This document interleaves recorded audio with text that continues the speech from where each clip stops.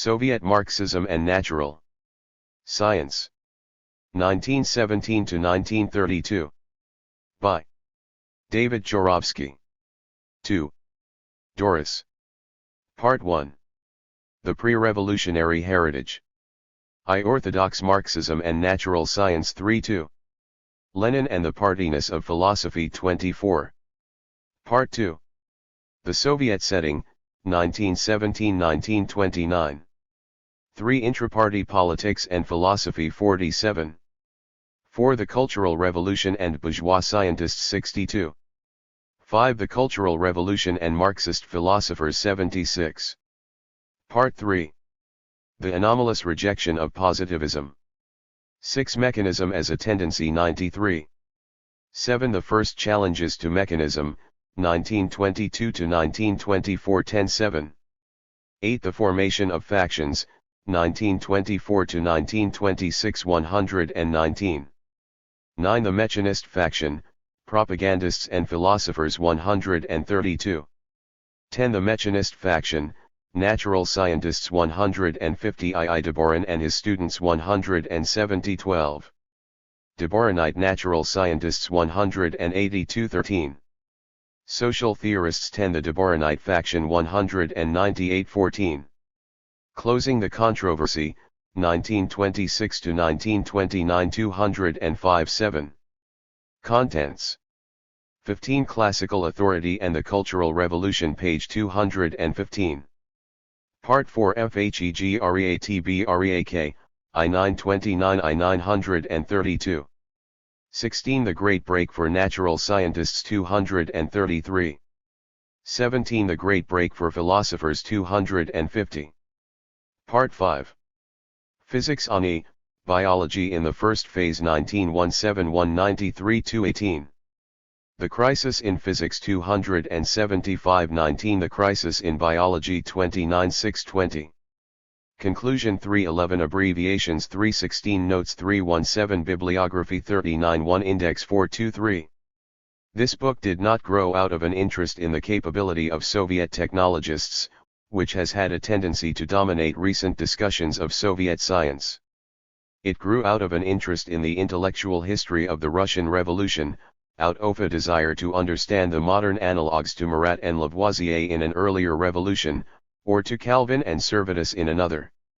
It may be naive for a contemporary of Lysenko and N. I. Vavilov, who enter the last pages of this history and will be major figures in the sequel, to believe that interest in such a subject can be different from animus or enthusiasm, that a desire to understand such people need not be a desire to expose or vindicate. Naive or not, that is my belief. I hope that this history will be a contribution, however limited, to the satisfaction of a similar interest and desire in others. The focus here is on Soviet Marxist philosophy of natural science, as it developed in its first phase, from 1917 to 1932. A natural science is used in the conventional sense to mean the systematized knowledge of nature, with the exception equally conventional of human nature. The philosophy of natural science is, of course, a controversial concept that may be used to indicate such diverse things as emotions, Weltanschauungen, or methodologies that claim derivation from an application to natural science. Fortunately, it has not been necessary to attempt a definition of my own in order to review the arguments that Soviet Marxists fell into when trying to define theirs. But it has been necessary to make extended excursions into their philosophical heritage from pre-revolutionary times, into certain policies and dissensions of the Soviet Communist Party from the revolution to the early 30s, into the changing nature of the Soviet scholarly community during the same period, and into some contemporaneous controversies in biology and physics. The reader should not expect to find these collateral subjects fully treated. For example, he will not find a complete survey of pre-revolutionary Marxist views on natural science. Nor will he find a full history of natural science and higher education in the Soviet Union during the period under review. He will find only certain parts of such collateral histories, those parts that are necessary for an understanding of the first phase in the interaction between Soviet Marxism and natural science. I have tried to draw lines of demarcation narrow enough to avoid superficiality, yet broad enough to avoid distortion by artificial isolation. I hope that this history will help, if only slightly, to lessen the widespread confusion concerning Soviet Marxism and its relations with Soviet natural science. Soviet Marxists have contributed to this confusion by interpreting their intellectual history in accordance with their shibboleths, which change rather frequently, and by their general reluctance so far to write substantial intellectual histories of the Soviet period. Non-communist authors have contributed to the confusion by an excess of boldness, by the proclivity that many have shown towards magisterial judgments on the basis of insufficient evidence. One author, for example, writing in a scholarly journal, based a history of the theory of relativity in Soviet physics and philosophy on 3 sources, 2 of which were merely ambiguous passing references to Einstein's theory in Soviet articles on other subjects. One such hasty generalizations help to explain why non-communist authors have pinned such diverse labels on Soviet Marxism as mechanistic materialism, a curious sort of positivism, voluntaristic idealism, pragmatism, an abortive version of ideal realism, a perverted twin of Thomism, or merely a philosophically meaningless pistol for shooting the opponents of Lenin and Stalin. Estimates of this philosophy's relations with Soviet natural science have been hardly less diverse, weighed down by few facts. Such estimates have tended to drift with the tides of public attitudes towards the Soviet Union. There are of course other reasons than hasty generalization for the diversity of views on the relations between Soviet Marxism and natural science. Not the least of them is the lack of consistency and clarity with respect to the crucial terms used to discuss Marxist philosophy, both by Marxists themselves and by philosophers at large. Difficulties peculiar to the various types of Marxists will be examined in Chapter I, but here it seems appropriate to review some crucial ambiguities of a broader provenience, in the hope of averting as many obscurities as possible. Metaphysics will be used below in the conventional sense to describe a type of philosophy that seeks knowledge of universal reality beyond that given by the empirical sciences, and by other methods than those used in the empirical sciences. Positivism will be used to describe a type of thought that would limit knowledge to the methods and results of the empirical sciences. But serious reservations must be made in these definitions. The tortuous course of positivism since Kant shows the difficulty, some would say the impossibility, of escaping from metaphysics, of excluding from philosophy knowledge and methods that are not appropriate to the empirical sciences. Accordingly, the distinction just given between metaphysics and positivism may be artificial from a philosophical point of view. It is used here without philosophical commitment to describe an historically observable cleavage among philosophers. Moreover, in applying the terms to Marxists, most of whom claim to transcend both metaphysics and positivism, I am not judging them fools or liars. In the first place, I am not using these terms in the special pejorative senses that they have for Marxists. These meanings will be described in Chapter I. In the second place, I know of no other terms to describe the historically observable cleavage in Marxist thought that will be traced through the chapters below. Materialism will be used below to indicate a type of philosophy that regards matter as the universal substance. But one must bear in mind that materialists' definitions of matter have ranged from the Democritian extended, impenetrable, eternally existent particles that are susceptible of movement or change of relative position to the nearly agnostic the extramental cause of sense experience. 3. At one extreme, materialism is metaphysical, even though the term itself may be proscribed. At the other, materialism is presented almost solely as an epistemology and becomes rather positivistic. As the reader no doubt realizes, and as he will find time and again in what follows, this ambivalence characterizes not only materialists as a group but often the mind of an individual materialist. Mechanism has a history of even more diverse meanings than materialism. It will be used here to indicate a type of philosophy that considers reduction the chief, or perhaps even the only method of scientific explanation.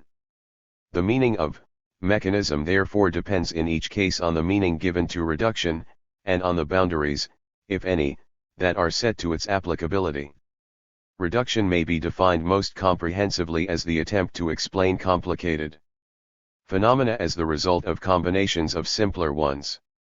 For in further definition, the mechanist reveals his tendency towards metaphysics or towards positivism, since he may or may not try to assign ontological as well as epistemological significance to reduction 5.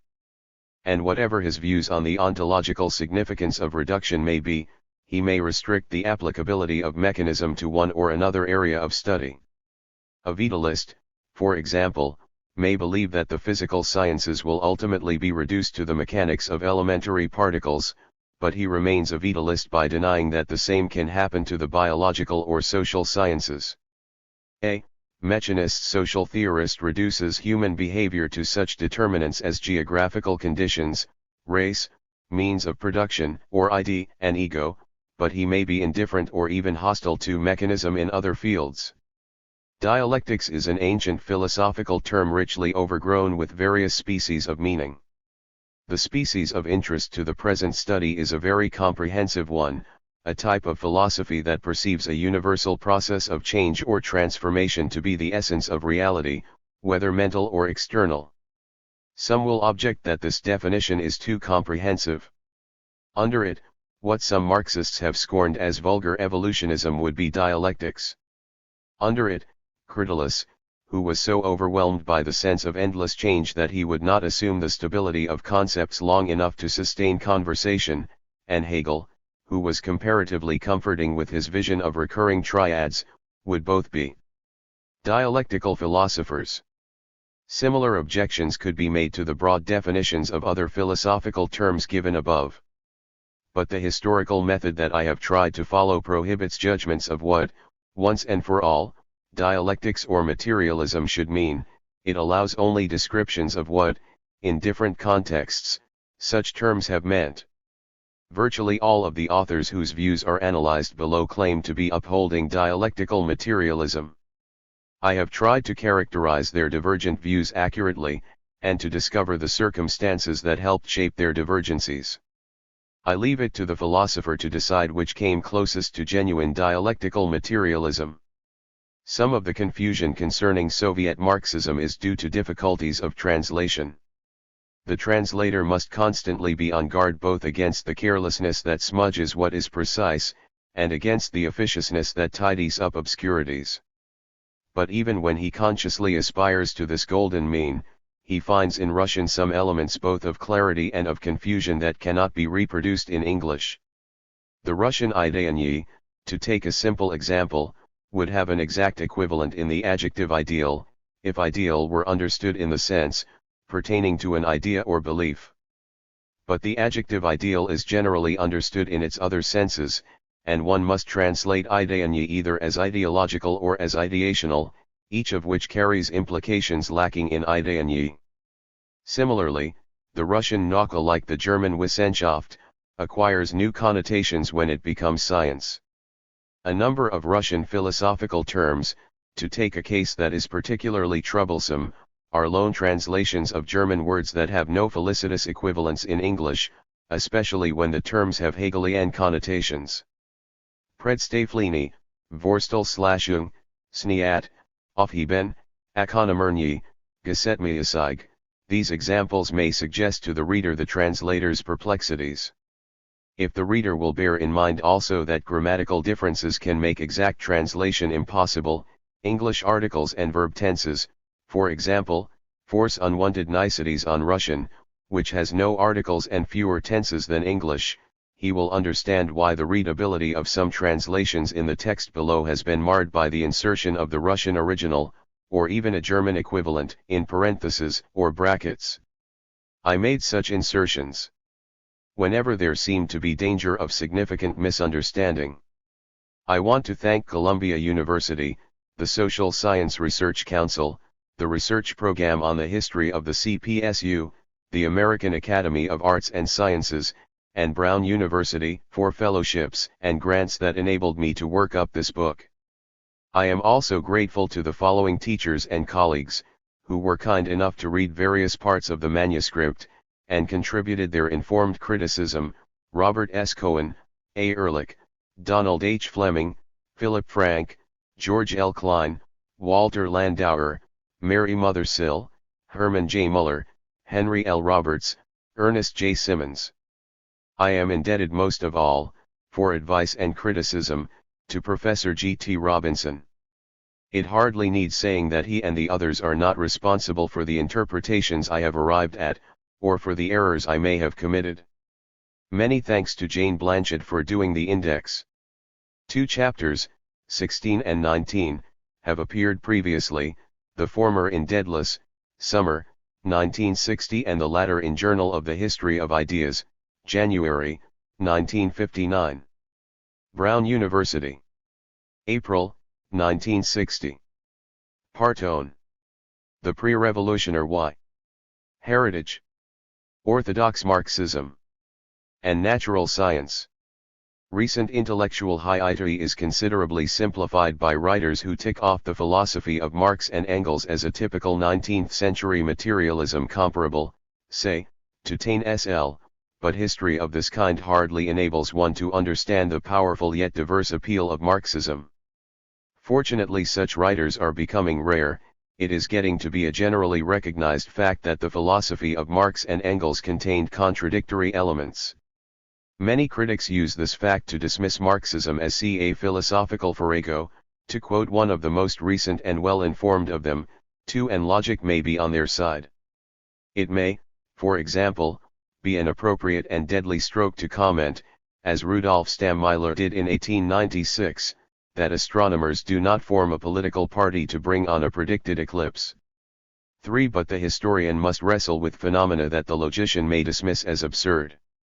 The very combination of revolutionary and scientific claims that Stammeiler and others have found inherently ridiculous has made a quite different impression on many of Marx's followers. See the irresistible power of attraction that draws the socialists of all countries to this theory. Marxism, Lenin wrote in 1894, in his first published work, lies precisely in the fact that it unites a rigorous and most lofty scientism, Nachnost, being the last word in social science, with revolutionism, and unites them not by chance, not only because the founder of the doctrine combined in his own person the qualities of a scientist and a revolutionary, but unites them in the theory itself, intrinsically and inseparably.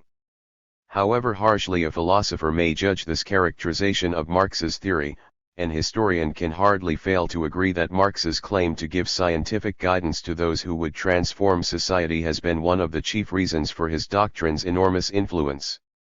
In this central aspect of Marx's thought and of Engels, one must add, for their views are virtually inseparable, lie the chief determinants of their philosophy of science. Social theory was their predominant concern, but, if they were to prove that theirs was a scientific social theory, they had to assume or demonstrate some continuity between it and natural science. A similar problem is of course faced by all social theorists who would be social scientists. 7. But Marx and Engels had the special problems of those who would also be revolutionaries, not on a separate level of their existence, but in their very work as scientists. 8. The result was that they claimed to have discovered not merely a scientific method that is applicable both to natural and social science, but one that includes in its comprehension and affirmative recognition of the existing state of things, at the same time also the recognition of the negation of that state, of its inevitable breaking up.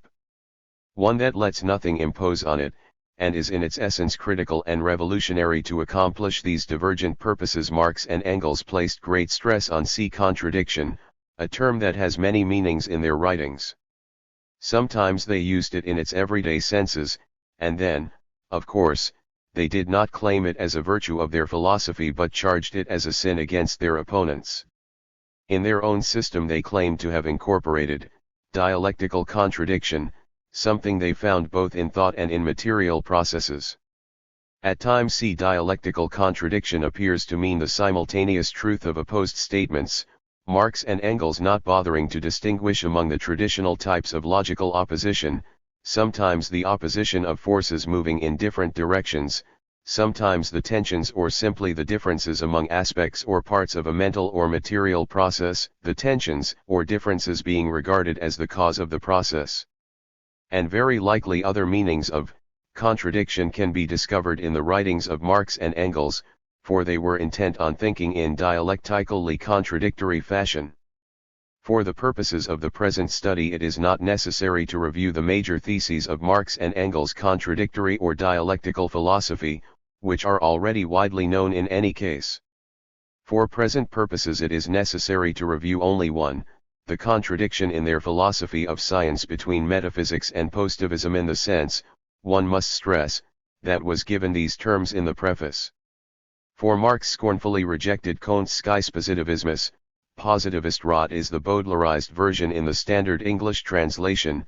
Lowe and he and Engels heaped so much ridicule on metaphysics that it became a special pejorative in the Marxist vocabulary, indicating theorizing with insufficient evidence in search of the chimera of changeless substance. Obviously, therefore, Marx and Engels did not try to join positivism with metaphysics, as they understood these terms. Indeed, it is significant that there are no terms in their philosophy to describe what was called metaphysics and positivism in the preface, the viewpoints of those who respectively do and do not intend philosophy to be a separate science that characterizes reality as a whole. Apparently Marx and Engels felt no necessity of choosing between these two viewpoints. Their own philosophy seemed to them to be and at the same time not to be a separate science characterizing reality as a whole. As soon as each separate science is required to get clarity as to its position in the great totality of things and of our knowledge of things, a special science dealing with this totality is superfluous. What still independently survives of all former philosophy is the science of thought and its laws, formal logic and dialectics. Everything else is merged in the positive science of nature and history. LL. This and similar statements 12 have been ceaselessly quoted by Marxists with positivist inclinations, but it has been possible for Marxists with metaphysical inclinations to turn the same passages to account. For the quoted passage exempted dialectics from the predicted dissolution of philosophy into positive science, and Marx and Engels' customary definition of dialectics was the science of the general laws of motion and development of nature, human society, and thought.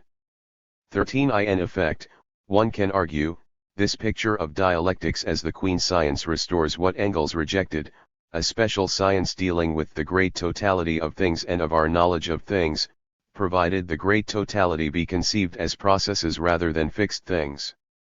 It would be most interesting, if this were a philosophical analysis of Marxism, to inquire whether Marx and Engels achieved a logically defensible synthesis of these contradictory attitudes, or whether they were inclined more towards one than the other.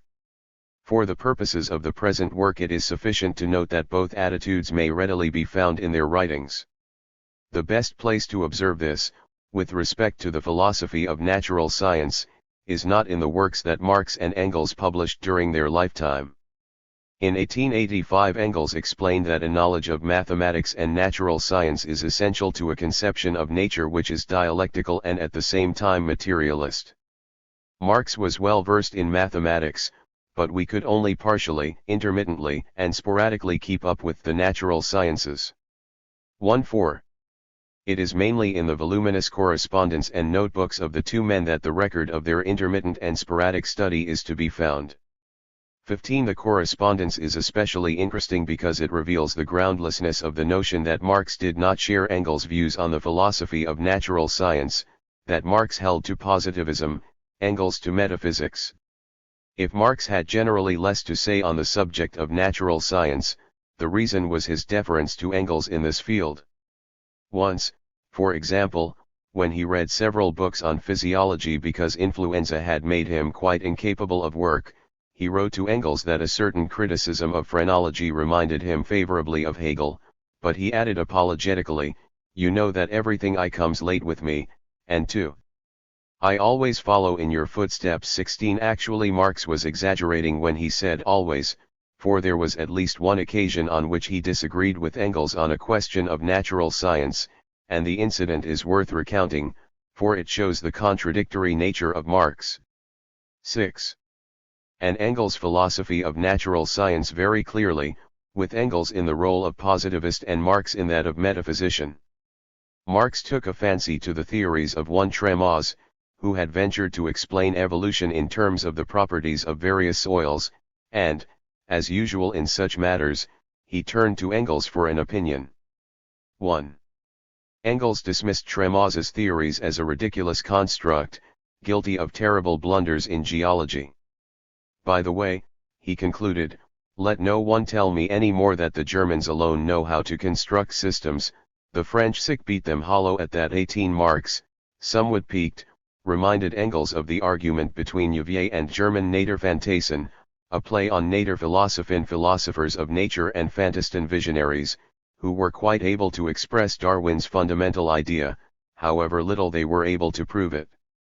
Nevertheless, this did not obviate the fact that Cuvier, who was a great geologist, was wrong and the people who expressed the new idea were right. Tremaz's fundamental idea concerning the irrefluence of the soil is, in my opinion, an idea that needs only to be expressed in order to acquire once and for all rights of citizenship in science, and this quite independently of Tremaz's exposition. 19 Here, it would seem, Marx was implying that philosophy, even the drunken speculation that he and Engels had renounced in 1845 in favor of matter-of-fact philosophy, 20 could establish truths in science once and for all, presumably impervious to empirical refutation. Yet this was the same author who, in a famous passage in Capital, disdained the method of a priori construction that was characteristic of Hegel's dialectics, and described his own dialectical method as not only different from the Hegelian, but its exact opposite. 21 It was not merely in sentimental declarations of the last sort that Marx showed his respect for empirical science in contrast to a priori construction and drunken speculation. Perhaps the most convincing demonstration of this respect was the painstaking research that was evident in the work he published as a scientific man, and his abstention from publishing any extensive statement of his views on natural science. 22 In private he sometimes used periods of illness or recreation to study certain areas of natural science, chiefly those dealing with change or 7. development, such as biological evolution or the differential calculus, and on occasion he used his sense of philosophical superiority to pass judgment on the works he studied. Tremaz's book, he wrote to a friend after Engels had denounced it, is full of blunders, but see, it is still for all that and all that an advance on Darwin. In one letter to Engels he indicated a desire, which he did not find time to satisfy, to publish a pamphlet explaining what was rational, de jure rationale, in Hegel's universal method. But it is noteworthy that he did not publish, and expressed no desire to publish, an extensive treatise on the philosophy of natural science. The incidental references to natural science in his published works were generally arguments by analogy to prove the scientific nature of his social theory, rather than efforts to show natural scientists what to think about their subject. 25 For a long time Engels was similarly diffident in public, even though Marx generally deferred to him in matters concerning natural science. But he was disturbed by the spread of rival philosophies among the radicals to whom he and Marx looked for followers, and in 1873 he jotted down a plan for a polemic against the vulgar materialism of Voigt, Moleschott, and Buchner. One could let them alone and leave them to their not unpraiseworthy if narrow occupation of teaching atheism, etc., to the German Philistine, but for the abuse directed against philosophy, quote passages, which in spite of everything is the glory of Germany, and 2.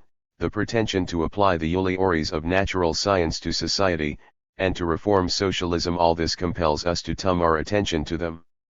These characteristically polemical considerations were the beginning of Engels' project of writing an extended treatise on the philosophy of natural science. But in 1876 and 1877 political considerations required him to lay aside this project and write a series of polemics against Thüring, whose criticisms of Marxism had been gaining a considerable following in the German Social Democratic Party. 27 Engels incorporated in the famous Anti-Thüring some of his views on natural science, writing to Marx that his recent studies enabled him to move with a certain amount of freedom and security in this field, but he also confessed that he still felt somewhat insecure and in need of great 8. Caution. 28 Perhaps this caution is one of the main reasons, along with Engels' constant ridicule of Thüring's claim to have established final truths, that anti-Thüring, which was for 2 generations the chief Marxist text on the philosophy of natural science, seems more positivist than metaphysical. In the preface to the second edition of 1885, Engels acknowledged a certain clumsiness, and boasted of caution, in treating natural science. 211 To be sure, he also restated his metaphysical vision. It goes without saying that my recapitulation of mathematics and the natural sciences was undertaken in order to convince myself in detail, of which in general I was not in doubt, that amid the welter of innumerable changes taking place in nature, the same dialectical laws of motion are in operation as those which in history govern the apparent fortuitousness of events, the same laws as those which similarly form the thread running through the history of the development of human thought and gradually rise to consciousness in the mind of man, the laws which Hegel first developed in all-embracing but mystical form, and which we made it our aim to strip of this mystic form and to bring clearly before the mind in their complete simplicity and universality. 80 But following this confident assertion of his metaphysics was an equally categorical declaration that lends itself to positivist interpretation. To me there could be no question of building the laws of dialectics into nature, but of discovering them in it and evolving them from it. To do this systematically and in each separate department is a gigantic task. 81 The impression of positivism was strengthened by Engels' cheerful remark, after mentioning his projected treatise on the dialectics of nature: "It may be, however, that the advance of theoretical natural science will make my work to a great extent or even altogether superfluous." 32 For natural science was allegedly turning dialectical spontaneously.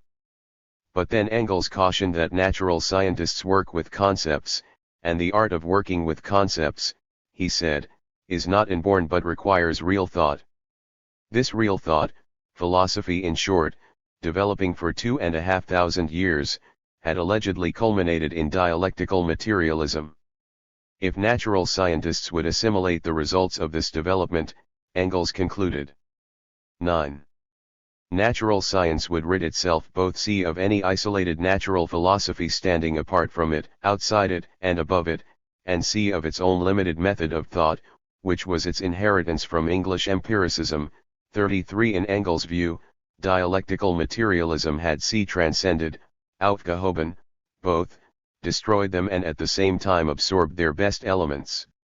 This preface to the second edition of Anti-Diering was in a literal sense the summing up of Engels' philosophy of natural science, for it was written in 1885, when he had just set aside his work on the subject, this time for good, as it turned out, in order to complete Capital. 84, Marx had died in 1883 with only the first volume published.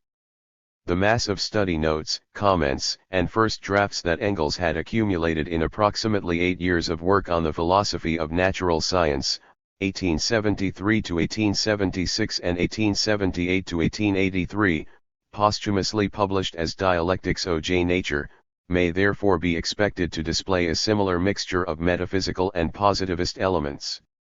And so they do, but the emphasis is on the metaphysical element, for Engels' projected adversary in this unfinished work was not Dühring's philosophy of final truths, but narrow-minded empiricism, mechanistic materialism, vulgar evolutionism, and pan-inductionism. The continuing hero through the fragmentary manuscript was Hegel, in whose word indecipherable because of an ink blot the synthesis of the sciences of nature and their rational grouping are a greater achievement than all the materialistic stupidities put together.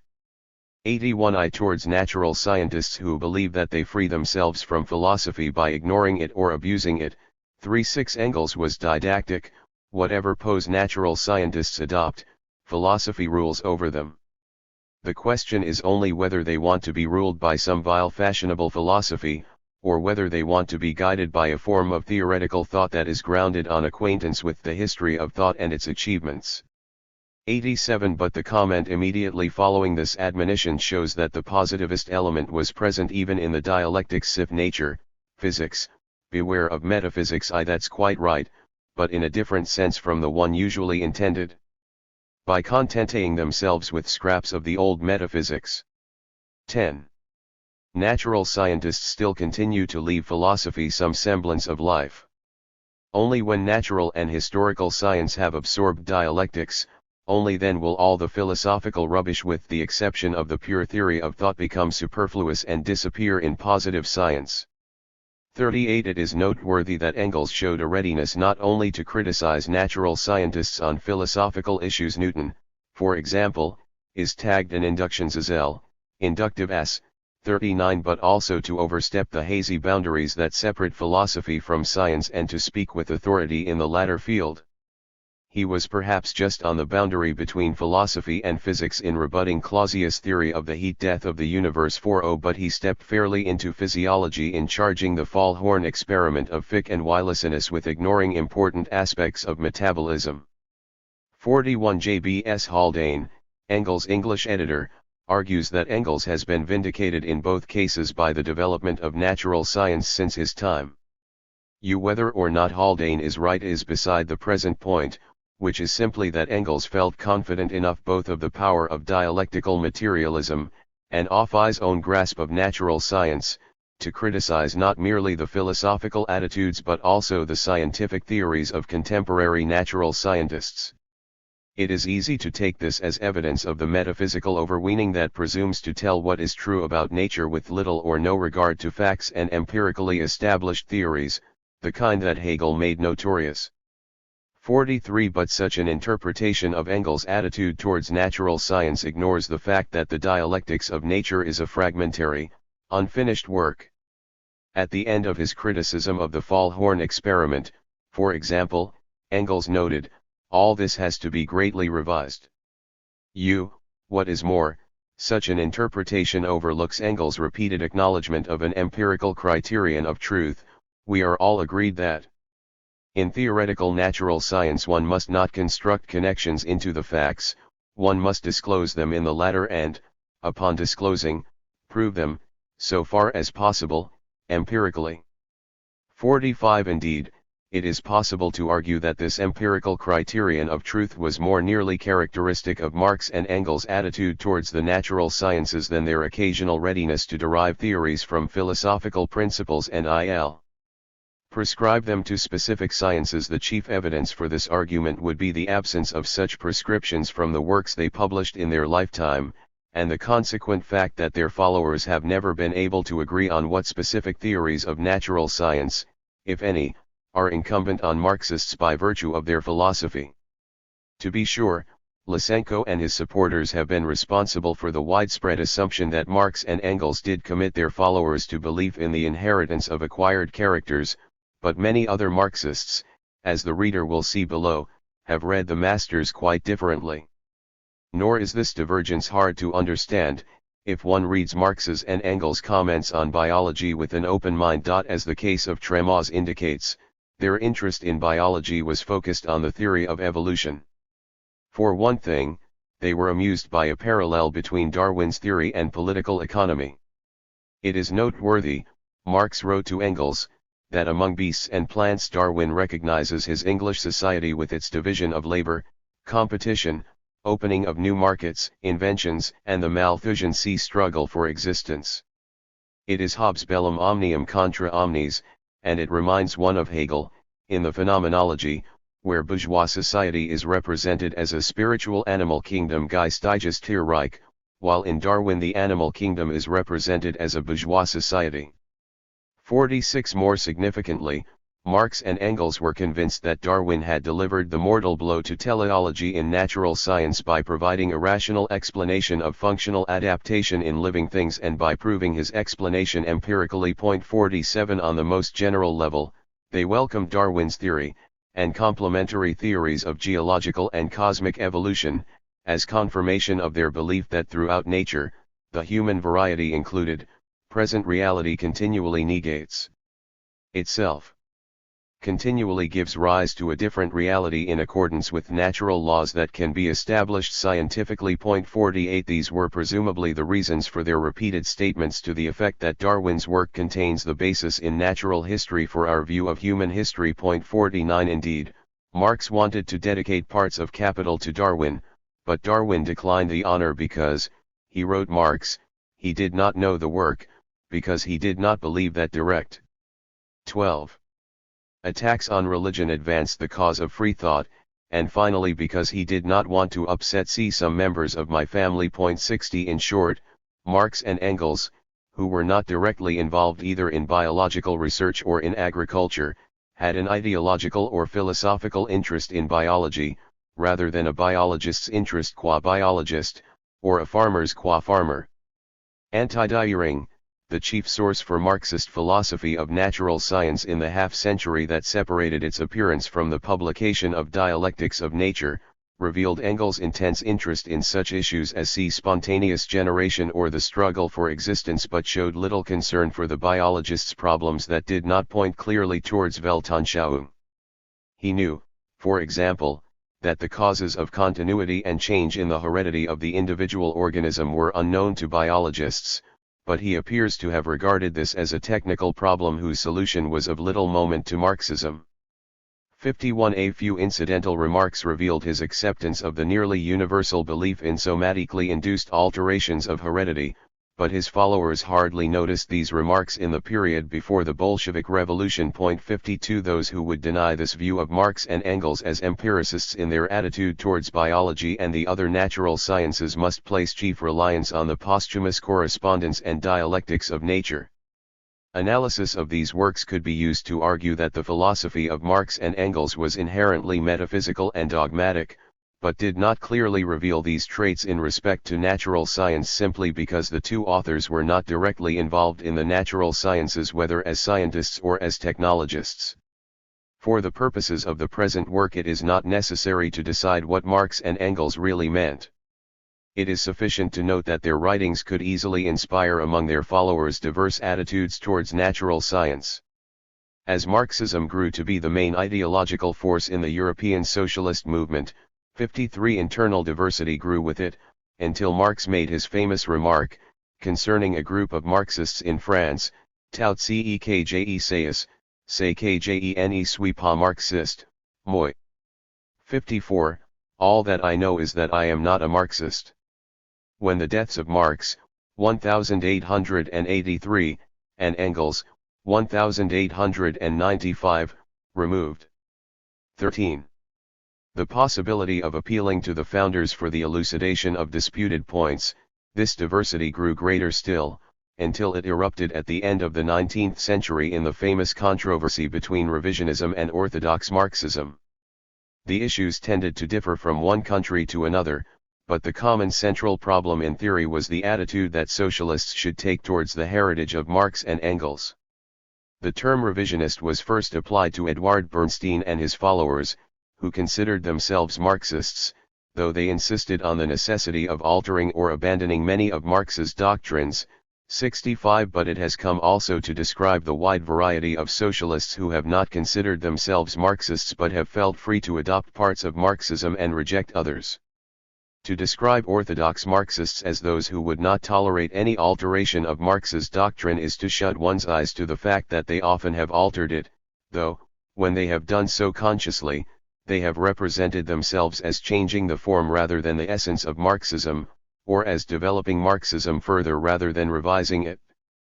56 Thus, orthodox Marxism is better described as a temper, an attitude of strong conviction that the fundamental teachings of the founders are true, and may be altered to suit changing circumstances only with the greatest caution, lest revolutionary socialism be turned into opportunism. One of the characteristic, though not universal, 57 ideas of revisionism was that ethical beliefs rather than scientific knowledge were the proper theoretical basis of socialism. The orthodox could not combat this idea without some effort to demonstrate a continuity between ethical and scientific judgments, and since they were orthodox they generally claimed to base such demonstrations on dialectical materialism. But the inherent contradictions in the philosophical heritage of Marx and Engels, and the diversity of personalities, intellectual traditions, and current problems in various countries produced remarkably different combinations of ideas under the rubric of dialectical materialism. It is not within the compass of the present work to attempt a thorough survey of these combinations, but some foreshadowings of trends of thought in post-revolutionary Russia need to be examined. The case of Paul Lafargue, for example, is noteworthy for his 14. Startling union of mechanistic materialism with Cartesian rationalism, which had considerable influence on the Soviet discussions of the 20s. 58 Lafargue was concerned to answer the argument of Jors and others that ideas of justice are the theoretical basis of atheism, and that they are fundamentally different from scientific ideas. He thought to accomplish this by a sweeping reduction of all ideas, ethical and scientific, to the influence of sensations on the brain. The brain, he argued, transforms sensations into ideas as a dynamo transforms motion into electricity. In a quaintly Victorian version of Diderot's analogy between the mind and a harpsichord, Lafargue said that ideas are placed in the head as new airs are added to a barrel organ. 69 But he reasoned further that certain fundamental ideas, placed in the head by generations of similar experiences, have become hereditary characteristics. We must admit that the brain possesses the molecular arrangement destined to give birth to a considerable number of ideas and concepts. 60 Thus Lafargue used mechanistic materialism to support his belief in innate ideas as a significant source of true knowledge, whether in mathematics or in ethics. And thus he believed that he had overcome the disjunction between ethical and scientific arguments for socialism. Both were ultimately empirical in nature, but the scientific was preferable since it was consciously and systematically empirical. 61 Lafargue was unusual not only in the nature of his philosophy but also in the attention that he gave to natural science. The German leaders of Marxist orthodoxy were largely indifferent to the philosophy of natural science. Historical materialism, wrote Franz Mehring, is a self-contained theory, designed for the cognition of the historical development of human society, a theory that draws its justification from itself alone and allows itself to be amalgamated with the methods of natural science just as little as it raises natural scientific claims for itself. 82 Indeed, Karl Koschei, who was probably the leading theorist of German, and therefore of European, Orthodox Marxism in the period before the First World War, 83 was not especially interested in epistemology even within the hotly disputed field of social theory. In 1808 he wrote to Plekhanov, who had been prodding him to take a stand against the neo-Kantian philosophy that was then the vogue among revisionists. 15. In any case, I must openly declare that neo-Kantianism disturbs me least of all the views of the revisionists. I have never been strong in philosophy, and, although I stand entirely on the point of view of dialectical materialism, still I think that the economic and historical viewpoint of Marx and Engels is in the last resort compatible with neo-Kantianism.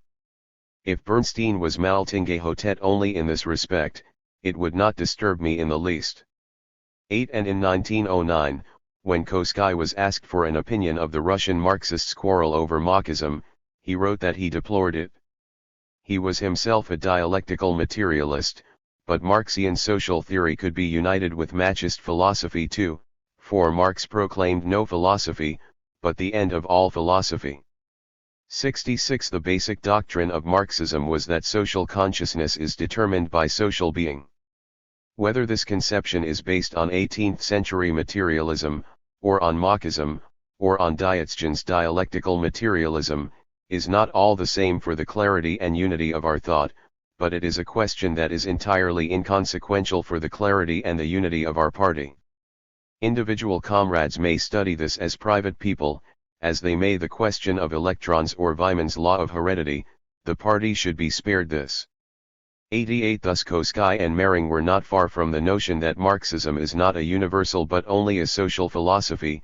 They usually declared themselves opposed to this revisionist view, but for the most part they ignored the implications of such declarations. If, as the reader will see, a similarly paradoxical position was widespread among Orthodox Soviet Marxists of the 20s, the influence of German orthodoxy must have been a considerable cause. 6-7 There is probably broad significance in the fact that Russian Marxists prodded Koschei to make a major issue of dialectical materialism. As G.D.H. Cole has shown in his monumental history of socialist thought, Russian Marxism was sharply different in many important respects from Marxism in Western Europe. The repressive nature of the Russian government made Russian Marxists, revisionists included, almost uniformly revolutionary, and, by cutting them off to a very large extent from the everyday parliamentary politics that absorbed the energy of West European Marxists, repression turned Russian Marxists in on themselves and greatly magnified the importance. 16. Of theoretical arguments in their eyes.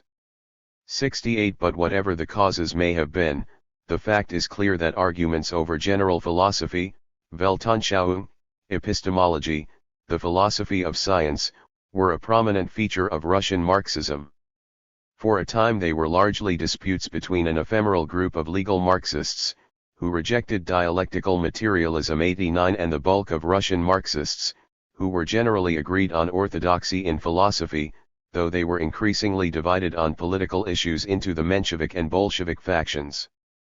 But then, as the two factions grew into two separate parties, disputes between philosophical revisionism and orthodoxy appeared within both. Plekhanov, the chief Menshevik theorist, and Lenin, the chief Bolshevik tout court, did not differ to any great extent in general philosophy. Both were orthodox. In fact, orthodox Bolsheviks, overlooking their political hostility to Plekhanov, regarded his philosophical works as the chief classics after those of Marx and Engels. The point bears stressing, for the past 35 years of Bolshevik writing have quite obscured it. After Lenin's death in 1924 his philosophical writings became equally authoritative classics, and after 1930 a retrospective equation of philosophical and political positions turned the historical record upside down. Lenin was made the philosophical teacher, Plekhanov an errant pupil, no less Menshevik in his philosophy than in his politics. 70. Thus, if we are to understand the philosophical heritage that Orthodox Soviet Marxists began with in 191-7, it is necessary to set aside their own accounts and study the original sources in their original context. Of course there were connections between the philosophical and political differences of pre-revolutionary Russian Marxists, they will be reviewed in the following section, and there were philosophical differences between Lenin and Plekhanov. In epistemology Plekhanov showed a greater sensitivity than Lenin to the sceptical trend of thought that stems from Locke, Berkeley, Hume, and Kant. Plekhanov conceded that perceptions do not resemble or reflect the external objects or processes that arouse them. He preferred to say that perceptions correspond to things in themselves, and on one occasion he went so far in stressing the differences between perceptions and 17. Objects 71 that the Marxists were able to ridicule his lucky attempt to reconcile Engels with Kant by the aid of a compromise, a thing in itself that is just a wee bit knowable. 12. In materialism and empirio-criticism Lenin was indignant with the Marxists for taking undue advantage of Plekhanov's lapses, as Lenin viewed them. To shut the door firmly against Humean arguments, Lenin shouted that perceptions are copies, photographs, pictures, mirror reflections of things. 78. Plekhanov did not bother to reply to Lenin's criticism, but Axelrod the Orthodox, an admiring pupil of Plekhanov's and a fellow Menshevik, did. She argued that Lenin espoused not materialism but naive realism, which identifies objects and our perceptions of them, and is fundamentally akin to Marxism. But materialism, she declared flatly, takes the point of view that sensations, which are aroused by the action of various forms of the motion of matter, are not like the objective processes that gave rise to them. 74. Axelrod was not the only one to assert a kinship between Lenin's theory of reflection and the Marxist epistemology that he flayed. 3 of Lenin's Marxist opponents condescendingly instructed him on the difference between materialism, which they pictured as a transcendentalist philosophy that requires sensations to be regarded as symbols of things in themselves, and common-sense realism, which shrugs its shoulders at metaphysical efforts to find the substance of things beyond our perceptions of them. Marxism was such realism made systematic, Yushkevich wrote, and Lenin would see this if he were not bewitched by Engels' terminology. 76. And Bazarov commented that Lenin's realistic common sense is not yet entirely stifled, but only slightly knocked off course by metaphysicians of one school or another. 76. In order to see this disagreement between Lenin and Plekhanov in its proper dimensions, one must bear in mind that Axelrod and the Bolshevik Marxists had political reason to stress it. As the reader will see below, Axelrod was intent on correlating Bolshevism with Marxism, and the Bolshevik Marxists wanted to win Lenin from his temporary bloc with Plekhanov and the party Mensheviks. As far as the philosophical issues are concerned, it is noteworthy that Plekhanov withdrew his comparison of perceptions with hieroglyphs or 18. Conventional symbols, which stand for objects but do not resemble them. Plekhanov called this comparison an unnecessary terminological concession to our philosophical opponents. 77. Moreover, it must be noted that neither Plekhanov nor Lenin was nicely uniform in his choice of terms to describe the relation between perceptions and the objects of perceptions. Plekhanov tended to favor the term correspondence, while Lenin, forewarned by the Marxist use of this term as an opening for attack, tended to favor the term reflection, but neither took pains to use only his favored term, and neither developed a full epistemology clearly opposed to the others. Both allowed the difference between them to remain embryonic, and therein lies the chief significance of the episode. For both were chary of deep involvement in epistemology, since both held to Marx's famous thesis on Feuerbach: the question whether objective truth is an attribute of human thought is not a theoretical but a practical question. Man must prove the truth, i.e. the reality and power, the this-sidedness of his thinking, in practice. The dispute over the reality or non-reality of thinking that is isolated from practice is a purely scholastic dispute. 78. Thus both Plekhanov and Lenin were inclined to shrug off, with a gesture towards successful human practice, the epistemological problems raised by their commitment to a materialist philosophy. 79. Of course, polemics cannot be conducted entirely with gestures. Some argument is needed, and it is probably true to say that Plekhanov's argument against the so-called Marxists showed a greater sensitivity than Lenin's to the force of the Humean and Kantian tradition. The reason for this difference may be contained in a letter that Lenin wrote to Gorky as he was beginning realism and empirio-criticism. Plekhanov is in essence altogether right against them, the Marxists.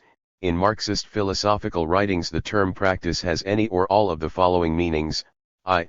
Sense data, 2. Workable techniques in agriculture and industry, 3. Effective policies in social and political affairs, and 4. Theories that are ultimately verifiable by any of the foregoing, singly or in combination. Accordingly, the statement often found in Marxist writings, that practice is the criterion of truth, is susceptible of many different interpretations both as a general dictum and as applied in particular cases. See 19.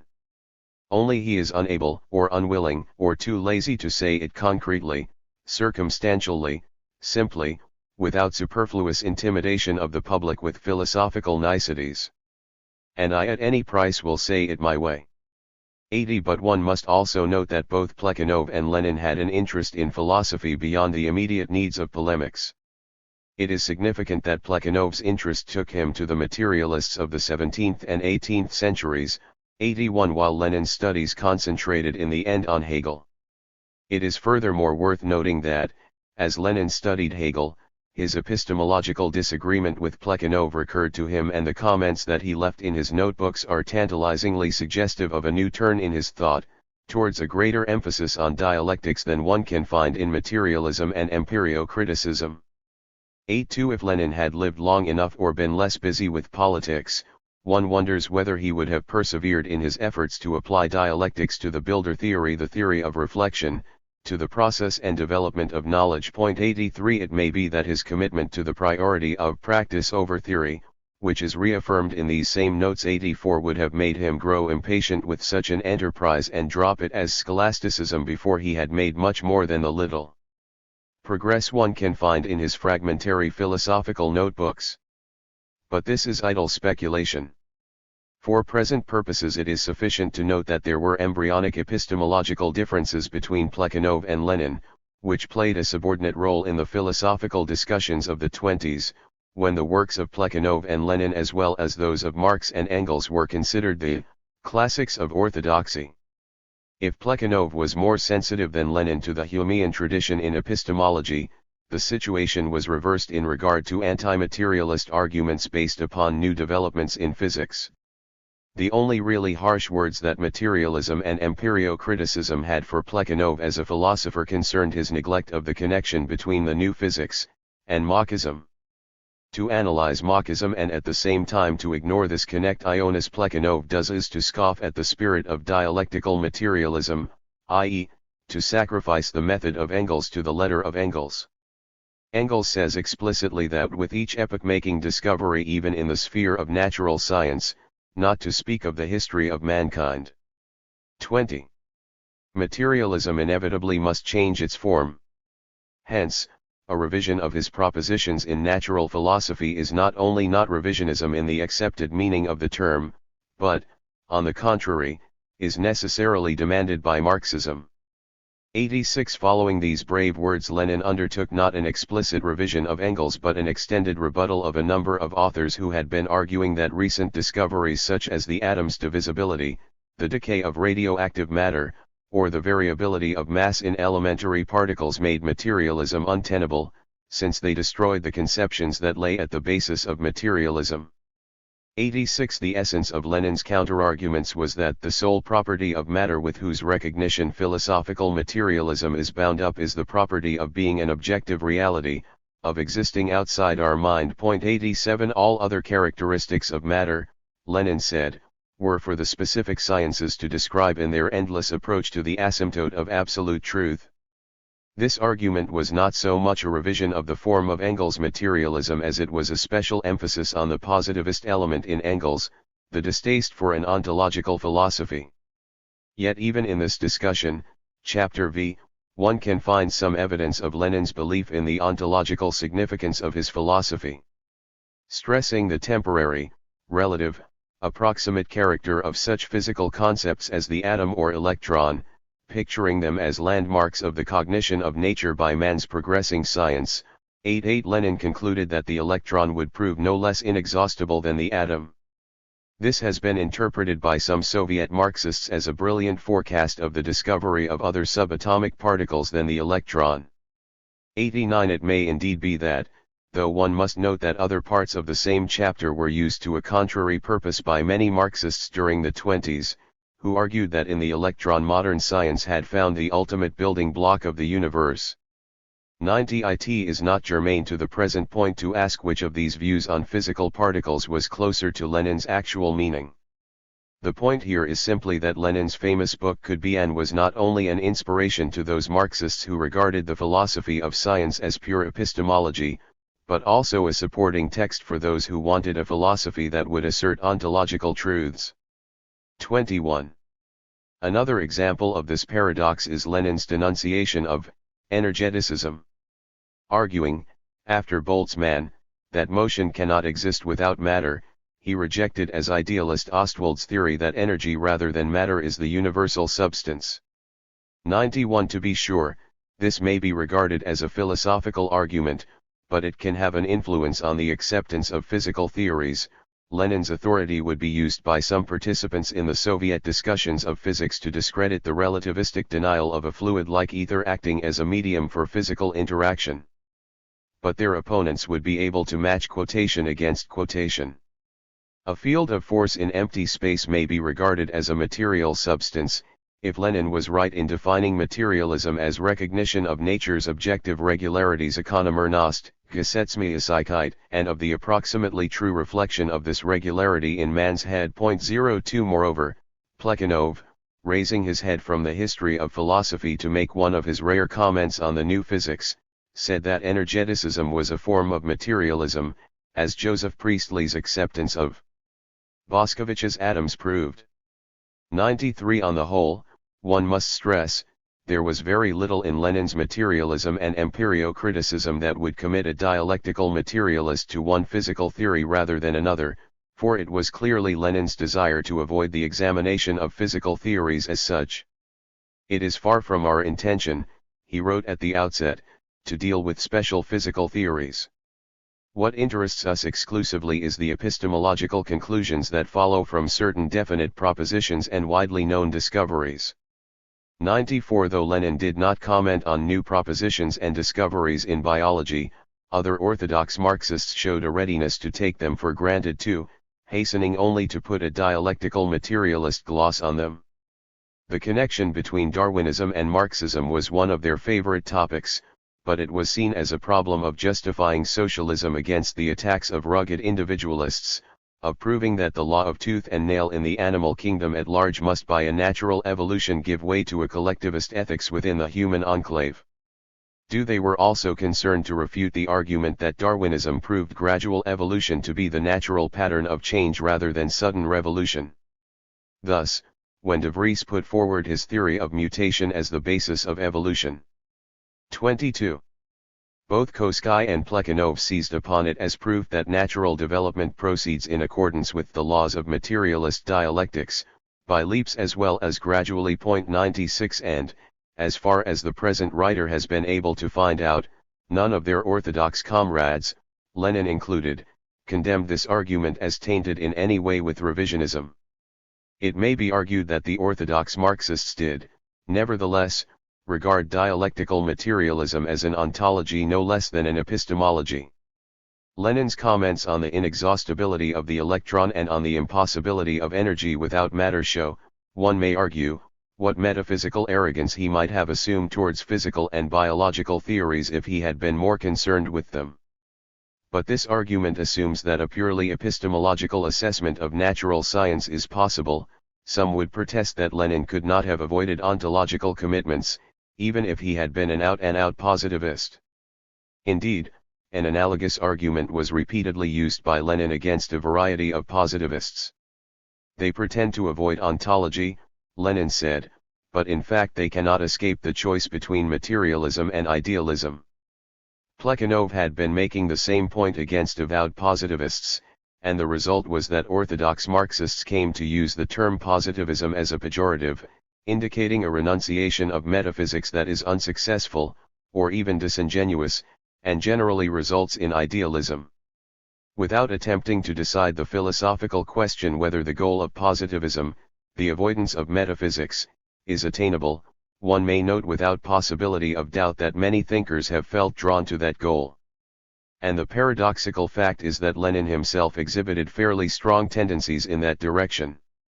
From the point of view of Marx and Engels, he once wrote, "Philosophy has no right to a separate independent existence, and its material is dissolved among various branches of positive science." 97 Even in his posthumous philosophical notebooks, published in 1925 to 1929, which were largely a study of Hegel's logic and were therefore markedly metaphysical in tendency, one can still detect the conflicting element of positivism. 98 Lenin, no less than Plekhanov, Marx, and Engels, left a contradictory philosophical legacy to his followers. 2. Lenin and the partiness of philosophy. Soviet communists and some of their most militant opponents are agreed in attributing to Lenin the current Soviet Marxist doctrine of partiness, partinost, which is generally understood to mean simply the ideological control of philosophy, and of art and scholarship generally, by the Communist Party's Central Committee. N.V. Valentinov, for example, reaching back nearly 50 years to recapture the philosophical arguments he had with Lenin, attributes to his deceased opponent the belief that knowledge of the laws of social life, precisely because epistemology, the theory of knowledge, is a party science, can be only the privilege of the party headed by Lenin. L. Valentinov concludes that from Till's book Lenin's Materialism and Empirio-Criticism the road goes straight, well smoothed by bulldozers, to a state philosophy, resting on the GPU-NKVDM-GB.2 except for the final reference to the political police. This is very like the doctrine of partiness that M.B. Maidan inferred from materialism and empirio-criticism in 1930, when Valentinov was about to emigrate and Maidan was establishing himself as one of the leading philosophers in the Soviet Union. The philosophy of dialectical materialism is the official point of view, the worldview of the Communist Party. There is not and cannot be a philosophy that wants to be considered Marxist-Leninist philosophy while denying the necessity of ideational political and theoretical leadership on the part of the Communist Party and its leading staff. 8. But neither Valentinov nor Maidan could adduce an explicit statement of this version of partiness from materialism and empirio-criticism, for it is not there. Indeed, in all of Lenin's life there were only 2 or 3 occasions on which he approached this version of the partiness of philosophy. The doctrine of partiness recurs frequently in his writings, but generally in a different sense. Usually Lenin's doctrine of partiness was merely a new name for the standard Marxist sociology of knowledge. If being determines consciousness, and the essence of social being is class conflict, then social theory cannot be disinterested, as professors hypocritically claim it to be, willy-nilly, commiseratingly, or confusedly. Every social theorist serves the interest of one contending class or another. 4 At the age of 24, in his first published work, Lenin used this argument against those who called themselves abstractly the friends of the people and claimed to speak for universal justice. A year later, in 1895, he turned the same type of argument against Struve, a fellow Marxist who had described the rise of capitalism in Russia without denouncing it or urging its revolutionary overthrow.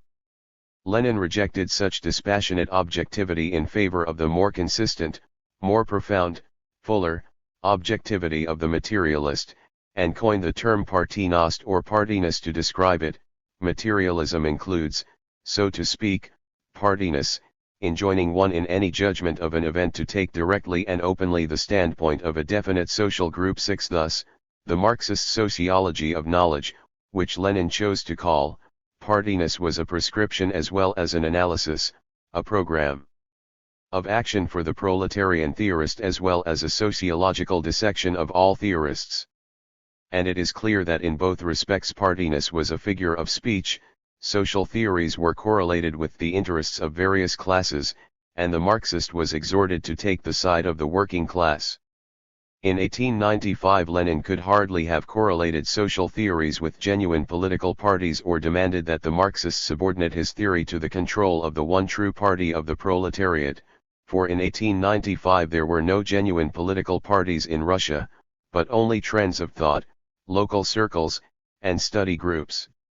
To be sure, only a few years later genuine parties were organized, and Lenin announced his famous theory of the 25 Vanguard Party, according to which the standpoint of the working class is taken clearly and consistently only by the party of the working class, that is, by Lenin's Bolsheviks. 7 Logically then, one may conclude, he must have insisted on a Bolshevik monopoly of proletarian truth in the field of general philosophy no less than politics. But the evidence indicates that, more often than not, he continued to understand the partiness of philosophy in the broad sense of commitment to the standpoint of the working class, without specification as to party. To understand the reasons for this anomaly, one must trace the connections between Lenin's philosophical development and the political history of Russian Marxism. In the late 90s, against Mikhailovsky and the subjectivist school of sociology, Lenin held up Marxism as objective social science. Against Struve's objectivist interpretation of Marxism, he held up Marxism as a call to action. He seems to have been indifferent to the epistemological difficulties of this demand for thinking that would be willful at the same time that it was realistic, that would be volition as well as cognition. Struve offended his orthodox soul by arguing that Marxism lacked a solid philosophical foundation, but Lenin's initial reply was a positivistic shrug.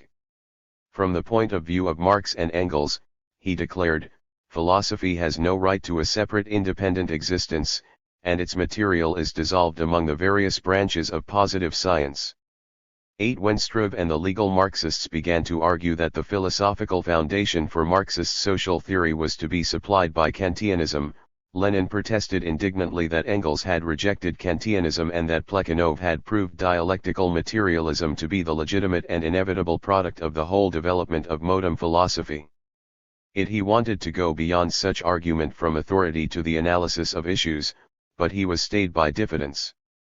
I am very conscious of my philosophical ignorance, he wrote to a friend in 1899, and do not intend to write on these themes until I study up. 10 In Siberian exile he began to study up, meanwhile writing to friends that Plekhanov should defend orthodox Marxism against the Neo-Kantians. 11. He could recognize the Neo-Kantians' revisionism, for they explicitly rejected dialectical materialism, but he was initially 26. taken in by a new trend of philosophical revisionism that did not openly criticize Marx and Engels. In 1899 A. Bogdanov published his first philosophical work, and Lenin, carefully studying it in Siberia, was kindled with enthusiasm. He thought Bogdanov a pseudonym for Plekhanov, and was so incensed by a hostile review of the book that he planned to write a reply. 12 But then he went abroad to work with Plekhanov on Iskra, the Spark, Russia's first social democratic newspaper, and Plekhanov, he later confided to a friend, explained to me the erroneousness of Bogdanov's views. 13 Li Axelrod, the Orthodox, as she called herself, another disciple of Plekhanov's, who had earned a Swiss doctorate in philosophy, was asked to write a critique of Bogdanov's philosophy for the newspaper. 14 The political split of the Russian Social Democrat in 1903 had no initial effect on this incipient division in philosophy, especially since Plekhanov at first stood with Lenin on the Bolshevik side of the political split. By 1904, however, a rearrangement occurred that was to have a profound influence on Lenin's understanding of the partiness of philosophy. Plekhanov, his mentor in philosophy, shifted to support of the Mensheviks, while Bogdanov, coming to join the émigrés with two more philosophical works, each more openly revisionist than the one before, was eager to join the Bolshevik faction. Once pulled in opposite directions by philosophical and political convictions, Lenin made a characteristic choice. He made a deal with Bogdanov. The Bolshevik faction was to be philosophically neutral, philosophy was to be considered a private matter and was not be discussed in the faction's publications. 16 The major difficulty of this arrangement was that the Mensheviks were not bound by it. 3 of the 7 editors of the Bolshevik newspaper, Bogdanov, Bazarov, and Lunacharsky, were revisionists in philosophy, and the Mensheviks could hardly pass up such an opportunity to impugn the Bolshevik claim to orthodoxy. Iskra, which had become a Menshevik paper, finally published Axelrod's long-delayed critique of Bogdanov in November, 1904. She opened with the sarcastic remark that Lenin had asked her to write the critique, obviously hoping to embarrass the Bolsheviks and perhaps to instigate internecine philosophical polemics among them. 27. But they ignored the provocation, holding to their pact of philosophical neutrality. In IG-05 philosophical issues were pushed into the background by the mounting revolution in Russia, but they were not entirely forgotten. Plekhanov, accusing the Bolsheviks of deviating towards Blanquism in politics, suggested that Marxist philosophical revisionism was a contributing cause. 1 Lenin used the forum of the Third Party Congress in May, IG-05, to reply, sneering at Plekhanov for dragging in Mach and Avenarius by the ears. I certainly don't understand what relation these writers, for whom I have not the slightest sympathy, have to the question of social revolution. They have written of individual and social organization of experience, or something of that sort, but, truly, they have not speculated on social revolution. 1. And Lenin dismissed the issue with a tu quoque. Doesn't Plekhanov know that Parvus, whom Lenin considered a Menshevik, has become an adherent of Mach and Avenarius? 20 Plekhanov, however, was not willing to drop the matter. He was well aware, he wrote, that Lenin regarded Mach and Avenarius as extraneous subjects. But then, for him all other philosophical subjects are extraneous, for he has always been quite indifferent in regard to philosophy. 21 He speculated that Lenin's simple mind was being perverted by his Marxist entourage. They should prove their denial of a connection between Marxist philosophy and Bolshevik politics by showing what consequences Marxism did have for social democratic politics. 22 But the Bolsheviks still turned down the challenge, repeating the assertion that philosophy was an extraneous issue, and the denial that the Bolshevik faction was predominantly Marxist. 23 In October, when the revolution reached its climax, Lenin sent Plekhanov an urgent plea to join TLLE Bolshevik newspaper. He recognized that Plekhanov might feel disinclined to work with the 3 Marxist editors, but he swore to Plekhanov that they had never tried and were not trying to connect their philosophical views with any kind of official party business, and assured him that they were sincere and friendly in their desire to work with him. 24. The plea failed in its purpose, in part, one supposes, because Plekhanov 28. could not stomach Lenin's refusal to set a party line for philosophy. Yet the paradoxical fact is that shortly after Lenin wrote this plea to Plekhanov, he struck off an article that was to be endlessly quoted after 1930 to prove that his doctrine of partyness meant continuous party control of philosophy. 20. In October 1905, the Tsar was forced to promise civil liberties, and Lenin hastened to warn his exhilarated comrades of the dangers involved with the opportunities. The Asiatic censorship was being struck down, he wrote, but it could be replaced by the European mode of publishing, in which commercialism, careerism, and anarchic individualism determine literary production.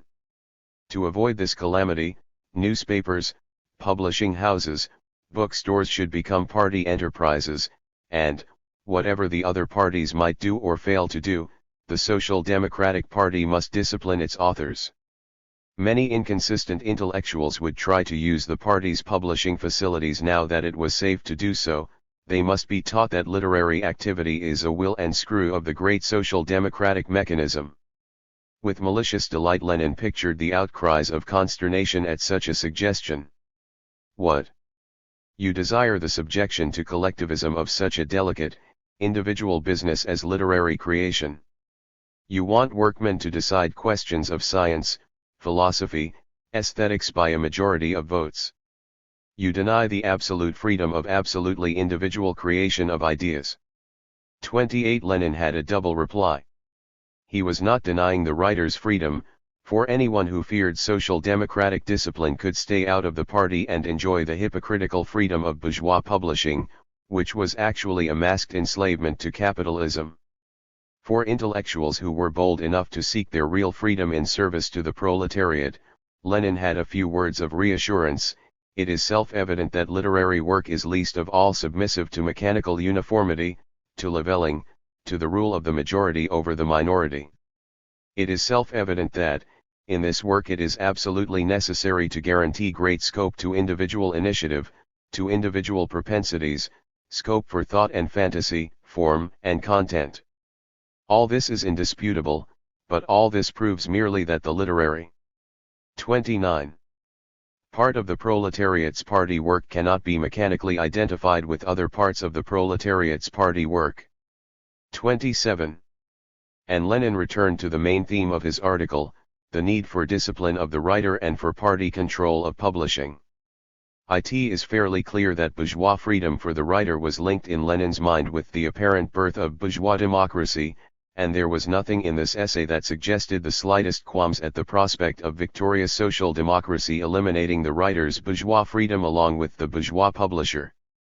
The two crucial questions that rise in this connection were not answered. If a writer's submission to the party's discipline was a free action, since it was a voluntary choice between proletarian partyness and bourgeois anarchic individualism, would it still be free when the proletarian cause triumphed and the bourgeois press was eliminated? Presumably Lenin regarded such a question as one of the many utopian demands for the recipes of the future, which he put off writing until the future should arrive. The second question, however, concerning Lenin's assurance of full scope to individual creativity within the limits of partyness, was an immediate issue, for the party already existed. For social democratic writers, where was the line to be drawn between disciplined uniformity and creative originality, between mandatory party doctrine and permissible private belief? Lenin's essay of November 1905 did not answer this question, but, as far as general philosophy was concerned, his record for the previous decade was a clear answer. He had supported the drive that had pushed neo-Kantianism outside the pale, but he had been the chief promoter of official neutrality towards Marxism, even though he had belatedly learned from Plekhanov to regard it as a revisionist philosophy. In the course of 1906 and 1907, as the revolution expired, divisive recriminations sprang to new life among the Russian Marxists. For those who identified self-realization and realization of the cause, it was bad form to parade individual feelings, with the result that Lenin's letters and the reminiscences of him are singularly unrevealing of his inner mood. But from that very identification of the self and the cause we can easily infer how Lenin must have felt as, from a dacha in Finland, he 30. Watched the final uncoordinated outbursts of peasant rebels go down before Stolypin's punitive expeditions to the countryside. This was the time, the summer of 1906, when Bogdanov emerged from jail with the third installment of his latest philosophical work, Empirio-Monism, a copy of which he presented to Lenin. 28 Reading it and falling into acrimonious disputes with another Bolshevik Machist who was a regular visitor at the dacha, Lenin filled 3 notebooks with a critical letter to Bogdanov. 29 See an explanation in love, he called it subsequently, though Bogdanov found it so insulting, if we can accept a second-hand report, that he returned it, commenting that he would regard it as unopened and unread in order to maintain his friendship and political collaboration with Lenin. 30 Lenin toyed with the idea of publishing the long letter as notes of a rank-and-file Marxist on philosophy, but refrained. 31 Philosophical neutrality was still a condition for unity of the Bolshevik faction, and he had still to overcome his diffidence in philosophy. In 1907 a further strain was put on Bolshevik unity by the government's call to elect the Third Duma on the basis of an arbitrarily revised electoral law. Bogdanov, arguing for a boycott of the election, again clashed with Lenin, but we have Lenin's word for it that there was no connection between this political disagreement and the long-standing one in philosophy, especially since Bazarov, one of the foremost Marxists, took the Leninist side on the issue of the boycott. 3-2 In any case, Lenin carried his point, and Bogdanov acquiesced in the decision to participate in the election, until a similar issue was raised in the summer of 1908. In the interim a great intensification of the philosophical discord brought the Bolshevik faction to the verge of a split. With the revolution unmistakably dead, at least for the time being, a fever of abstract discussion laid hold of the Russian intelligentsia, the Marxists included. Bogdanov at last saw fit to reply to Plekhanov's taunts, in a legal publication of the Bolsheviks. Shortly before the government cut short its existence, he threw down a challenge. He demanded that Plekhanov cease his casual dismissals of Marxism as though it were a dead dog and publish a full-fledged analysis of the issues. 33 It may well have been this challenge that decided Lenin to enter the philosophical quarrel, with the urgent motive of forestalling a 3-1 war of orthodoxy and revisionism in which the Bolsheviks would be revisionists, the Mensheviks orthodox. He must have indicated his decision to Gorky, for already in January, 1908, Gorky, recovering from tuberculosis on Capri, was calling the Bolshevik leaders to conference. 34 Either a congress, he wrote to Lunacharsky, or we enter the swamp of new splits, misunderstandings, and so on. Ilyich Lenin, it seems, has already entered. 35 Apparently Gorky was simultaneously pleading the Machists' case to Lenin, in letters that have not been published, for Lenin's letters of early February, which have been published, replied to Gorky on that subject. He was determined, he wrote, to save Bolshevism from charges of philosophical revisionism. This would mean a public dispute with fellow Bolsheviks, but if the dispute were conducted outside the faction's illegal newspaper, a split could be avoided, for there was no essential connection between the philosophical issues and the political program on which the faction had maintained almost perfect unity. 36 He had hardly written this when 3 nearly simultaneous events all but precipitated an immediate split. The Marxists published their most audacious work to date, Essays on the Philosophy of Marxism, which caused Lenin to rage with indignation. 3.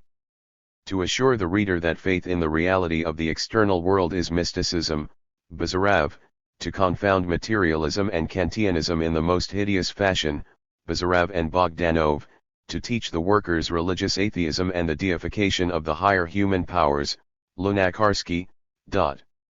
No, this is too much.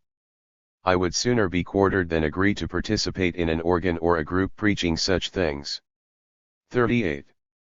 About the same time that this infuriating book appeared, Neuezeit, the most important organ of Marxist orthodoxy, whose softness towards Marxism had already caused Lenin to grumble in private, printed a translation of Bogdanov's article, Ernst Mach and Revolution. 3.9 In a little preface, the translator informed the German audience that the Russians had unfortunately made a political issue of Mach, the Bolsheviks had made his philosophy the basis of their faction, while the Mensheviks defended TLLE materialism of Spinoza and Holbach. 40. 32. The most divisive event was the arrival at the Bolshevik editorial office of a Machist article by Gorky, the faction's most prized literary figure, who had come to regard the philosophical dispute as a clash between Philistine materialism, preaching historical fatalism, and a philosophy of activism. 41 At a meeting of the editorial board on February 24, 1908, Lenin berated the Machists plainly, coarsely. 42 But an immediate split was still avoided by a reaffirmation of the agreement of 1904, which was however made more explicit, and apparently even put down in writing, the first Bolshevik resolution on philosophy. 43 Gorky's article was to be rejected, and in the future the Proletarian, the faction's illegal, official newspaper, was to publish no articles on philosophy of any sort. In legal publications philosophical articles could be printed, on condition that orthodox dialectical materialism and Machism were to have equal space. 44 Finally, notices were to be placed both in Neue Zeit and in the Proletarian to the effect that philosophy was not a factional issue within Russian social democracy, since Machists and dialectical materialists were to be found within both the Menshevik and the Bolshevik factions. 45 In this way Lenin wrote to Gorky the next day, the Bolsheviks could engage in a public philosophical debate, which was necessary to refute the widespread notion that the Bolsheviks were uniformly Machist, without disrupting the tactical unity of the faction. 46 Thereupon Lenin plunged feverishly into a study of philosophy, from which he emerged, in the fall of 1908, with the manuscript of Materialism and Empirio-Criticism. 47 It has been necessary to retrace the origins of this famous book in such unduly minute detail because of the widespread erroneous view of it that stems from the Soviet revaluation of partiness in 1930. In that revaluation a one-to-one linkage of political and philosophical groups was asserted to be virtually a universal law, and retrospectively Lenin was given credit for striking down the Machists as a political no less than philosophical deviation. 48 A variant of this interpretation has been given currency outside the Soviet Union by Bertram Wolff, who cautions against the excessive stress of Soviet scholars on the linkage of political and philosophical groups, but reads the political significance of Lenin's chief philosophical work. 33. Largely as they do, as a stroke at political dissidents within the Bolshevik faction. 49 Such an interpretation is achieved by telescoping the philosophical disagreements between Lenin and the Machists, which had their origin in 1901 and reached the breaking point in February, 1908, with the political disagreements within the Bolshevik faction that began to emerge clearly only in the summer of 1908. In order to achieve this interpretation one must also disregard the fact that the original sources, including materialism and empirio-criticism itself, never suggest the political motives that Wolff and the Soviet scholars attribute to Lenin. The sources show that he had a political aim in writing the book, but it was not to join the philosophical and political issues that Russian Marxists were arguing about, it was to separate them. The Mensheviks were trying to join them, in order to picture the Bolsheviks as philosophical no less than political revisionists, and Lenin's chief political hope in working up his book was, as he wrote to Gorky, that the Mensheviks will be reduced to politics, and that is death for them. 60 As he set to work, the correlation of Bolshevism with Machism was restated at greater length and with more plausibility than ever before. In the Menshevik newspaper A.M. Deborin, a 27-year-old disciple of Plekhanov's in Geneva, published a lengthy analysis of Machism that built up to a double correlation between it and Bolshevism. The stamp of subjectivism and voluntarism lies on all the tactics of so-called Bolshevism, the philosophical expression of which is Machism. Our Machist-shaped Marxists are conscious Bolsheviks, who give meaning to the practice and tactics of the latter. And Bolshevik tacticians and practical people are unwitting besoznatelny Machists and idealists. 61. The last sentence was apparently Deborin's method of accounting for the fact that Lenin, the chief practical person of Bolshevism, had been silent in public, with the one fleeting exception noted above concerning the controversy over Marxism. About the same time that Deborin's article appeared, in April 1908, Lenin proclaimed his entry into the philosophical arena in defense of Plekhanov. He described Plekhanov as the sole Marxist in international social democracy who, from 34. The point of view of consistent dialectical materialism, has given a critique of the improbable banalities that the revisionists have effused, and he decried the profoundly mistaken attempts to palm off old and reactionary philosophical trash in the guise of criticism of Plekhanov's tactical opportunism. 62. Having thus made clear that he approved of Plekhanov's philosophy as strongly as he disapproved of his politics, Lenin promised a series of articles or a special pamphlet in criticism of the Essays on the Philosophy of Marxism, by Bogdanov, Bazarov, and others. 53. By his special mention of the Bolshevik contributors, he underscored his intention of raising the philosophical discussion above the factional division of Russian Marxists. While this proclamation was dragging through the press, Bogdanov gave a lecture on philosophy to the émigré colony in Geneva. And Lenin chose this opportunity to make another public display of the countervailing orthodox tendency within Bolshevism. 54. He worked up 10 questions for one of his followers to address to Bogdanov. He himself was away in the British Museum digging up material for his book. The 3 questions selected for special stress were designed to demonstrate that the only possible choice in philosophy was between idealism and materialism, that an external world existed independently of the mind, and, finally, that Marxism has nothing in common with Bolshevism, that Lenin has repeatedly protested against Marxism, that the Mensheviks were guilty of imposture in picturing their faction as the home of philosophical orthodoxy. 55. These public announcements did not, however, put an end to such Menshevik claims. Axelrod the Orthodox, writing another criticism of Marxism, granted that there were empirio-critics in the Menshevik faction and dialectical materialists in the Bolshevik, but she denied any significance to the fact. The question concerns not the views of one or another individual person, who can always be inconsistent, but a tendency as a whole, which, on closer and more attentive examination, always discloses a logical regularities economernos that gives a basis for philosophical generalization. But here another question can be raised, to wit, whether it is possible to seek a logical connection between two such incommensurable quantities as factional politics, on the one hand, d. 35. And a general philosophical trend, on the other hand. In other words, what can there be in common between epistemology, which has to do with the primary conditions of scientific experience, and a comparatively narrow, limited, local, and ephemeral political tendency? In spite of the important and imposing appearance of this question, it does not withstand the slightest criticism. 56. This, with the long analysis that followed, was the most striking anticipation in pre-revolutionary Russian Marxist literature of the linkage of politics and philosophy that was to triumph in Soviet Russia. The bewildering convolutions of Russia's revolutionary history would, in the late 20s, join Axelrod the Orthodox with Bogdanov, the Machist, in a bloc opposing the first major step towards a conscious linkage of epistemological issues and factional politics. In 1908 to 1909 Lenin was the chief opponent of such a linkage. It must not be imagined that Lenin treated philosophy with academic detachment in materialism and empirio-criticism.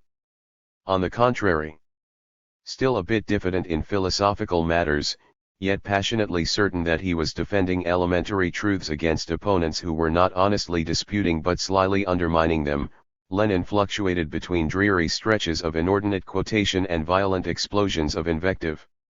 In both respects Engels' anti-Dühring was obviously his model, but there were significant differences. Long quotations, which had been Engels' method of setting up the targets for his polemical fire, were also, in Lenin's book, a frequent substitute for independent exposition and analysis, and Engels' sarcastic laughter was transformed into furious scolding. 57. In both respects, materialism and empirio-criticism was clearly a step towards the frightful style of quote and club that would dominate Soviet philosophical writing for a generation following 1930.58. But, stylistic considerations aside, the book's concept of partiness was hardly an anticipation of the rule that the Bolshevik leaders are the Areopagus of philosophical truth. Partiness was one of the book's main themes, but always in the broad sense. The only possible parties in philosophy, Lenin argued, were idealism, which had been serving the interests of papists and exploiters since the Hellenic Age, and materialism, which for an equally long time had been the banner of science and revolution. His reply to the Menshevik correlation of Bolshevism and 3.6. Marxism was contemptuously to ignore it, and to show by example how philosophical issues should be separated from factional politics. Though he demurred from one aspect of Plekhanov's philosophy, he defended him and Axelrod the Orthodox against the Bolsheviks Bogdanov and Bazarov. 59. Of course he did not specify the factional affiliations of those he was defending or attacking, for his whole point on the partiness of philosophy was that it transcended factional differences among revolutionaries. Willy-nilly the comrades who had embraced Marxism were supporting the ancient party of reaction. Driving the point home at the very end of the book, he called attention to the fact that Mach, though proclaiming himself a free thinker, had dedicated a book to a philosopher who supported the Kaiser politically as well as ideologically. And to this concluding demonstration of the true partiness of philosophy, Lenin appended a supercilious sneer at the Mensheviks' misuse of the concept. Plekhanov, in his remarks against Marxism, has been concerned less with refuting Mach than with dealing a factional blow at Bolshevism. For this petty and wretched exploitation of fundamental theoretical differences he has already been deservedly punished with 2 books by Marxist Mensheviks. 80. The political discord among the Bolsheviks, which arose while materialism and empirio-criticism was being written, reinforced Lenin's commitment to the superfactional understanding of the partiness of philosophy. In the spring of 1908 some of the Bolshevik organizations in Russia reverted to the mood that had, a year earlier, produced the demand for a boycott of the Duma elections. If Bolshevism was truly revolutionary, they felt, it should not traffic in the parliamentary politics of a pseudo-constitutional regime. They demanded that the faction recall its delegates in the Duma, or at least oblige them to make such revolutionary speeches there as to precipitate their ejection. /Vhen The news of the Sitsovism, from the Russian for recall, reached the Bolshevik leaders in emigration. Their unity, already severely strained by public disputes over philosophy, was pushed towards destruction. Lenin wanted the faction's newspaper to condemn Itsovism as a semi-anarchist deviation, while Bogdanov thought it should be 37. Discussed as a permissible variant of Bolshevism. 61. At the same time the opposite of Itsovism was pushing the Menshevik faction towards a split of its own. Some Mensheviks, dismissing the illegal organizations as virtually dead, stressed legal organizations as the basis of a renovated party. Other Mensheviks, including Plekhanov, not only opposed this liquidationism, but were moving towards a break with its supporters, which was accomplished towards the end of 1908, when Plekhanov withdrew from the Menshevik newspaper and set about establishing his own. 6.2 It was probably at this point that Lenin, seeing the possibility of a bloc with Plekhanov and his party Mensheviks, decided to press for a complete split with the Bolshevik Marxists and Itsovists. As late as December 19, 1908, he showed a lingering reluctance to make the break, by permitting his sister to tone down the denunciation of the Bolshevik Marxists in materialism and empirio-criticism, which she was seeing through the press. 63 But a month later he seems to have changed his mind. He plunged for a split by willfully violating the resolution of February, 1908, concerning the Bolshevik newspaper's philosophical neutrality. 64 Overriding Bogdanov's protest, he got the proletarian to publish a blast at Lunacharsky's philosophy of God-building. 65 His rationalization was that the article concerned religion rather than philosophy. At the end of February he sent out a call for a plenary session of the proletarian's editors, and wrote his sister to abstain from toning down the invective against the Bolshevik Marxists. Our relations with them are completely broken. There is no point in toning down, it isn't worth it. 66 At this point, one might think, philosophical and political issues would become fused, and the conference would lay down a Bolshevik line for philosophy as well as politics. Yet Marxism was not on the agenda, when the editors of the Proletarian gathered in the upstairs room of a Parisian café late in June, 1909, and through several days of debate the chief epithets that Lenin and Bogdanov flung at each other were not idealist and dogmatist, though each had such an opinion of the other, but semi-anarchist and centrist. 6-7, semi-anarchist, because Bogdanov wanted the faction, tolerating its ovists, to erect itself into a separate, ardently revolutionary party that 3-8 would have no truck with Mensheviks of any kind, and centrist, because Lenin wanted to purge the faction of OT4 ovists and form a bloc with Plekhanov's party Mensheviks. 68 And at the end, though Lenin had his way completely and the split with Bogdanov was formally consummated, the conference's published resolutions contained no reference to Marxism. One zealous Leninist, Skripnik, moved that empirio-criticism be condemned along with God-building, but the motion was defeated. 6-9 The reasons for this apparent anomaly are not hard to find. Lenin would not have put Marxism on the agenda in any case, for he would not admit that he was calling in question the resolution on philosophical neutrality. And, aside from such tactical considerations, he had just brought out a whole book demonstrating that philosophical issues transcended the factional politics of Russian social democracy. Materialism and empirio-criticism finally came off the press about 2 months before the conference met. 70 He was hardly ready to turn about and urge the establishment of a philosophical line mandatory for all Bolsheviks. Indeed, he had followed up the proletarians' denunciation of Lunacharsky's God-building with an article defending the right of religious believers, even ordained priests, to be Bolsheviks as long as they did not proselytize within the faction. 71 Bogdanov agreed that religious propaganda must be proscribed, and the debate on the newspaper's denunciation of Lunacharsky therefore turned on the question whether his God-building was actually a religion or a philosophy, like Feuerbach's, that used religious terms but was genuinely atheistic. Lunacharsky, who was not present but submitted a statement, charged the Leninists with hypocrisy for insisting that God-building was a religion, and, half mockingly, half seriously, demanded the establishment of a clearly defined philosophical line. Babel declared once that we have no dogma and therefore cannot have heretics. Let us grant that he was mistaken, that both heresy and its condemnation are a possible phenomenon in social democracy. But don't we have a right to expect that in our party free thought will have at least the same guarantees as are given to it by the Catholic Church? WHKH prides itself on its intolerance. 2. 39. And he described with ironic admiration the Church's careful thoroughness in the examination of suspected heresies. Bogdanov forthrightly stated a similar view. If the editors' meeting were an authentic Bolshevik conference, he said, he would introduce a resolution recognizing the departure from the faction's philosophical neutrality and making clear the limits of aberrations, which would include a condemnation of religious terminology and of idealism.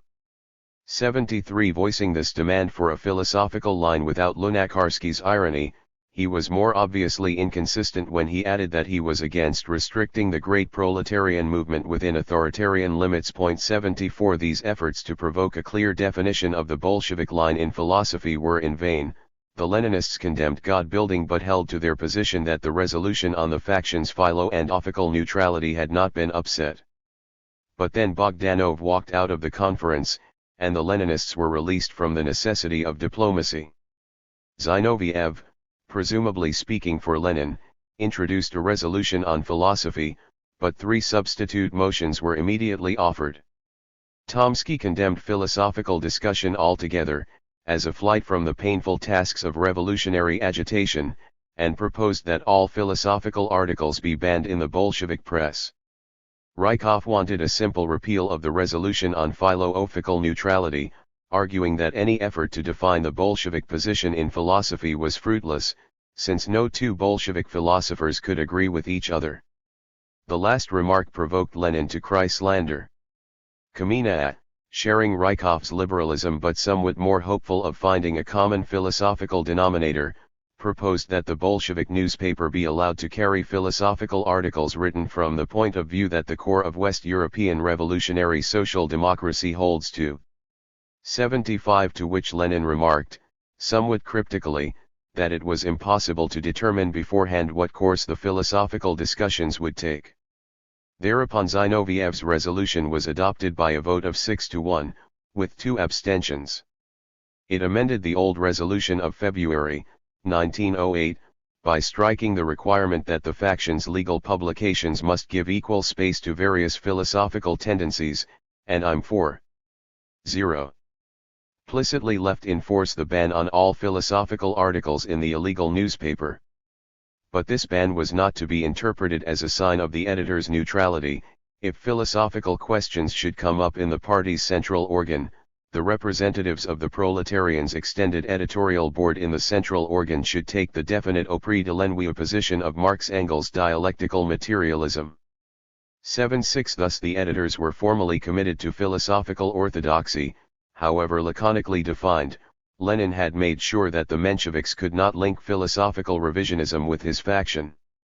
This resolution was the second occasion on which Lenin approached the narrow conception of the partyness of philosophy, or the first, if the article on party literature, in which he had suggested the possibility of deciding philosophical questions by a majority of votes, is considered too vague to be relevant.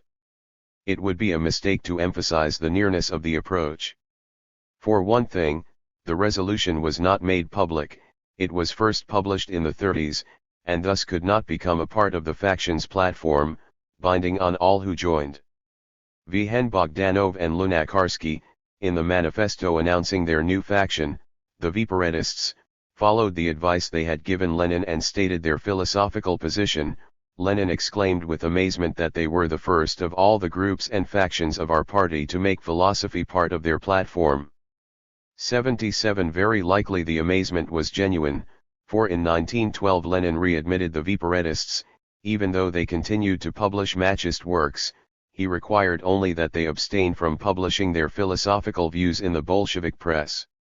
78. Nor did Lenin ever make a serious effort, as Axelrod and Plekhanov had done, to demonstrate an organic connection between Marxism and a specific political deviation. On one occasion he seemed on the verge of doing so. In reply to an argument that the dispute over philosophy was a bagatelle without relevance to the political cause, Lenin asserted that the defense of materialism is always connected by an organic, real bond with the Marxist socio-political movement, otherwise the latter would be neither Marxist, nor socio-political, nor a movement. 79. But this comment, which Soviet authors have quoted time and again in their repeated efforts to 41. Demonstrate the philosophical roots of political deviations and the political offshoots of philosophical deviations, was in context merely another example of Lenin's understanding of partyness in the broad sense. For it was the introduction to an argument that different historical periods demand attention to different aspects of Marxism, making philosophy a relatively unimportant issue at one time and a crucial one at others. 80. He did not try to demonstrate an organic connection between dialectical materialism and his own political line, or between Marxism and Itzovism. Indeed, when the re-established unity with Bogdanov broke down in 1914, and Lenin had to explain both why the new unity had been possible and why it had now broken down, he stressed the lack of an organic connection between politics and philosophy. The point is that the Viparetists were pasted together of heterogeneous anti-Marxist elements of Marxism and Itzovism. Against Marxism both the Menshevik G.V. Plekhanov and the Bolshevik V.I.L. Lenin struggled energetically. 81. If Lenin had tried to show an organic connection between dialectical materialism and his own political line, he would have ruled out the bloc that he was seeking with the party Mensheviks. He therefore had political reasons for his repeated insistence that dialectical materialism was defended by Marxists of all factions. 82. Even so, Axelrod the Orthodox and Plekhanov still grumbled that he was easier on the Bolshevik, Marxists than on the Menshevik, and they explain the minor difference between his interpretation of dialectical materialism and Plekhanov's as evidence of Marxist influence on Lenin's prosaic and unphilosophical nature. 83 But, however condescendingly, they took the hand that Lenin held out to them. Plekhanov expressed joy that the departure of the revisionists surrounding Lenin had again made visible his own head, with its more or less narrowly and woodenly understood Marxism. 84 If Lenin did not reply in kind, the reason was not simply his desire for a political bloc with Plekhanov. Even when the bloc was failing, and Lenin was accusing Plekhanov of political idiocy, he wrote in an Encyclopedia 5 on the question of the philosophy of Marxism and of historical materialism. The best exposition is G.V. Plekhanov's. And farther along in the same bibliographical article, he listed 42 Axelrod's writings ahead of his own. 85 Evidently he had a genuine admiration for their philosophical work. Thus Lenin approached the narrow concept of partiness in one respect. The official Bolshevik newspaper was to be kept pure of revisionist philosophy, but he lacked the narrow concept in 4 other respects. He did not seek out organic correlations between philosophical and political deviations, he did not assert a Bolshevik monopoly of philosophical orthodoxy, he did not require philosophical conformity among Bolsheviks, and he did not try to maintain continuous supervision of philosophical discussion by the Central Committee. Ironically, some of the Marxists who accused him of authoritarianism came somewhat closer to the narrow concept of partiness than he did, Plekhanov and his disciples, by arguing a one-to-one correlation between philosophical and political trends, Bogdanov and the Viparetists by demanding a clearly defined Bolshevik line in philosophy. 86 Lenin's broad concept of partiness survived the Bolshevik Revolution and helped shape the intellectual milieu of Soviet Marxists until the end of the 20s, that is, until conditions arising after Lenin's death engendered the narrow concept of partiness. It would be a mistake to attribute to Lenin either a streak of conscious liberalism, inhibiting the full development of the narrow concept of partiness, or a cunning omniscience that anticipated this full development but concealed its prescience until the time for revelation should arrive. The second view is contradicted by too many facts to be seriously maintained, even if its underlying assumption could be accepted.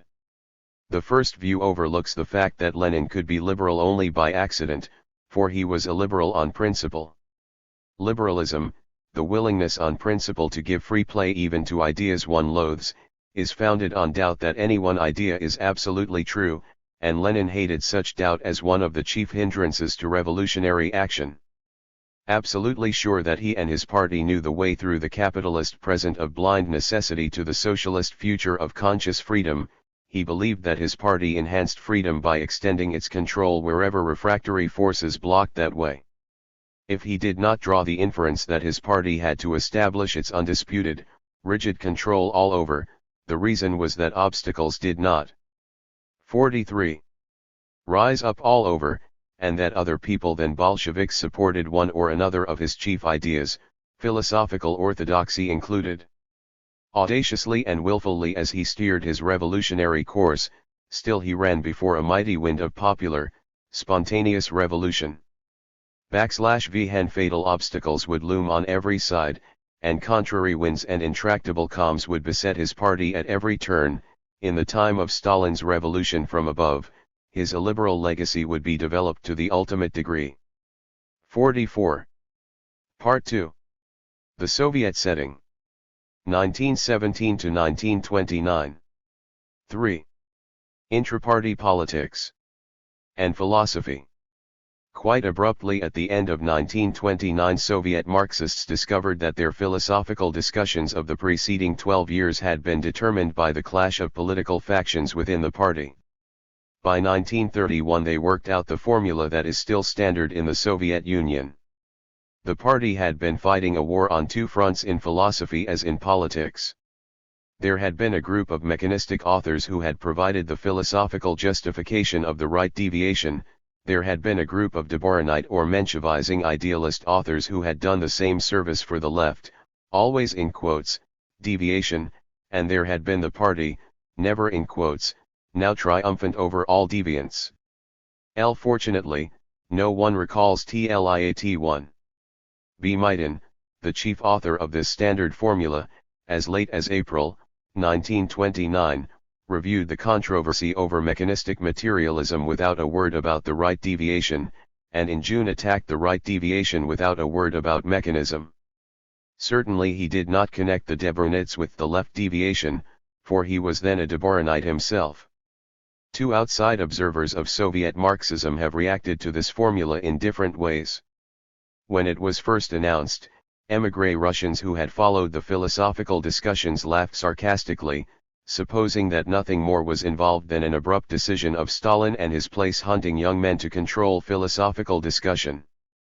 3. They had seen no evidence that might, even with hindsight, support the 47 newfound formula, and they had overlooked the actual political significance of the preceding philosophical discussions, in part because they denied the very possibility of finding class or party interests in abstract philosophical views.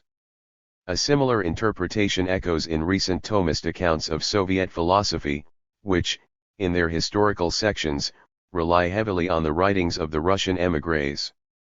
4. Somerville's book on Soviet philosophy skirts the issue of intra-party politics, largely ignoring it in the account of developments before 1929, and translating the retrospective political allegations made since then into vague and non-committal terms. Ora Bauer's book on Soviet psychology, taking these allegations very seriously, imaginatively constructs a covert maneuver by Stalin in the philosophical discussions of the 20s.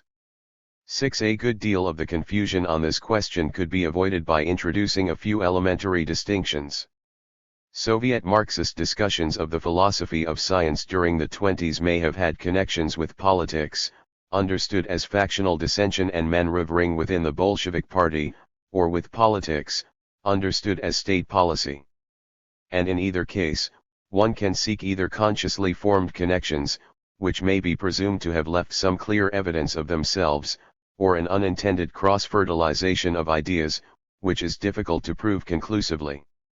The possibility of such unintended cross-fertilization will be examined in a later chapter, and connections between the philosophy of science and state policy that was not the object of factional discord will be a recurrent theme all along.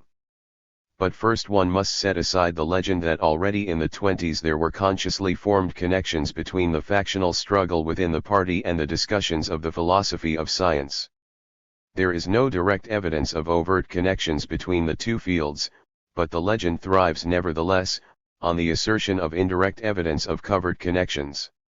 Without the possibility of archival research, one can probe for covert efforts to connect the philosophical and political dissensions of the 20s only by searching for truly distinctive ideological affinities and repeated chronological coincidences between developments within the two fields. The search usually begins with the assignment of determinist presuppositions to 4.8. Bukharin's political thought, voluntarist ones to Trotsky's, and an opportunistic mixture of both to Stalin's, a highly simplified formula that has some substance but can hardly be regarded as a great truth from which lesser facts may be logically deduced. 7. Moreover, it seems doubtful, even if these standard labels did adequately and accurately describe the philosophical presuppositions of the three political factions headed by these men, that the same labels might with just precision be pasted on corresponding groups in the philosophical discussion.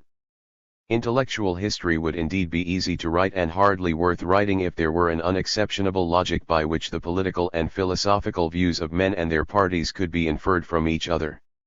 How, to take a concrete example, could the following facts be fitted into the scheme that makes the opposition of determinism and voluntarism the essential element both of the conflict between Bukharin and Trotsky and of the conflict between the mechanists and the de Brunits? In a little controversy of 1922 to 1923 between Bukharin and Sorobayanov, each accused the other of unwittingly adopting a philosophical basis for one-enchevism. In Sorobayanov's view that society's superstructure can change only when the base has already changed, Bukharin saw the kind of determinist argument that the Mensheviks used to deny the Marxist legitimacy of the Bolshevik Revolution. 8. And Sorobayanov perceived the seeds of a similar determinism in Bukharin's view that man's will is not at all free, that it is determined by the external conditions of man's existence.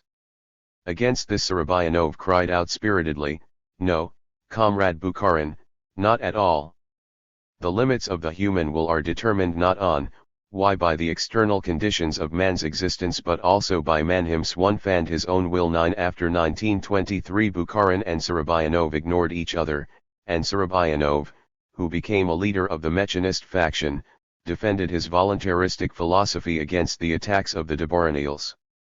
I0 But it is quite beside the purpose of the present work to attempt a definition of the philosophies implicit in the political and social theories of Bukharin, Trotsky, and Stalin, and it would be premature at this point to attempt a definition of the basic differences between the Mechanist and Dvoranite factions. 49. In the philosophical controversy. Let it be assumed then, for the moment, that the Mechanist faction in philosophy and the right deviation in politics did exhibit a truly distinctive ideological affinity, and that the same may be said of Trotskyism and the Dvoranite faction, while Stalin may be described as cooperating with Bukharin to defeat Trotsky and then appropriating both the Trotskyite political program and its alleged Dvoranite correlate to defeat Bukharin. Does chronology indicate that conscious though surreptitious efforts were made by either the political or the philosophical factionalists to exploit these presumed correlations? From the autumn of 1923, when the platform of the 46 appeared, until the 15th Party Congress in December 1927, the political controversy was between a left opposition, originally led by Trotsky and ultimately by Zinoviev and Kamina as well, and the dominant party leadership, in which Stalin and Bukharin appeared to be indissolubly joined. If this dominant leadership had been covertly trying to exploit its alleged affinity with the Mechanist group in philosophy, one would expect to find some evidences of official favor being extended to the Mechanists. But the contrary is true. As the reader will see below, almost from the start of the philosophical controversy, and certainly from 1926, there were rather clear signs of high-placed sympathy with the Dvoranites. By the end of 1927, when the 15th Party Congress pronounced a final anathema on the left opposition, all but 2, or 4 at most, of the Marxist-Leninist journals, societies, and institutions of higher learning were either active supporters of Dvorin's philosophy or benevolently neutral.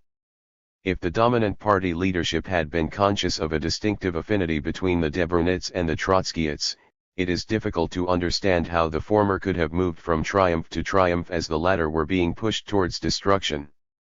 Apparently the dominant leadership regarded the Dvoranites favorably for other reasons than those of political factionalism. In 1928, as the first 5-year plan got underway, there was a split within the dominant group that had defeated the left opposition. In the autumn of 1928 Stalin called publicly for a struggle on 2 fronts, against a right as well as a left deviation. In January 1929, the Political Bureau heard Stalin denounce 50. Bukharin as the leader of the right deviation, and in April 1929, the full Central Committee and the general public heard the same. During the same month of April 1929, the Dvoranites achieved their ultimate triumph over the Mechanists at the Second All-Union Conference of Marxist-Leninist Scientific Institutions, which adopted resolutions formally condemning mechanism as anti-Marxist. It would seem that mechanism and its alleged political correlate, the rightist opposition, were suffering defeat together, and from this approximate coincidence Bauer has inferred a covert maneuver by Stalin. Bauer pictures Stalin as sponsoring the victory of the Dvoranites in order to justify a break with determinism and to gain a powerful weapon against the theories of Bukharin. 12 This reasoning is plausible until one examines the facts a little more closely than Bauer apparently has done.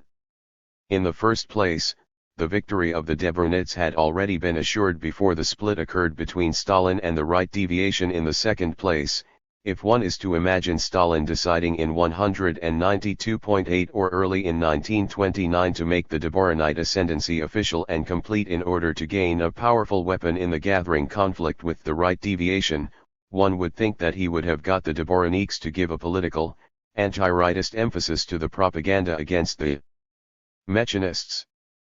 But in 1928 and through much of 1929 allusions to intra-party politics in the philosophical controversy were just as rare and haphazard as they had been previously. At the conference of April 1929, where the Mechanist group was formally condemned, the right deviation was not mentioned in the main speeches by Deborin and OIU. Schmidt. During the debates, some Mechanists raised the issue by describing the Debrunists as philosophers of the right deviation, and some Debrunists, including Deborin himself in his concluding remarks, threw the charge back at the Mechanists. 13. When the philosophical portion of the conference had ended, V.P. Miliutin, a prominent economist and a member of the party's Central Control Committee, gave an administrative report on the work of the Communist Academy, in the course of which he remarked, "Comrade Deborin said here that we, the economists, historians, legal scholars, have not taken an active part in the struggle that the E51 philosophers have been obliged to carry on with the Mechanists. But we can present another bill, in the struggle with the right deviation, which the historians and economists have been obliged to wage. The philosophers have unfortunately participated insufficiently." In Comrade Deborin's speech, the line of dialectical materialism's further penetration into the field of natural science was directly projected, but I should say that a greater penetration of dialectical materialism is also needed in the field of the social sciences, and also a more active struggle on the front of bourgeois philosophy and revisionist views. 1.4. It will be noted that Miliutin demanded the philosophers' help in the party's factional conflict, but he did not specifically picture mechanistic materialism as the philosophical basis of the right deviation. Evidently neither he nor the philosophers had been informed of Stalin's alleged intention to use Deborinite philosophical arguments against the right deviation. Similar ignorance was displayed in a subsequent decree of the Central Committee elaborating on the organizational questions that had been raised at the conference of April, 1929. The decree contained no explicit mention of the philosophical controversy, with or without reference to the drive against the right deviation. I5. Furthermore, Stalin's speeches against the right deviation show no distinctive signs of an intention to use the Deborinite version of dialectical materialism. 3 days after the philosophical conference dispersed, a plenary meeting of the Central Committee gathered to hear Stalin's major polemic against Bukharin and the right deviation. Stalin had almost nothing to say about dialectical or mechanistic materialism. In his criticism of Bukharin as a theorist, he concentrated on some of the criticisms that Lenin had once made of Bukharin. 16. Characteristically, Stalin ignored the most philosophical criticism that Lenin had made of Bukharin, the considerable lecture on the difference between dialectics and eclecticism that occurs in Lenin's well-known speech, once again on the trade unions. 17. Instead, Stalin quoted inordinately long passages to demonstrate Bukharin's alleged divergence from Lenin in political theory. As an introduction to this attack on Bukharin's orthodoxy, he quoted the famous passage from Lenin's will that describes Bukharin as something of a scholastic. 52. Who has never studied, and never fully understood dialectics. 18. Only in Stalin's incidental observation, as he commented on this quotation, that dialectics is the soul of Marxism, can one find the slightest evidence of a possible borrowing from the Debrunists, but it is much more likely that he was simply repeating a cliché common to many more Marxists than the Debrunists. 19. Certainly Sten, a leading Deborinite who was in Stalin's audience, did not behave as if he were witnessing the application of his principles to politics. He interrupted Stalin twice to defend Bukharin. 20. There is, finally, a fourth reason that it seems wrong to read the coincidence of the defeat of mechanism and the drive against the right deviation as evidence of a conscious though surreptitious effort to use the Deborinite philosophy as a weapon against the right deviation. Even after Miliutin had plainly indicated the Central Committee's desire for the philosophers' aid in the campaign against the right deviation, and after Stalin had publicly criticized Bukharin as a theorist, there was a gap of some months before the Debrunists complied with Miliutin's request and followed Stalin's example. 21. Very likely the leading Debrunists were reluctant to abandon the safety of their previous separation from intra-party politics, and were, furthermore, perplexed by the novelty of their assigned task. Moreover, when the leading Deborinites did come out with philosophical criticisms of the right deviation, Stalin appears to have been dissatisfied rather than pleased. In December, 1929, there was another coincidence of meetings. At a series of meetings in the Communist Academy, the Debrunets pictured mechanistic materialism as the philosophical basis of the right deviation, and just after these meetings were wound up, a conference of Marxist agrarian economists assembled in the same building to hear Stalin deliver another major polemic against the right. 22. Stalin once again argued against the right without mentioning mechanistic materialism, while the Debrunets had dwelt on mechanism as the heart of the right deviation. Moreover, they pictured themselves as showing the party leaders the way to criticism of the right deviation, while Stalin complained that the theorists were lagging behind the party's practical leaders. If Stalin may be presumed to have included the Dvorinite philosophers among 53. These lagging theorists, it would appear that his first public comment that could possibly be interpreted as showing an awareness of the Dvorinite philosophy was a complaint of its uselessness to the party. Thus, if Stalin consciously intended to use the arguments of the Debrunets as a powerful weapon against Bukharin, then he must be presumed also to have intended to keep the borrowing quite secret, so much so that he removed the evidence from his polemics against Bukharin, and censured rather than praised the Debrunets when they finally came out with a philosophical critique of the right deviation. This seems an excessively long chain of inferences to hang on the lone fact of a coincidence of meetings in April 1929. For all these reasons, it is highly improbable that the party leaders made conscious efforts to gain their ends in the party's factional struggles by covert maneuvers in the philosophical discussions.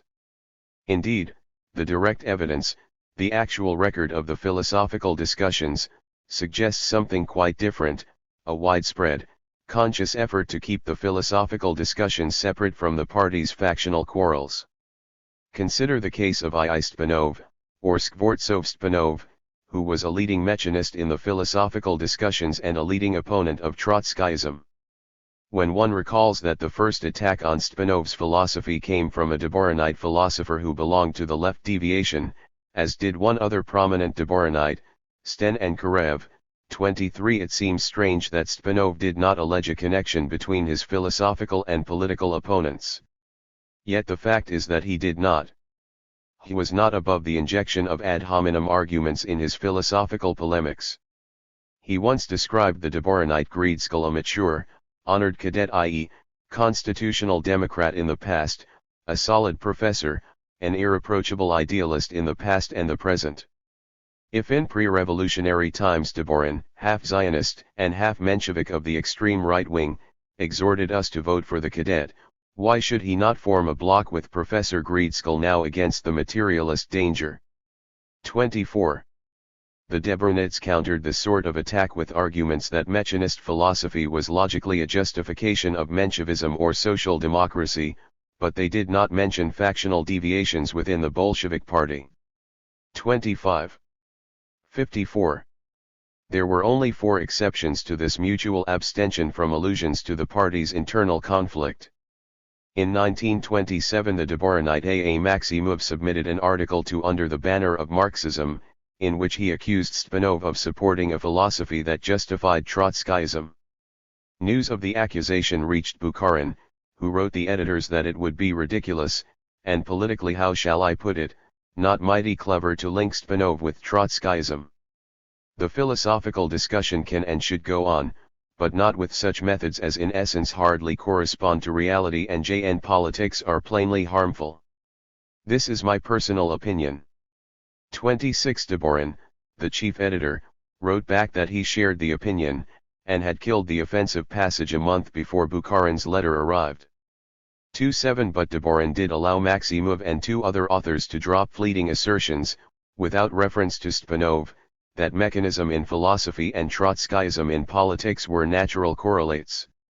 28. That is the whole record outside the archives of efforts to link philosophical discussion and the party's factional struggle before the end of 1929. The fact that these premature efforts were made by overzealous Debrunets suggests the probable reason for Stpanov's failure to charge the Debrunets with Trotskyism. With the exception of Karev and Sten, they were as firmly opposed to political deviation as he. 29. Otherwise one cannot understand his role in the Communist Academy early in 1928. he was sent by the party leadership to guard the academy against each and every school and non-school deviation. Shkal nykhi neshkal nykh uklanov. 30 Very likely the expulsion of Trotsky and other leaders of the left deviation from membership in the Communist Academy, which was carried out by a plenary meeting towards the end of March, 1928, was the result of Stepanov's instigation. But the same plenary meeting extended membership in the academy to two leading Debrenets. 31 Apparently Stepanov saw no discrepancy in this simultaneous acceptance of Debrenets and expulsion of Trotskyites, for his last philosophical polemic, published about the time he died in October, 1928, taunted leading Debrenets with their pre-revolutionary membership in non-Bolshevik parties, but still made no effort to connect them with Trotskyism. 32. 55. Another noteworthy instance of an apparent tendency to keep the factional struggles in politics and philosophy separate was Bukharin's anomalous position in the philosophical discussions of the 20s. When his theory of historical materialism appeared in 1921, Soviet Marxist philosophers felt free to receive the book either hostilely or favorably. 33 But during 1924, when the controversy between the Debrenets and the Mechanists was taking shape, hostile judgments of Bukharin's book disappeared almost entirely from the Soviet press, and remained conspicuous by their absence until the 16th Party Conference in April, 1929, made criticism of Bukharin and Clement of the party line. During that period, 1924 to 1929, no extensive discussions of Bukharin's philosophy, whether pro or contra, were published. A number of passing references to his views were made by philosophers of both blocs. These references were almost uniformly favorable, and were often accompanied by awkward silences in regard to major issues on which Bukharin's views were sharply at variance with those of the author citing him. One senses the existence of a gentleman's agreement to keep Bukharin out of the philosophical controversy, for the similarity between his views and those of some Mechanists fairly clamored for comment. The silence is especially striking in the numerous Sporonite attacks on Bogdanov. Never, during the period 1924 to 1929, did these attacks mention Bukharin, the most famous of Bogdanov's disciples. 34 It is tempting to come to the simple explanation that the Sporonites were afraid of being called Trotskyites if they attacked Bukharin during the years 1924 to 1929. That was indeed the implication of some remarks made by one of the first Debrenets to break the silence on Bukharin in 1929. Comrade Bukharin has occupied an altogether different position from that of the much criticized Mechanists. For people working in the field of Marxist theory, it has been no secret that Comrade Bukharin in some fundamental, philosophical questions of a general theoretical nature, has not kept to the positions of Marx and Lenin, but has tried to develop their views further. But in the eyes of the broad masses of readers, he appeared to be a true follower of Marx and Lenin. This happened because for the broad masses Comrade Bukharin's political role, which was deservedly his until a 56. Very recent time, until he became the ideologist of the right deviation, served as a guarantee of theoretical orthodoxy. 35. Still, as the reader has already seen, two of the leading Debrenets were Trotskyites, for a time at least, during the period 1924 to 1929, yet they too observed the truce on Bukharin's philosophy when participating in the philosophical controversy. 36 The obvious supposition is that they did so in order not to embarrass all the other Debrenets who were opposed to Trotskyism. In other words, the Debrenets found it possible to ignore their own political differences in the service of their philosophical cause. But how is one to interpret the Mechanists' failure to make capital of the similarity between their own and Bukharin's views? In retrospect it may seem odd that they neglected the argument that all opponents of Trotskyism must share Bukharin's mechanistic philosophy, and, conversely, that opposition to the mechanistic philosophy was the equivalent of support for Trotskyism. Yet they did not advance this argument. Stepanov, for example, ignored Bukharin when writing polemics against the Debrenets. Stepanov, to be sure, had the same problem as the anti-Trotskyite Debrenets, One of his collaborators in the Mechanist faction was a leading left deviationist in the political struggles. 37 But the present writer feels, as has already been indicated, that Stepanov's main reason for refraining from intruding political factionalism in the philosophical controversy was that most of his opponents in philosophy were his supporters in the political wars within the Bolshevik Party. Moreover, not all the leading Mechanists approved of Bukharin's views. 11 Marxist philosophy. In the period before 1924, the future Mechanists Sarabayanov, as well as the future Dvorinite Goni Kman, had exchanged polemics with Bukharin regarding the philosophy expressed in the latter's theory of historical materialism. 38 One can only speculate about the reasons for Bukharin's disregard of the philosophical controversy and the controversy's disregard of Bukharin. The assumption of a sort of gentleman's agreement to keep intra-party politics out of the philosophical controversy does not explain why Bukharin did not, like Stepanov, put aside his role of party leader for occasional 57. Participation in the philosophical controversy. Perhaps he was simply too busy with other matters.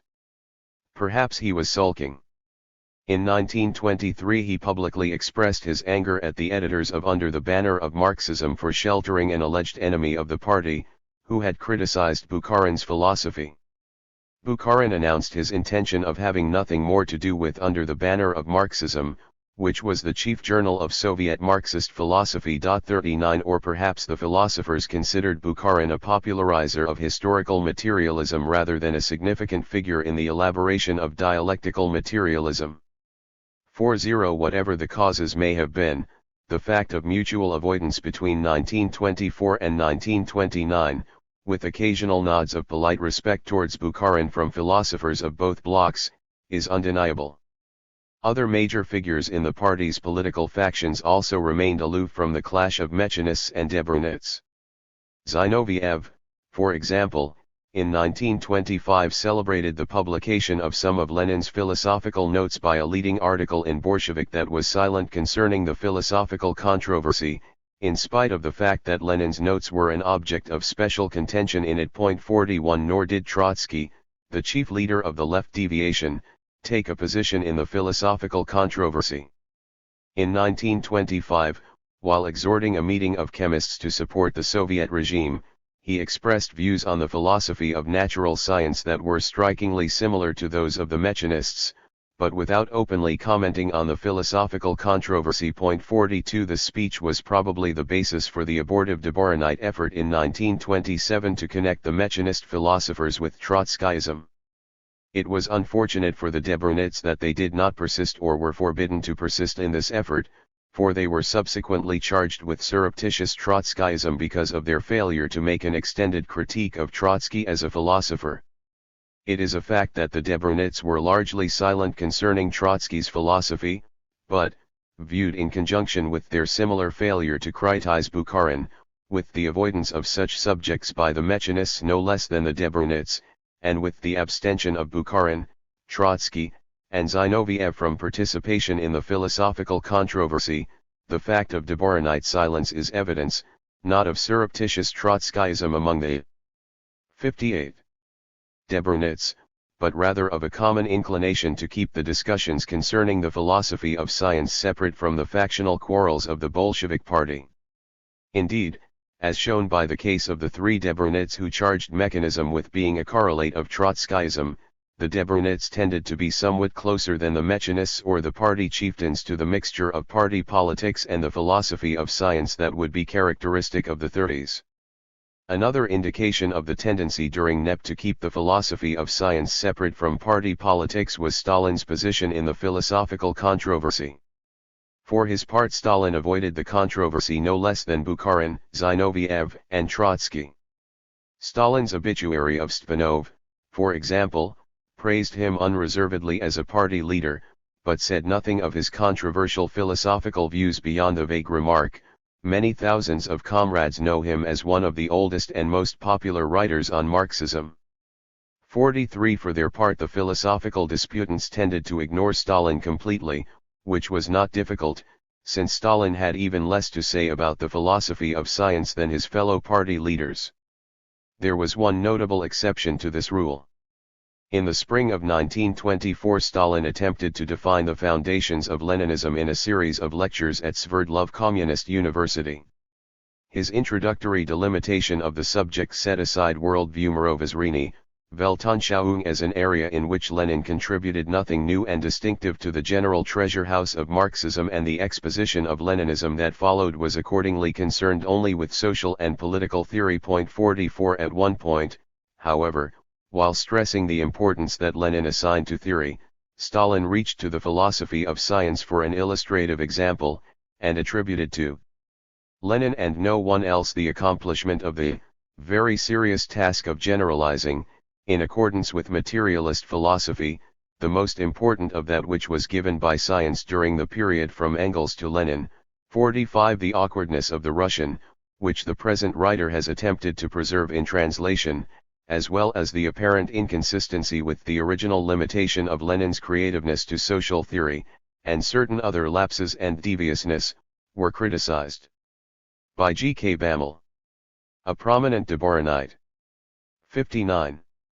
In a review of the literature on Leninism that was published in the latter part of 1924.46 in the same review, Bammel made clear his agreement with Stalin in questions of political and social theory, but he felt free to read lessons in methodology, as he called it, not only to Stalin, but also to Bukharin, and the Zinovievists Safarov. Not even Dvorin emerged unscathed from Bammel's critical survey. 7 This curious incident, let it be stressed, occurred in 1924, no Dvorinite attempted a similar criticism of Stalin in the years following, as far as the present writer knows. 48 If there was any significance in this early, isolated occurrence, it lay in the philosophical superciliousness that Bammel evidently combined with political respectfulness in his attitude towards the anti-Trotskyite party leaders.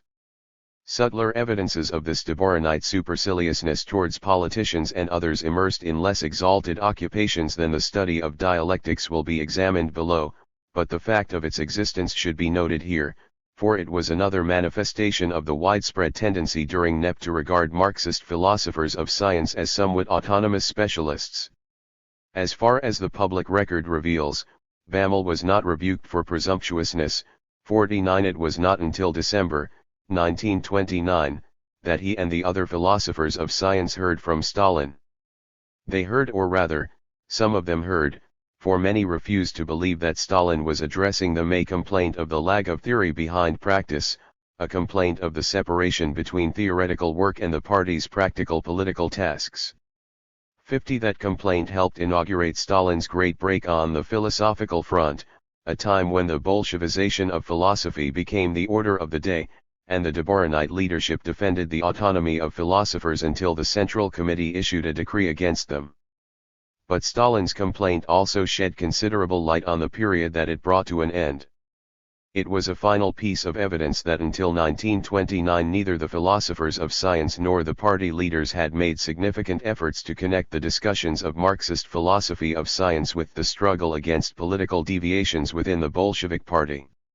The chiefs of party and state had a political interest in the discussions of the Marxist philosophy of science, but it stemmed 60. From generally accepted policies that were not at issue in the party's factional strife. These policies will be discussed below, and further attention will be given to the problem of ideological affinities between the philosophers of science and those political leaders who were highly regarded as theorists. For the present chapter was not intended to deny any validity to the affinities that have been retrospectively established between the philosophical and political factions of the 20s, the purpose has been to show that such affinities do not prove the existence of consciously formed connections between the two fields. A comprehensive intellectual history of Soviet Russia during the 20s might well perceive in the contemporaneous arguments of politicians and philosophers of science a pattern of analogous responses to vaguely similar perplexities. Both groups were, after all, struggling to apply a commonly held theoretical heritage to different, but equally refractory areas of Russian life. At the center of the politicians' arguments was the problem of carrying peasants along in the drive to industrialize and collectivize Russia. At the center of the philosophers' arguments was the problem of winning scientists to support the Bolshevik ideology that inspired the drive. The Mechanist philosopher and the rightist politician, each in his own area, urged caution, gradualism, coaxing the refractory element, while the Dvorinite philosopher and the Trotskyite politician urged boldness, haste, compelling the refractory element. But these affinities are great oversimplifications, apparent only in retrospect. The political and philosophical controversies of the 20s may well have proceeded in the same general direction, but they did so along largely separate paths that did not merge until the end of 1929. 4. In Soviet Marxist usage, culture is the aggregate of human achievements in the subjection of nature, in technology, education, social structure. 1. Since it progresses through stages common to an humanity, the wooden plow, wife-beating, illiteracy, and religion, to take only a few examples, are now signs of cultural backwardness or simply non-culturedness, nekulturnost. But the wooden plow determines the rest. The chief sign of non-culturedness is the absence of modern technology and science. With this usage in mind, it is possible to understand why Lenin warned, as his government beat down its armed opponents, that non-culturedness was the main obstacle to the building of socialism, for the new regime's supporters were overwhelmingly non-cultured, while the minority of Russians who had culture were largely opponents of the new regime. 2. It was against this condition that the Bolsheviks planned their cultural revolution.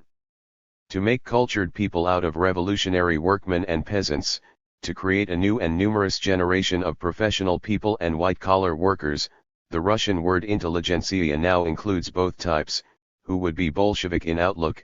That was the goal of the Cultural Revolution. It would be a mistake to think of this Cultural Revolution as a process beginning in 1907 and continuing in an undeviating line towards its predetermined goal, regardless of the convolutions of Bolshevik policy in the concomitant political. 62. And economic revolutions.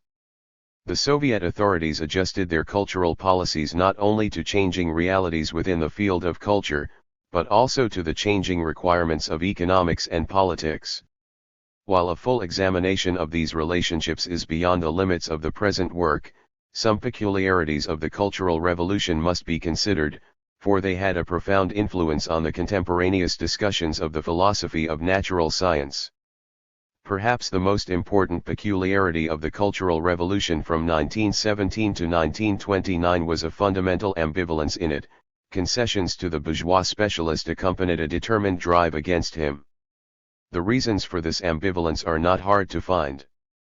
Most professional people and white-collar workers were hostile to Bolshevism, and the Bolsheviks were convinced that the more skilled were the more hostile, but their skills were essential to the new regime. It was even possible to predict a vicious circle.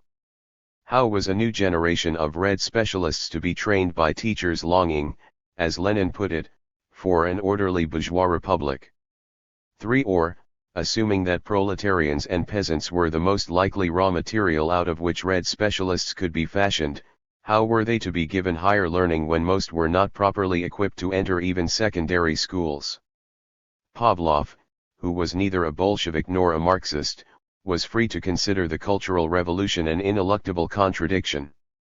4. M. Pokrovsky, the Bolshevik historian who was probably the leading figure in the transformation of higher education, described the anomalies of the Cultural Revolution more concretely and less pessimistically, when reviewing the first 10 years of Soviet education. In reality, we were faced with two dangers: on the one hand, the danger of remaining in the old rut, since we had a certain fear of too abrupt and decisive demolition, and as a result we could be held prisoner by bourgeois specialists. On the other hand, the danger consisted in the fact that there were some comrades who said, all bourgeois education is worth absolutely nothing. It is necessary to throw all this out and to begin anew.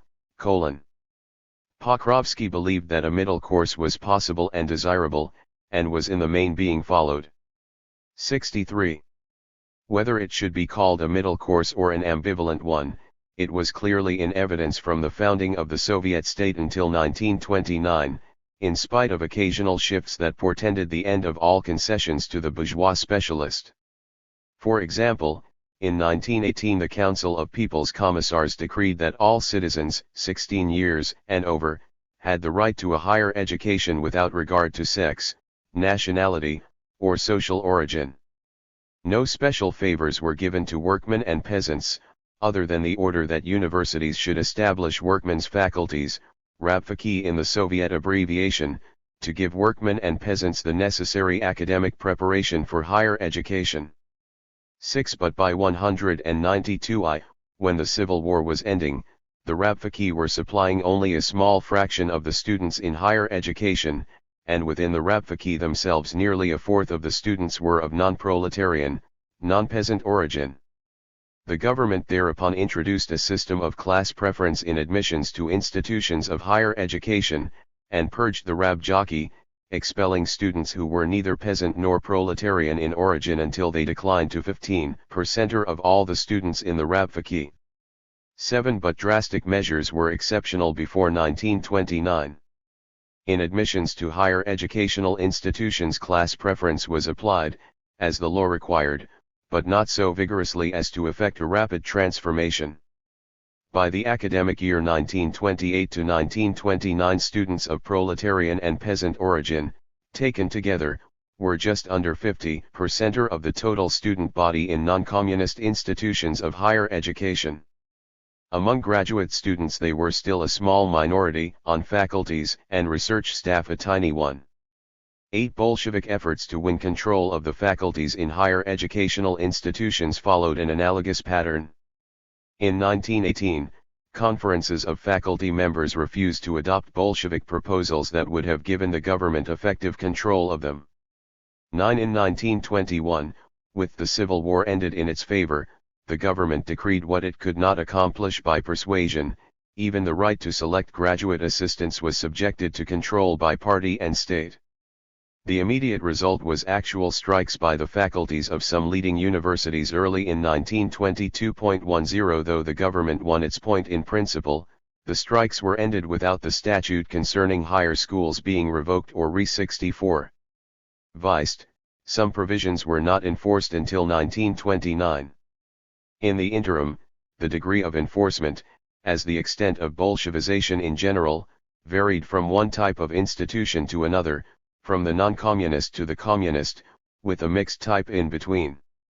Research institutes, scholarly societies, and university departments in the field of natural science were allowed to remain in the control of non-communists and non-Marxists, bourgeois specialists, as they were called in the Soviet press. UNTII 1929 ideological pressure was exerted upon them only gradually and indirectly, largely through the slowly growing number of Bolshevik-minded graduate students. Through a number of agencies, such as the Union of Scientific Workers, TSEKUBU, the Central Commission for Improving the Condition of Scholars, Varnitso, the All-Union Association of Workers of Science and Technology for SJ stands to the construction of socialism, and the Societies of Materiali, natural scientists that were created by the Communist Academy. An effort was made to win the bourgeois specialist in natural science to political sympathy with the regime, and, if possible, to ideological agreement with Marxism. But as late as 1928 natural scientists were assured by Lunacharsky himself, the Commissar of Education, that it was their legitimate right not to be Marxists. 12. Indeed, Kalinin, the president of the Soviet Union's Central Executive Committee, speaking to a doctors' conference in December, 1925, implied a cheerful indifference even to the political affinities of the bourgeois specialist. Communism is something created in the provinces by the man who says, "I am against communism." Decidedly against communism. But by his work that very man is helping the communist cause, for at present the communist cause signifies in medicine, for example, raising the people's health. It is precisely in this that the strength of communism lies. Under the Soviet regime, communist work is being performed essentially by everyone who is working honorably, conscientiously, in his own field.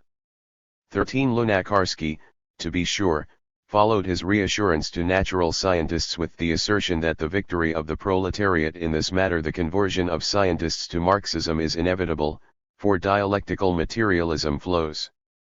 65. With a perfect conformity to law economernost from the whole structure of contemporary science, considered in its objective and healthy parts.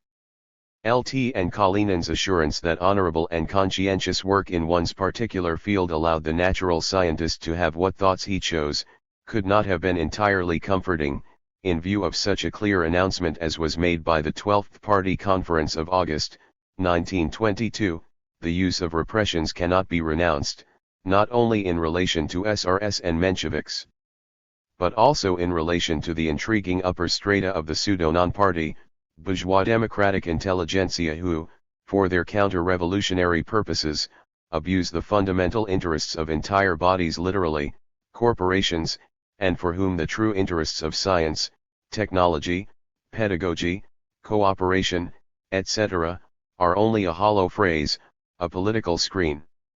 16. Nevertheless, the evidence indicates pretty clearly that until 1929 repressive measures were not the rule for the government's policy towards natural scientists and their institutions. The voice of a Russian Marat was occasionally heard demanding the closing of the Academy of Sciences, the central research organization largely for natural science, which enjoyed autonomy even to the extent of having the only non-communist press exempted from prior censorship. But until 1928 the Soviet government financed the Academy without infringing its unique autonomy. 16 Indeed, as the reader will see below, the Academy's vice president felt free, in 1923, to lecture the Bolshevik authorities on the necessity of untrammeled academic freedom. Explicitly communist institutions of higher learning were a second, and entirely different type. Originally they were centers of teaching and research exclusively in the field of politics and social science. Thus the nominal center of Marxist research was called the Socialist Academy of Social Sciences when its existence was proclaimed in 1908.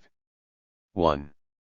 7. The Institute of Red Professorship had no departments of the natural sciences when it was founded in 192 to train Red professors for higher education. 18. And the three-step network of Soviet party schools, ranging from short-term indoctrination centers for party agitators to the so-called communist universities, was 66.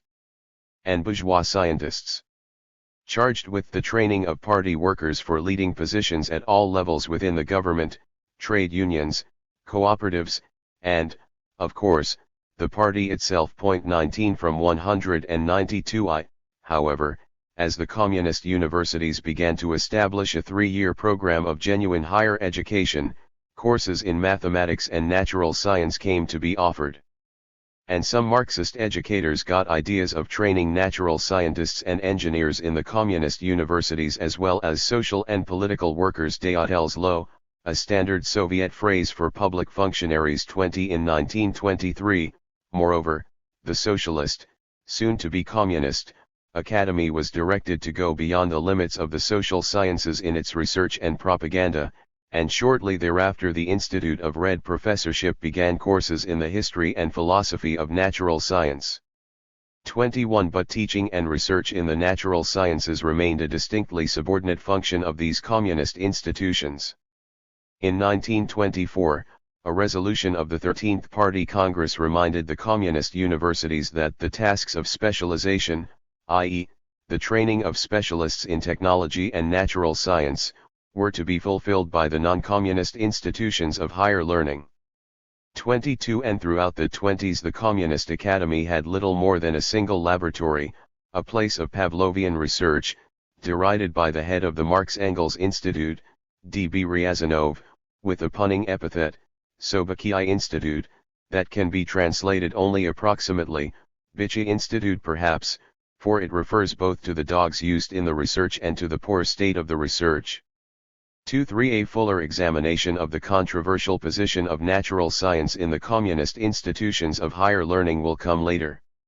Here the only point is that their main functions throughout the period under review were the training of public functionaries and the development and propagation of Marxism as a group of social sciences and a general Weltanschauung, which did not entail anything like comprehensive and detailed work in the specific disciplines of natural science. Such work was left to the institutions of higher learning where bourgeois specialists predominated. The third type of institution of higher learning may be described as the mixed or joint type, Communists and non-communists, Marxists and non-Marxists collaborated and F67. Conflicted within institutions of this type.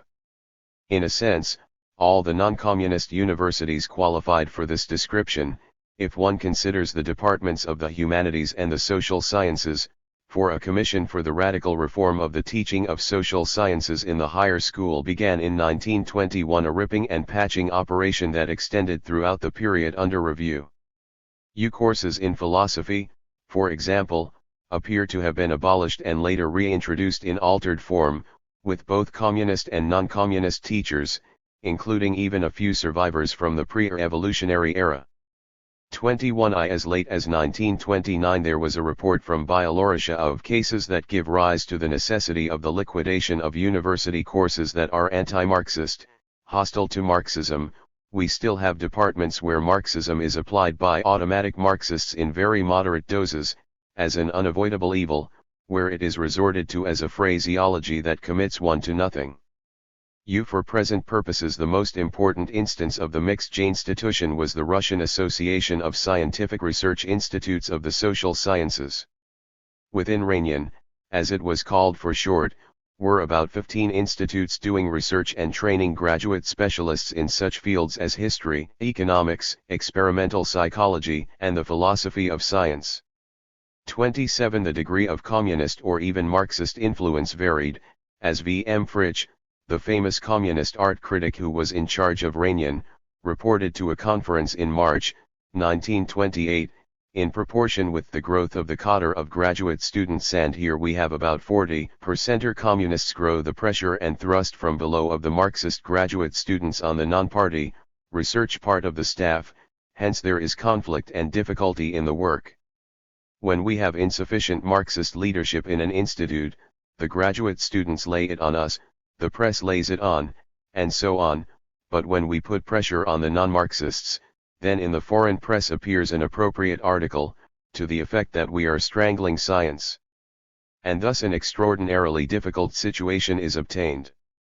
8. When D.B. Ryazanov, whose contempt for the Communist Academy's venture into natural science has already been 68. Noted, Twit Fritsch on the tardiness of Marxist ascendancy in RANIAN. Fritsch was obviously nettled. It is, of course, very easy for Comrade Ryazanov to talk, for, clearly, the Institute of Karl Marx and Engels headed by Ryazanov consists of communists and Marxists. Exclamation from the floor, not only Marxists. There, of course, the matter is different, but just you try and work where there are not only a few Marxists, but where the majority consists of non-Marxists. Spitzy colloquial abbreviation for specialists, scholars. 20. Similar dilemmas were, presumably, the cause of the uncertain status of the Institute of Scientific Nauchnoy Philosophy. In origin it appears to have been established under the Commissariat of Education's Academic Center as a sort of special commission, composed largely of non-party specialists, studying the use of statistics in various sciences. 30. Subsequently it undertook a program of graduate training and became a member of RANIAN, when that association was founded in 1923. But that same year growing Bolshevik concern over the ideological aspects of natural science caused the institute to be shifted from the control of the Commissariat of Education to that of the Socialist, soon to be Communist, Academy. The institute seems to have shifted its interests too, from such problems as statistical methods in biology to such as Marxism, or Henry Bergson's philosophy of science. In the process it became exclusively Marxist, as Fritsch boasted in March, 1928, but still it was spoken of as a member of RANIAN, and not merely as another part of the Communist Academy. As to this hesitation to cut off the institute entirely from the mixed or joint type of institution may be interpreted as evidence both of the slow-dying communist diffidence in the field of higher learning, and of the lingering hope that non-Marxist specialists might be converted to Marxism by working in the institute. The Institute of Scientific Philosophy was, indeed, only one example of the communist authorities' ambivalent feeling that they needed but could not rely on the bourgeois specialist. Even in such fields as economics and history there was a duplication of institutes within RANJAN, on the one hand, and the Communist Academy, on the other, in spite of the Communists' continual boasts that none but Marxists had anything constructive to offer in these fields. 33 Pokrovsky repeatedly stated. 69. As he participated in the suppression of bourgeois historiography, that he welcomed bourgeois scholarship as a necessary spur to Marxist thought, and he probably was not consciously hypocritical when he did so. 34 Even in 1929, when the Communists were launching a drastically new policy in their relations with the non-Marxist scholar, and Pokrovsky announced that the necessity of relying on non-Marxists and fellow travelers in higher learning was coming to an end, he added the qualification, except, of course, for natural science. 35 A similar ambivalence can be discerned in the Soviet government's policy towards publishing during the period to 1929. In a decree of December 12, 1921, the state press, known as Gosis.org, was given life or death power over private publishers by its authority to license them and to exercise prior censorship over their products. But this power, soon transferred to a special body called Glavlit, was not used to extinguish private publishing until the time of the first 5-year plan. 36 Furthermore, GIZ itself was far from being a Bolshevik monolith. From 1922 to 1930 its scientific section was headed by the non-party mathematician, V.F. Kagan, who was then only vaguely sympathetic to Marxism. 37 Occasionally GIZ, or some other governmental press, published such plainly non-Marxist works as the 2 books by the phenomenologist G. Schmidt that appeared in 1927.38 within the field of the philosophy of natural science. Non-Marxist books and articles appeared throughout the 20s, although in steadily declining numbers. They might be native Russian works, as, for example, the mathematician A.V. Vasipev's popularization of recent physics interpreted according to Eddington, 39, or they might be translations of foreign works. Sometimes the latter suffered unannounced deletions. For example, in 1929 the Academy of Sciences Journal of Popular Science, Priroden Nature, quietly excised some of Jean's patently religious thoughts in a translation of his article, The Physics of the Universe. But even so, the reader of Priroda could have had little doubt concerning Jean's fundamentally non-Marxist metaphysics. 40 In short, the Bolsheviks, having placed throttling fingers on the publication of non-Marxist philosophy of science in 1921, choked it only gradually, with the result that 70. Soviet Marxists faced overt competition in this field throughout the 20s. It would hardly be appropriate to attempt a full description of the currents of non-Marxist philosophy that circulated among Russia's bourgeois specialists. Nevertheless, one needs a more vivid sense of them than a simple assertion of their existence can supply, for it was largely in reaction to them that intensive Marxist discussion of the philosophy of natural science took shape.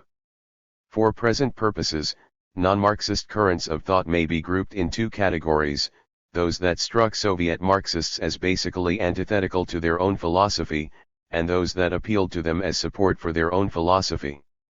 It must be borne in mind that the distinction between the 2 types could be made easily only in extreme cases. When, for example, the famous old biologist K.A. Timiryazev startled the scholarly world and quite enraptured Lenin by announcing his fervent support of the Soviet regime, it became an almost unquestioned assumption among Soviet Marxists that Timiryazev's views on the philosophy of science were basically akin to Marxism. 41. The same non sequitur could not be applied to Pavlov before his conversion to Soviet patriotism in the 30s, until then he openly scorned the Bolsheviks, though many of them admired his school of psychology. At the opposite extreme were philosophers of the so-called Russian school, who occasionally ventured into the philosophy of natural science. V. Father Florensky, for example, argued that Einstein's theory of relativity proved the existence of heaven and hell. Soviet Marxists could hardly have considered Horensky's argument a support for their own philosophy, though some did use it as alleged evidence that Einstein's theory was inherently anti-materialistic. 42 But between the apparently clear-cut cases of affinity and incompatibility with Marxism lay a variety of doubtful cases, provoking the Marxists to a disconcerted, anxious hostility. Consider, for example, the case of Orest Danilovich Gvalson, or Quolson, as he signed his name to publications in West European languages. Already 65 when the Bolshevik Revolution came, he had an international reputation not only as a physicist but also as a defender of religious faith. 43 The purpose that I have in mind, he told the students. 7-1. Of Petrograd University in the introduction to his course of physics, consists in this. I want to forestall an incorrect exaltation of knowledge on your part and a pernicious disparagement of faith. 44 It is hardly to be wondered at that Lenin, in his materialism and empirio-criticism, had commented waspishly on Gvalson, or that Gvalson was considerably apprehensive in 1918, as he approached the new rulers of Russia to learn the fate of some scientific projects that had enjoyed governmental support before the revolution. 45 He found that the Bolsheviks, faced by the hostility of the intelligentsia in its majority, were overjoyed at his willingness to work with them.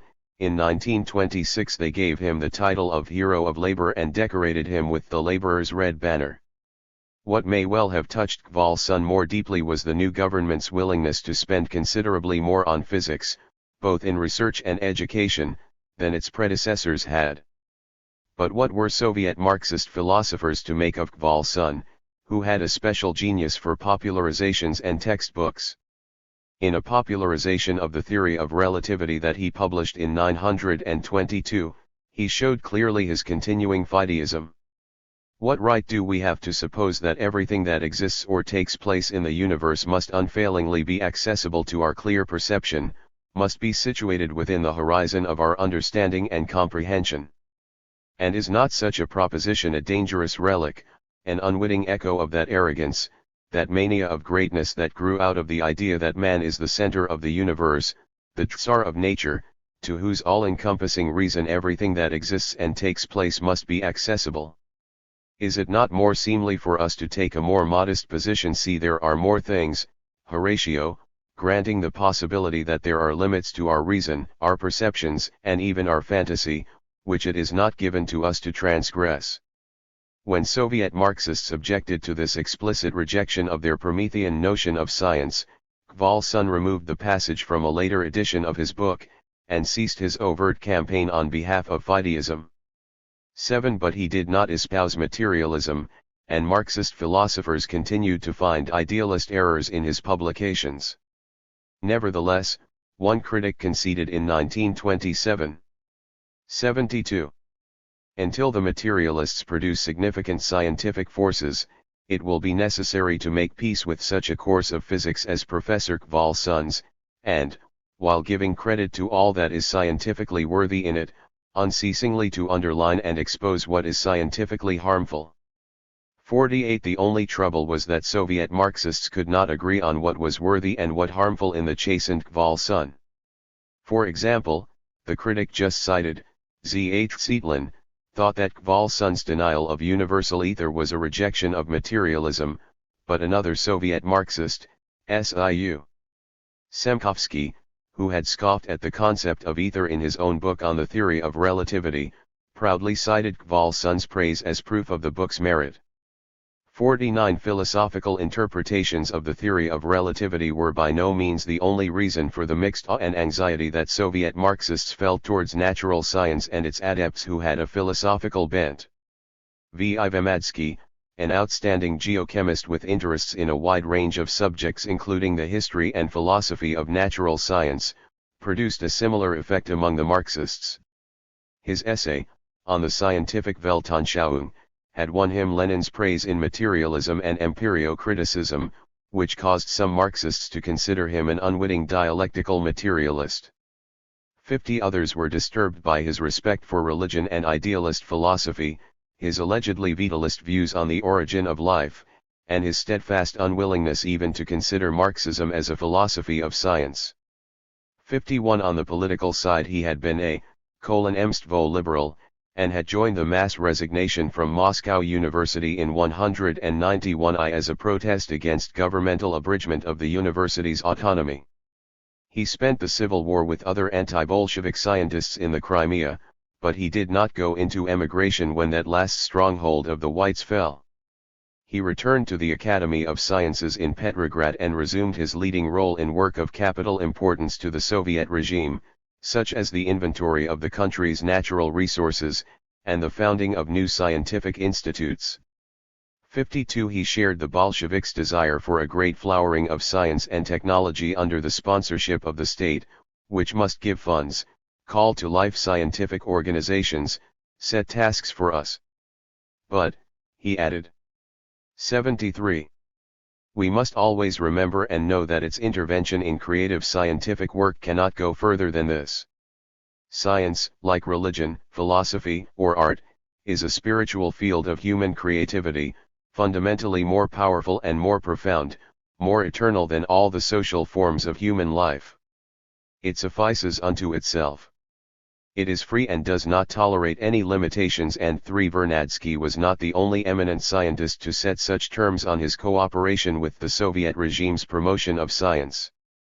When V. A. Steklov, the famous mathematician and vice president of the Academy of Sciences, published a brief, popular biography of Galileo in 1923, there could have been little doubt concerning his basic motive. He was reading the Bolsheviks an historical lesson in the philosophy, or perhaps one should say the sociology, of science. The party that controlled the Catholic Church in the 17th century, he explained, tried to subject science to their party discipline.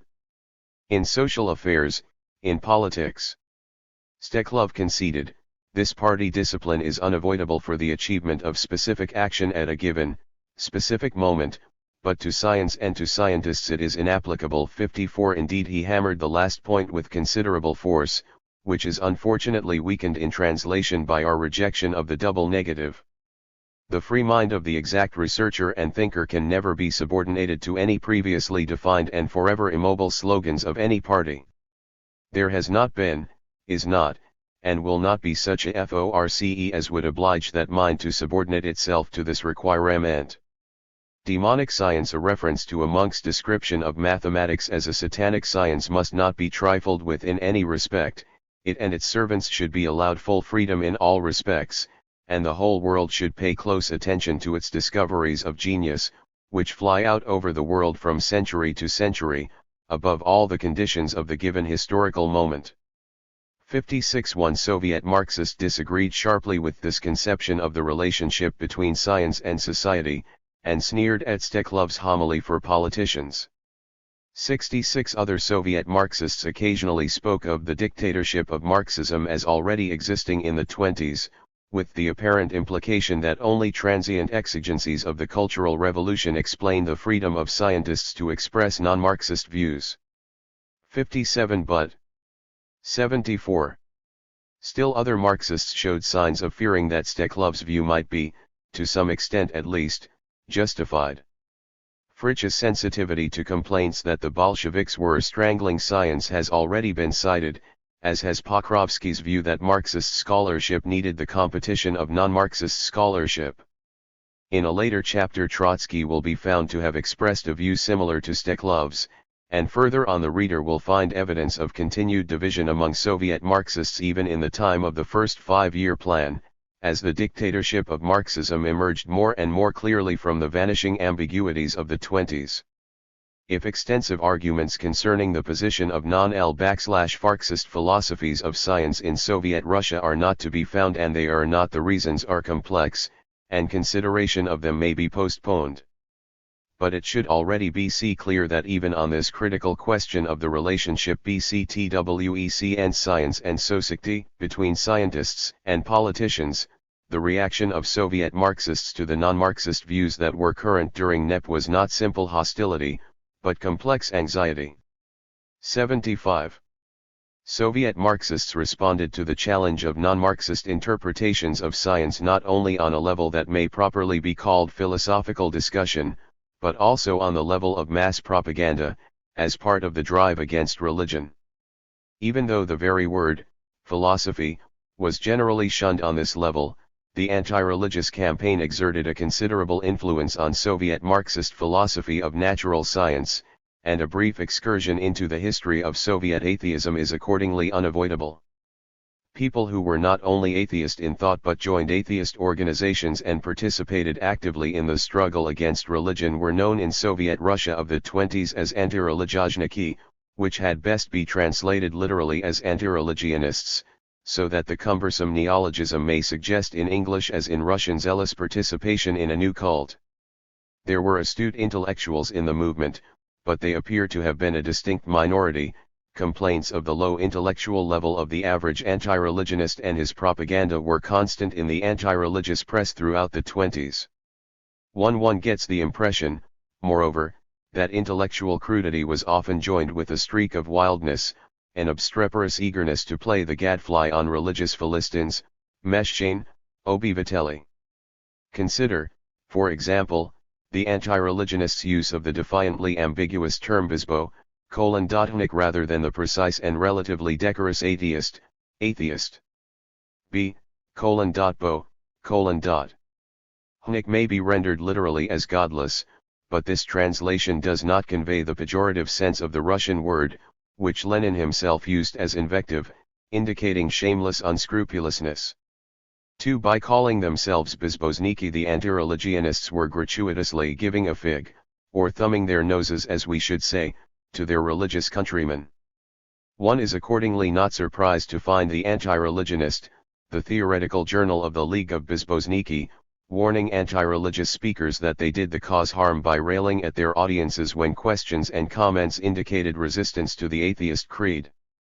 3. Another noteworthy feature of the anti-religious campaign was the widespread feeling among anti-religionists that the attack should be limited to political and social aspects of religion, and that anti-religious propaganda among peasants and workmen should not deal with cosmological questions. This practicality was fairly widespread, but it was officially censured. For the peasant, wrote V. N. Sarabayanov, who was a leading figure in philosophical discussions as well as the anti-religious movement, also poses questions broadly, methodologically, if you please, and not only narrowly, practically, concerning God and the world, and not only concerning the priest and the peasant's own household.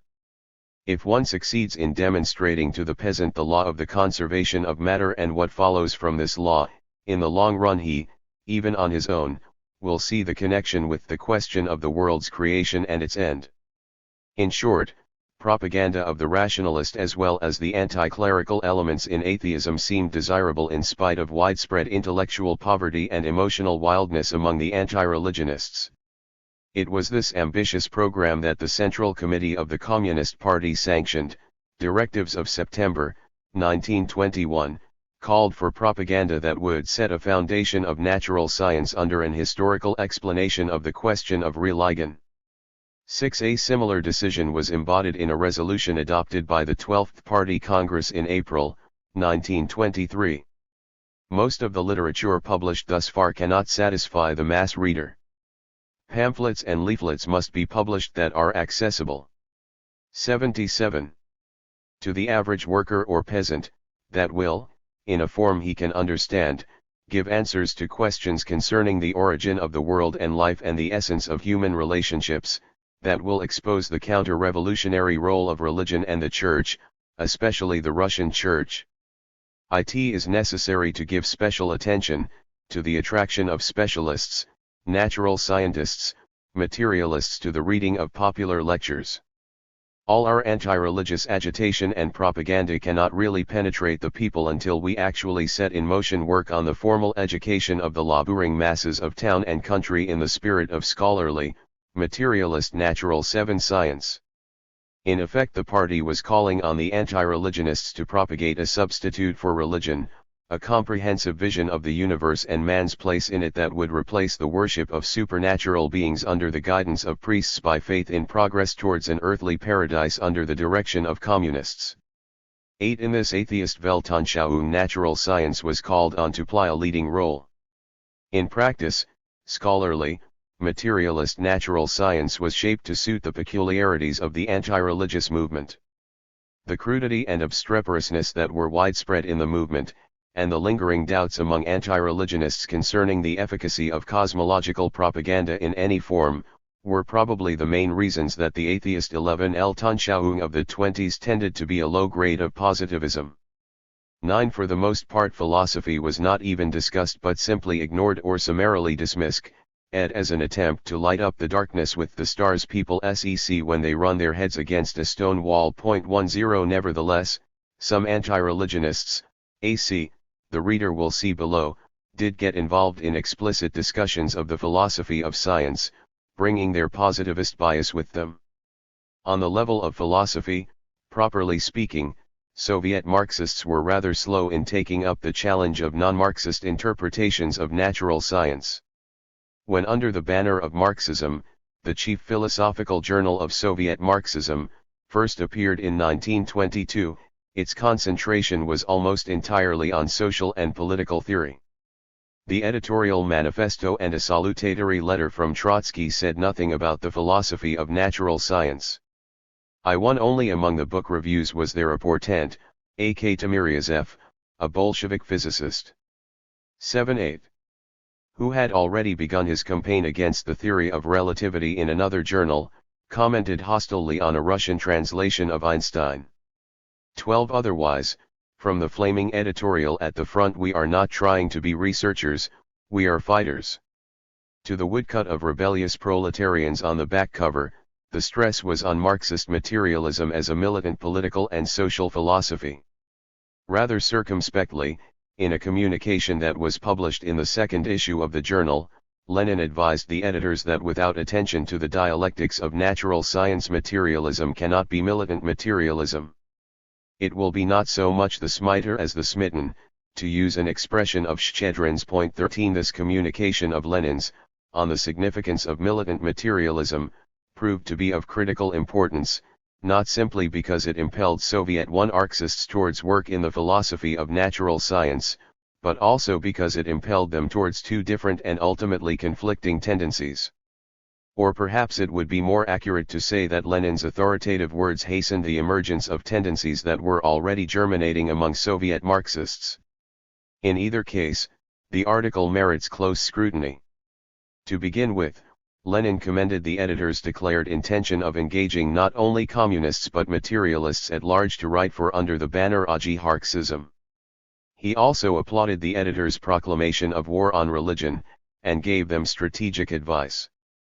14. It was in a separate second part of his article that Lenin noted the journal's neglect of the philosophy of natural science.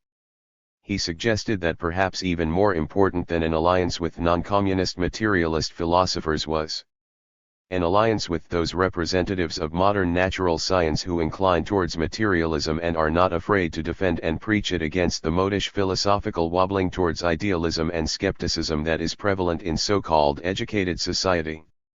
The article by Timiryazev permits us to hope that the journal will succeed in effecting this second alliance too. Greater attention needs to be paid to it. It needs to be remembered that reactionary philosophical schools and quasi-schools, trends and pseudo-trends, are being born almost continuously, precisely out of the abrupt breakup that contemporary natural science is experiencing.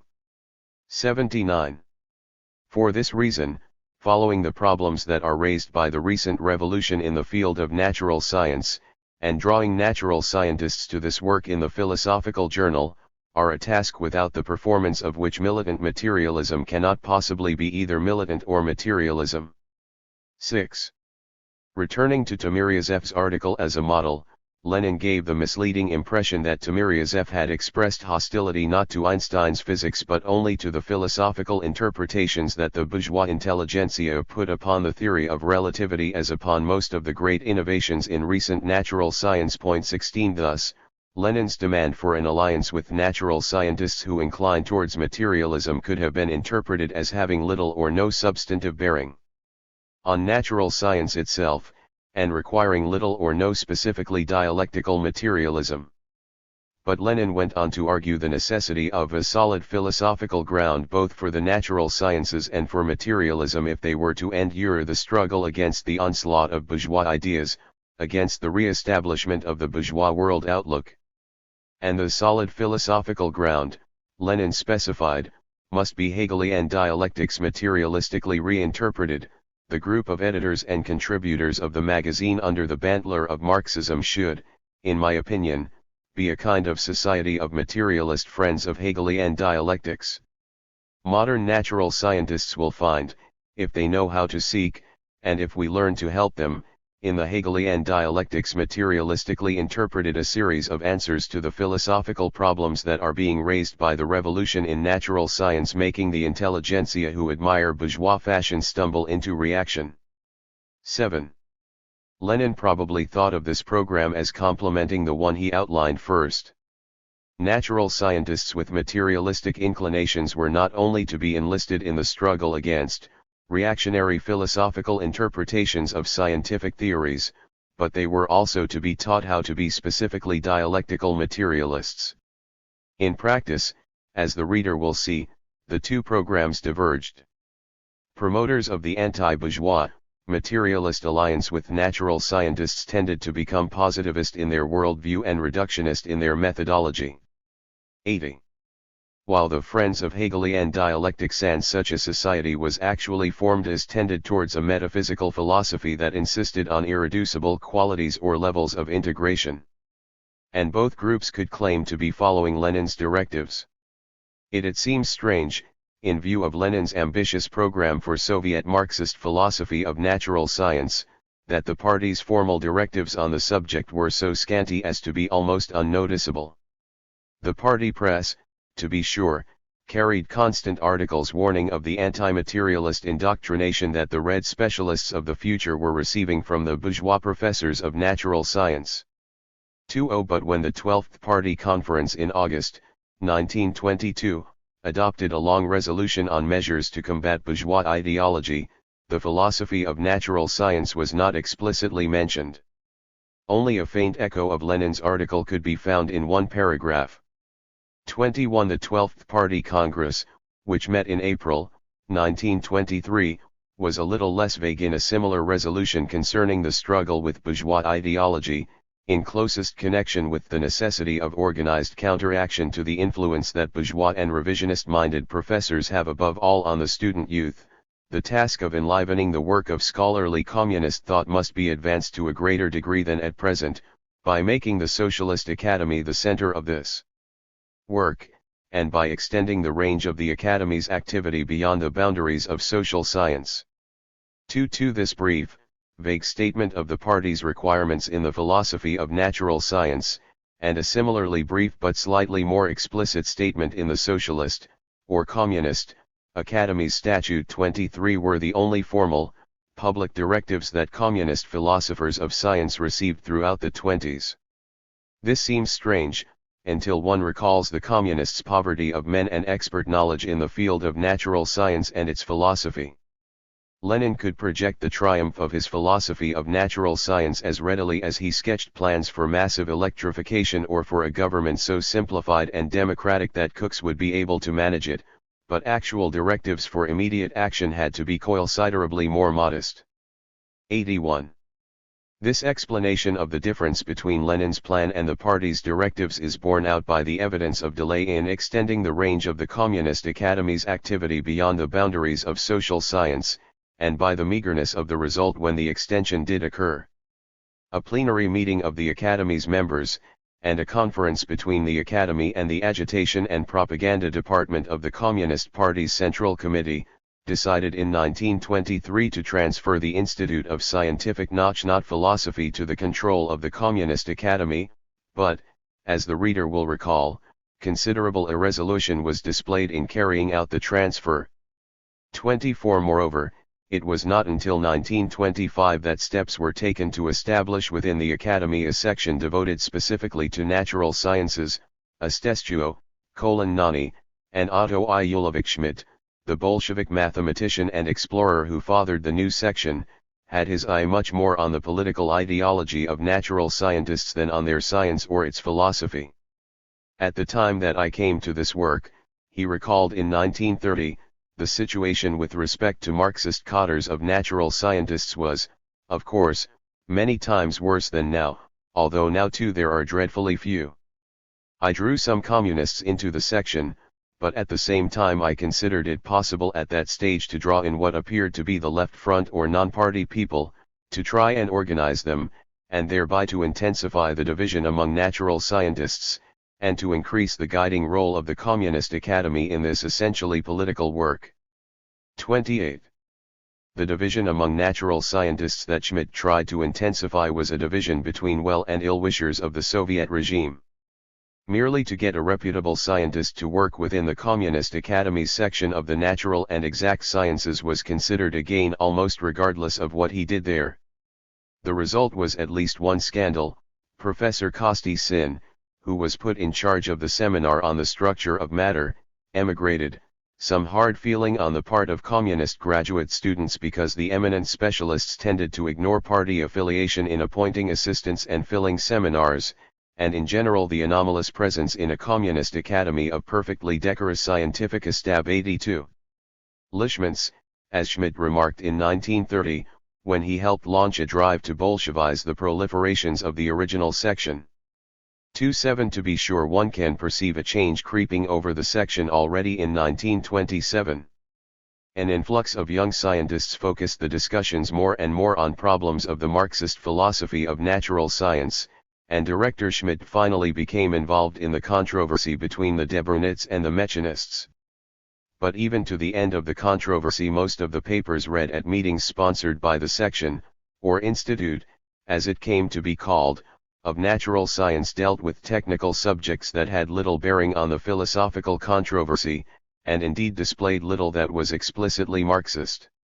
Two similar results can be observed in other institutions where Soviet Marxists tried to go beyond the boundaries of social science. The State Timiryazev Scientific Research Institute for the Study and Propaganda of Natural Science from the point of view of dialectical materialism got a considerable number of natural scientists to publish little pamphlets of popular science with a more or less materialist slant. 29. But otherwise it belied the promise of its ponderous title until 1925, when it rallied to the defense of the Mechanist faction in the philosophical controversy, and became their chief stronghold, publishing what was in effect the organ of the Mechanist faction. In the Ukraine, the Scientific Research Department of Marxism-Leninism was part of the Ukrainian Academy of Sciences only in a dialectical sense.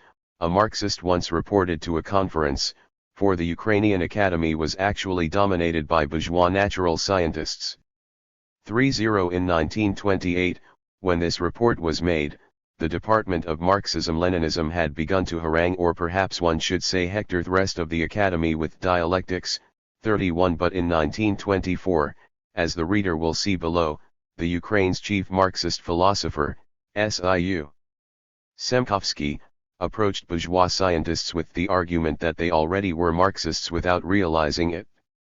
This chief philosopher in the Ukraine had been a Trotskyite and Machist before the revolution.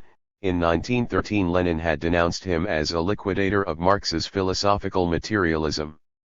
32. The fact is noteworthy not as a curiosity but as an illustration of a general rule, which can also be attributed to the G83 peculiarities of the Cultural Revolution in the 20s.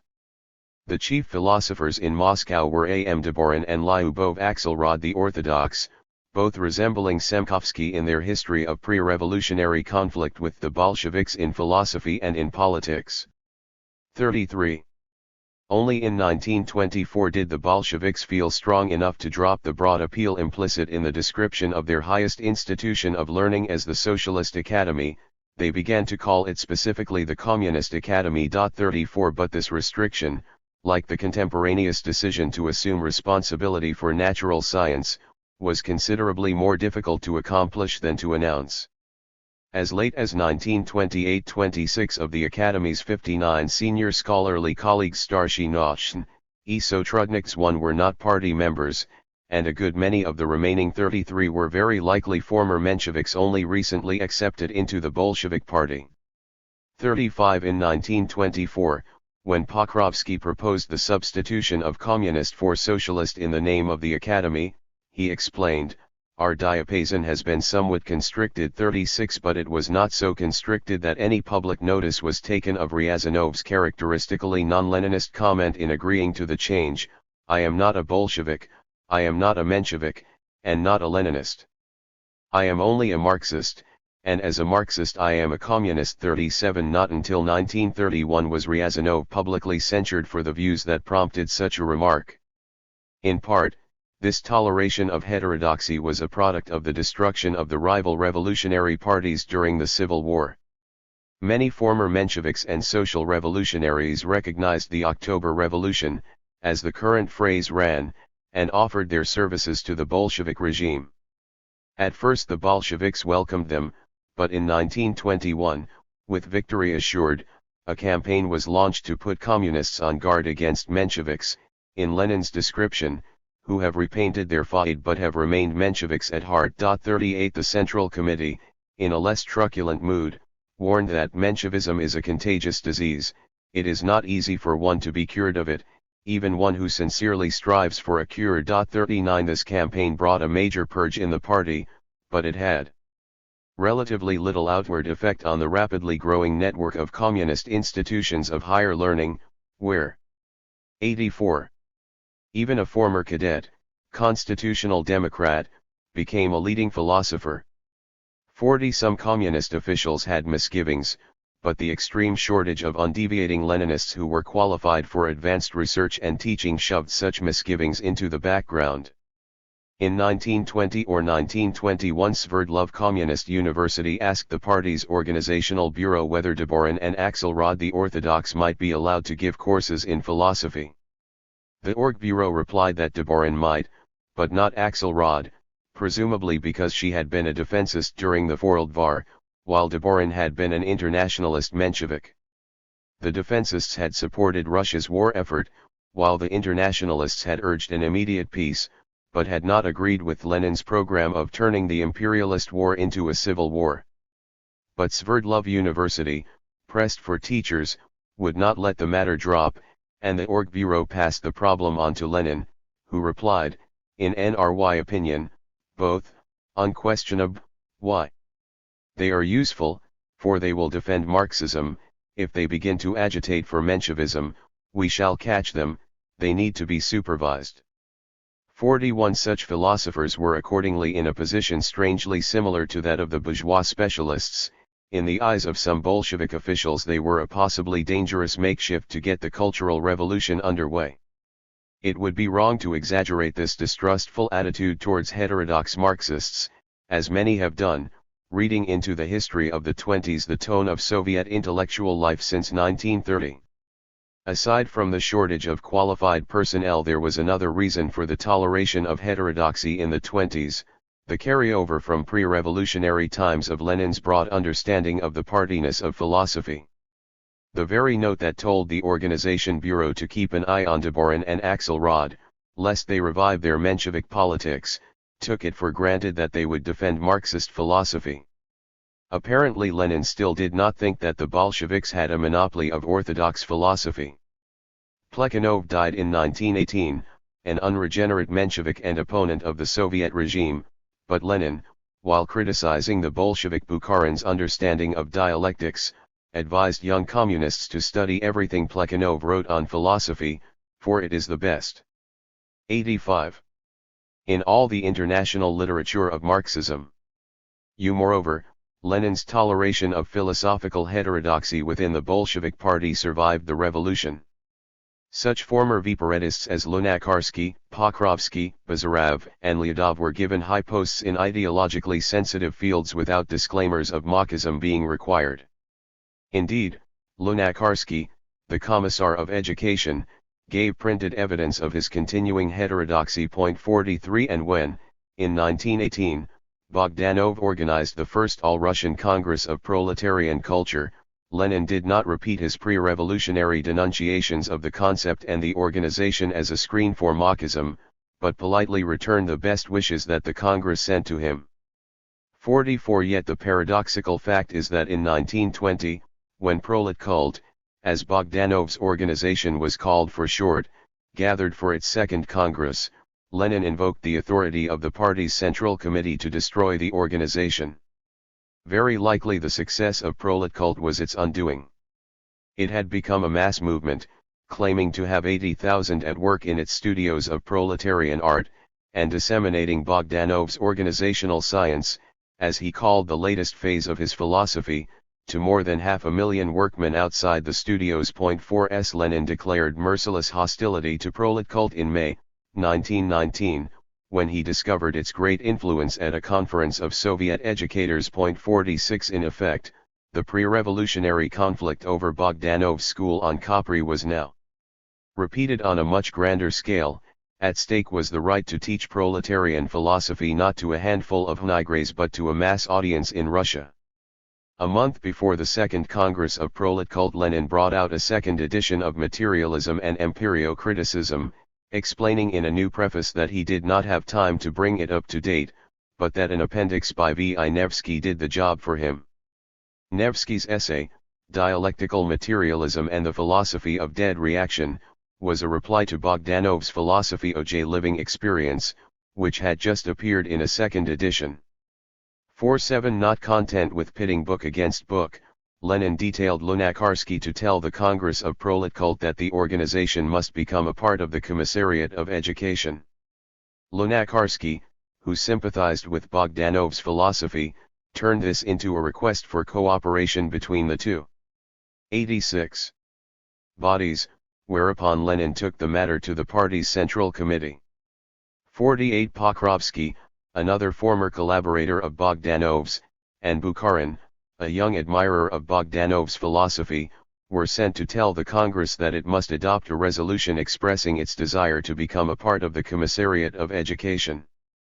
49 After long, hot debates, the Journal of Prolet Cult tells us, the communist faction, by force of party discipline, carried the resolution through the Congress. 50 As the quotation suggests, the report in the Journal of Prolet Cult was angry at its loss of independence, and the party's Central Committee replied with a letter in Pravda, justifying its intervention on the ground that workmen must be protected against Marxism, and promising Prolet Cult full autonomy in the field of artistic creation.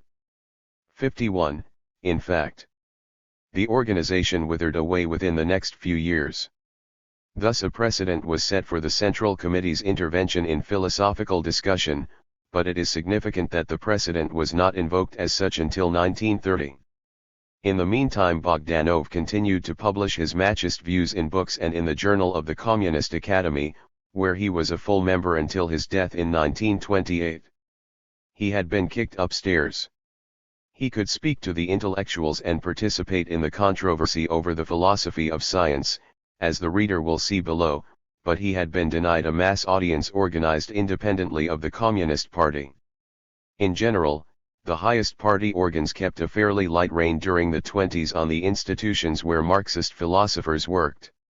The Communist Academy, which was supposed to be the organizing and directing center in all fields of Soviet Marxist thought, was formally attached not to the party's Central Committee but to the Central Executive Committee of the Soviet Union. 52. And in practice the high party officials who were nominal members of the Academy's governing body, its presidium, rarely attended its meetings. 53. It fell to the historian M. N. Pokrovsky, another Marxist with a history of deviation from Bolshevism, to report the party's requirements to the Academy. In October 1923, for example, he reminded a meeting of the Academy that the party's 12th Congress had, 6 months ago, resolved that the Academy should extend its commitment beyond the boundaries of social science. But 87. Pokrovsky added, the Congress's decree binds nothing specific on us. Indeed, he was somewhat embarrassed and apologetic. And the fact that at the present time we are charged with this task as a party function, I think that this is pure gain for us. It will be possible for us, at least when utilizing party forces in this direction, to operate with the methods of party discipline. I, like many old party intellectuals, have reacted querulously and discontentedly to external discipline, but I must say that recently I have begun to notice that some things are not feasible without it, so that in the given instance external discipline will be useful to us. Towards the end of the period under review, the autonomy of the Communist Academy began to shrink.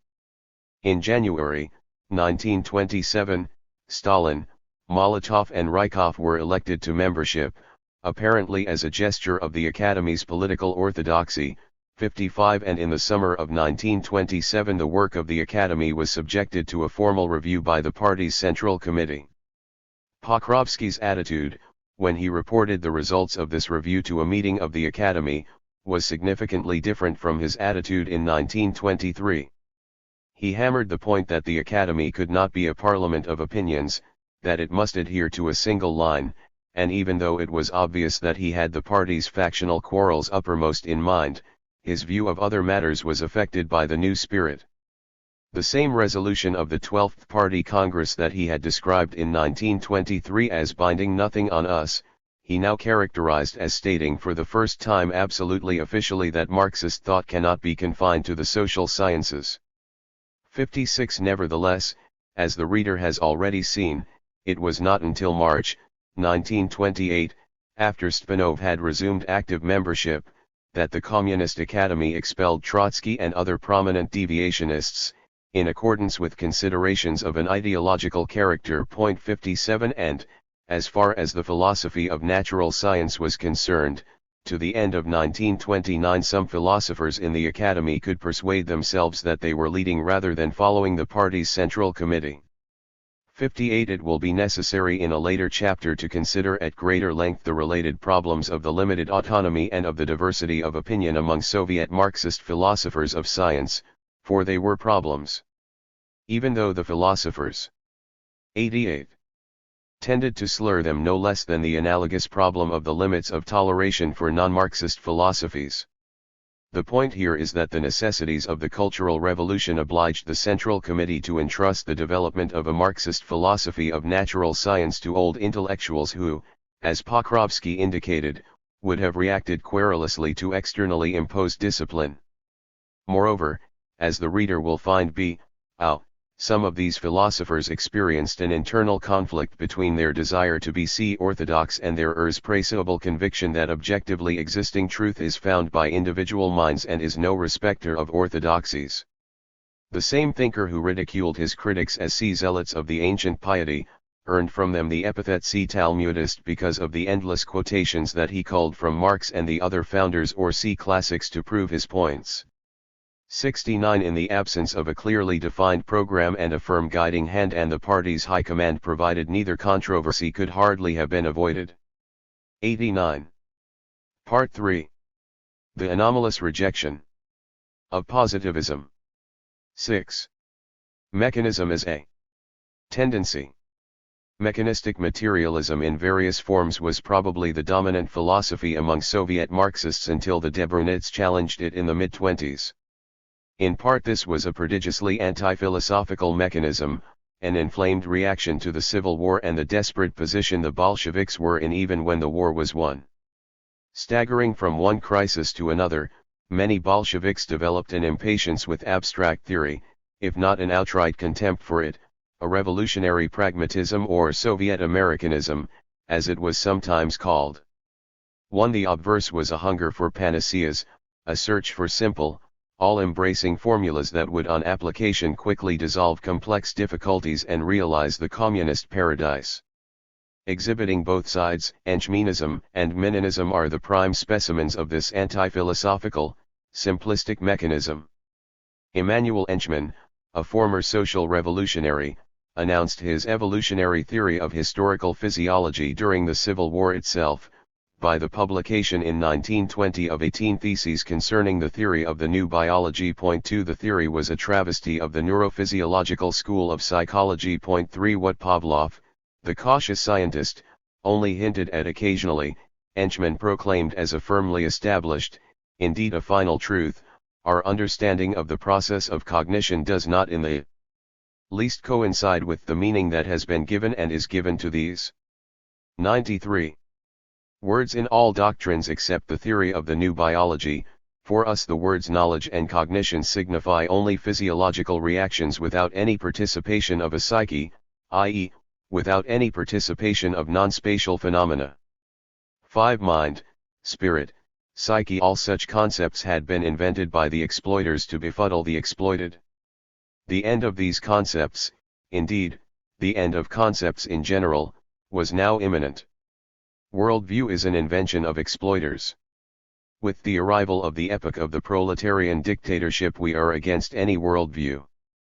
\ver for the proletarian, the emerging communist, single system of organic reflexes. The philosophical worldview called dialectical materialism will be reduced to ashes, for thanks to biological training the necessity of logic will disappear, cognition, thought, will wither away, and only the physiological reflex of the guffaw will recall exploitative dialectical materialism, which befuddles the innocent heads of advanced revolutionary workmen. 6. It would be profitless, though diverting, to follow Henchman's detailed account of the utopia that would be realized, if only his fellow revolutionaries would utilize the 15 analyzers in the human nervous system. Ultimately there would be a world commune administered by a Revlyuchsovet, an acronym for Revolutionary Scientific Council, issuing physiological passports to people who would no longer possess the written or even the spoken word but only the single system of organic reflexes. But so long as proletarians did read, Henchman was profoundly convinced that in the not distant future all the works on the philosophy of Marxism that are now considered very authoritative will in the saddest fashion gather an ever thicker layer of dust on the shelves of school libraries, while his own 18 theses would go through many editions, and many times we shall witness workmen studying this pamphlet, turning its pages with their calloused hands. 7. Henchman's expectations were cruelly disappointed. MTCR the first and only edition, 1920, of the pamphlet just mentioned, he published in 1923 issue 1 of a projected encyclopedia of the new biology. 8. And that was the end. He had, to be sure, acquired a following among the revolutionary youth who were turning from war work and soldiering to higher education. 9. In some communist universities his followers had formed clubs. 94. Of TNBSTI, TNBERS, for theory of new biology. 10. But among the people who taught in the communist universities, edited communist publications, and headed communist research and propaganda organizations, Henchman had, so far as the present research has revealed, not a single supporter. In fact, established authority was mobilized against him. Bukharin was among the leading party theorists who published polemics against him, and an editorial in Pravda took a slap at Henchmanism, giving THC impression in a passing reference that only those opposed to THC party's general line could be Henchmanist. 11. Fortune was only slightly kinder to S. Minin, the revolutionary who used Comte as Henchman used Pavlov. Minin broke into print not 2 but THRCE times, and subsequently the Debrunets attempt to discredit their Mechanist opponents by calling him the founder of THC Mechanist bloc. Lacquer still this polemical exaggeration was elevated to the status of dogma, and careless scholarship outside the Soviet Union continues to propagate the error. 12. It would be as accurate to count Father Coughlin among the founders of the new conservatism in America. There is reason to believe that Minin was arguing his views to sympathetic students at Sverdlov Communist University during 1920 and 1921, while the Civil War was still on. 13. But it was not until the middle of 1922 that he broke through the hostility of communist editors, first in a provincial journal, 14 then in under the banner of Marxism itself, 15 the newly established Journal of Soviet Marxist Philosophy. In a note prefixed to Minin's manifesto, the editors of this journal warned that they were printing it abridged, they said, owing to a lack of space only as a symptom of anti-philosophical currents of opinion, and immediately after it they placed a rebuttal more than twice the length of Minin's article. I6 towards the end of 1922 they allowed Minin space once again for a reply to his many critics. 7 and then silence. For a time he may have nourished hopes of vindication. The leading anti-religionist of Kharkov, and an anonymous author in Tsaritsyn, now Stalingrad, published articles in defense of his views. 8 But by the end of 1923 defenses of Minin had disappeared even from provincial journals. ID 95. In substance, Minin's theory was not nearly as revolutionary as Henchman's, but his style made up for that lack. Brief, peremptory paragraphs asserted his simple argument. Religion was a tool of landed ruling classes, who needed no science. Philosophy had been a tool of the bourgeoisie, who needed science for production but needed also to befuddle the masses. The proletariat alone needed neither religion nor philosophy, but only science. Philosophy is a prop of the bourgeoisie. Not idealist, not metaphysical philosophy only, but precisely philosophy in general, philosophy as such. In a word, the proletariat retains and must retain science, only science, but no kind of philosophy. Science to the bridge, philosophy overboard. To the charge that he was merely dressing Comte's scheme of intellectual history in revolutionary phrases, Minin replied, with Plekhanov as his authority, that Comte had stolen the theory from the socialist Saint Simon. 21. To the argument that Marx and the other founders of Marxism had repeatedly indicated their belief in the necessity of philosophy, Minin replied that they had been children of their times, and that, even so, their writings contained hints of the newly revealed truth that science needs no philosophy. Away with the dirty linen of philosophy! Minin exclaimed, paraphrasing Lenin's famous remark concerning social democracy. We need science, only science, simply science. 22. The influence of Henchman and Minin was almost entirely confined to the communist student youth. With the single exception of the Kharkov anti-religionist, established communist theorists, including those who would become leading members of the Mechanist faction, displayed hostility or indifference to these ultra-revolutionary positivists. But evidences of other, less crude varieties of mechanism as a tendency abound in the very polemics against Minin and Henchman. Bukharin, for example, countered Henneman's reduction of social science and psychology to biology by alleging whether biology could not be reduced to chemistry and physics. 23. A critic writing in Pravda found Henchmanism and Mininism to be 9.6. Essentially idealist, and set up against them the mechanico-materialist view. 24. And the rector of Sverdlov Communist University responded to the vogue of Henchmanism and Mininism among his charges by calling for the abolition of courses in philosophy. At this point something quite different from mechanism emerged. Another communist educator contended that the study of Hegel was the only antidote for Leninism and Henchmanism, and a brief dispute arose between him and the rector of Sverdlov, which helped to precipitate the extended controversy between the Mechanist and Dvorinite factions. 25. Two other Soviet Marxists who are frequently associated with the clash of the Dvorinite and Mechanist factions, even though they took no part in it, are much better known than Minin and Henchman. They are Trotsky and Bukharin, who contributed to the dominance of mechanism in the first half of the 20s, but did not come to its defense when the Dvorinites attacked it. Trotsky's mechanism may cause surprise to those who facilely assume that his celebrated voluntarism in political theory must have precluded a mechanistic philosophy. Actually, political voluntarism and philosophical mechanism can be joined in various ways, as the quarrel between Bukharin and Sorobayanov showed. 26. Trotsky, who was less interested in abstract theory than Bukharin, made no extended effort to justify his political theory with philosophical arguments. 27. But his mechanistic outlook was clearly revealed on the one occasion when he became seriously involved in the philosophy of science. 28. In 1925 he tried to persuade a congress of chemists that they had no cause to feel strange towards Marxism, for they were Marxists themselves. He told them that Mendeleev and by implication the contemporary chemist also was, in chemistry, without realizing it, nothing else but a dialectical materialist. 29. On that basis he offered a program of mutual non-interference between communists and chemists. From the field of chemistry there is no direct and immediate exit to social perspectives. An objective method of social cognition is necessary. Marxism is that method. 97.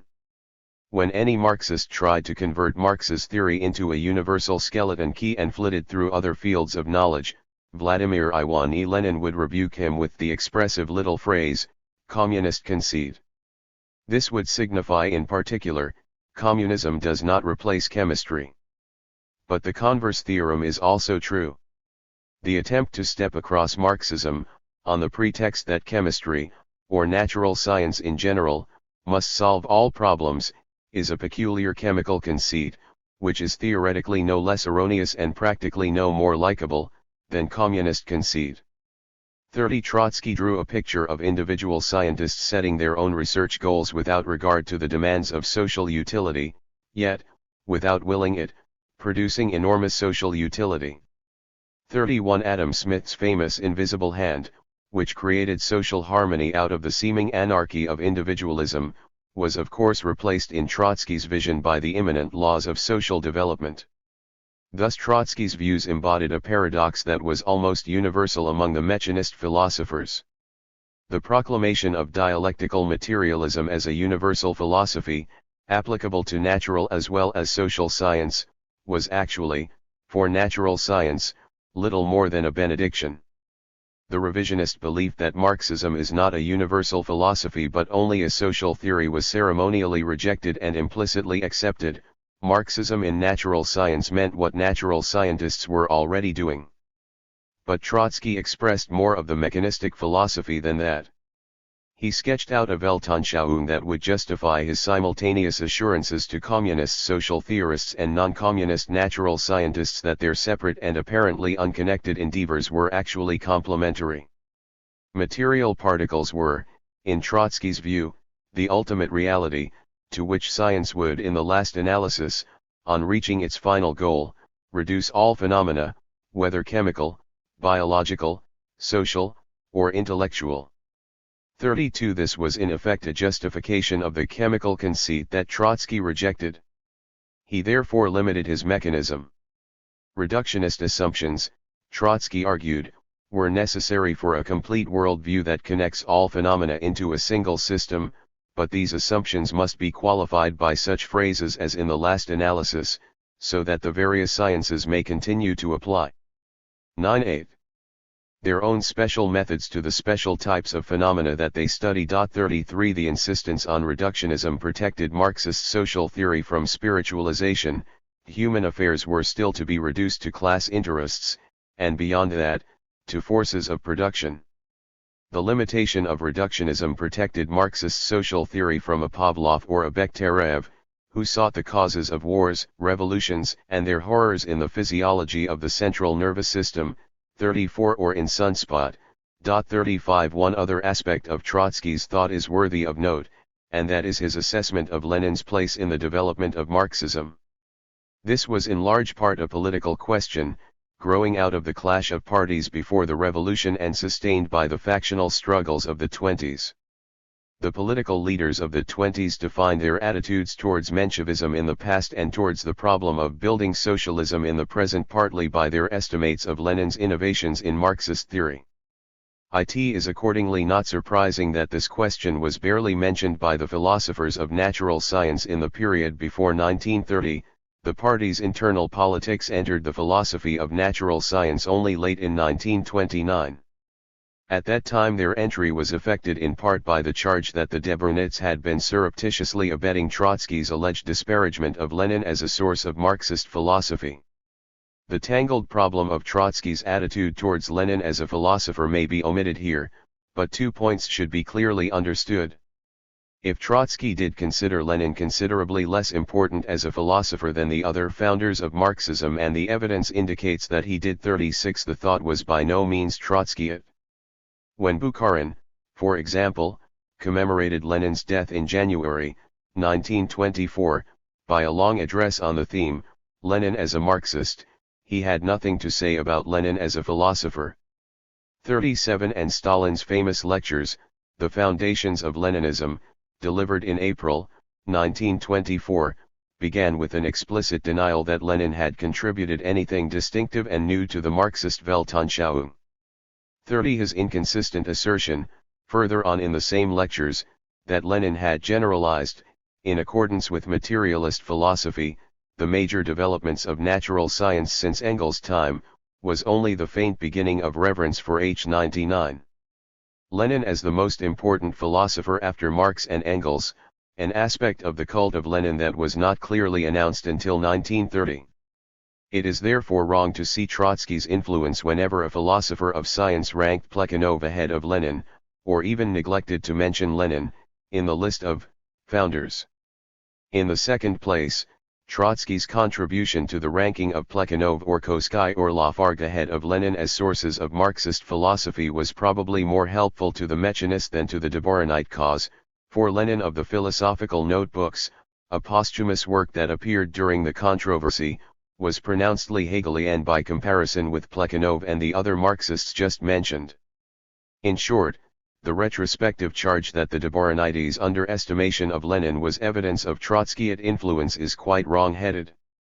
In this matter as in the others, Trotsky's influence on Soviet Marxist philosophy of science was probably more mechanistic than otherwise.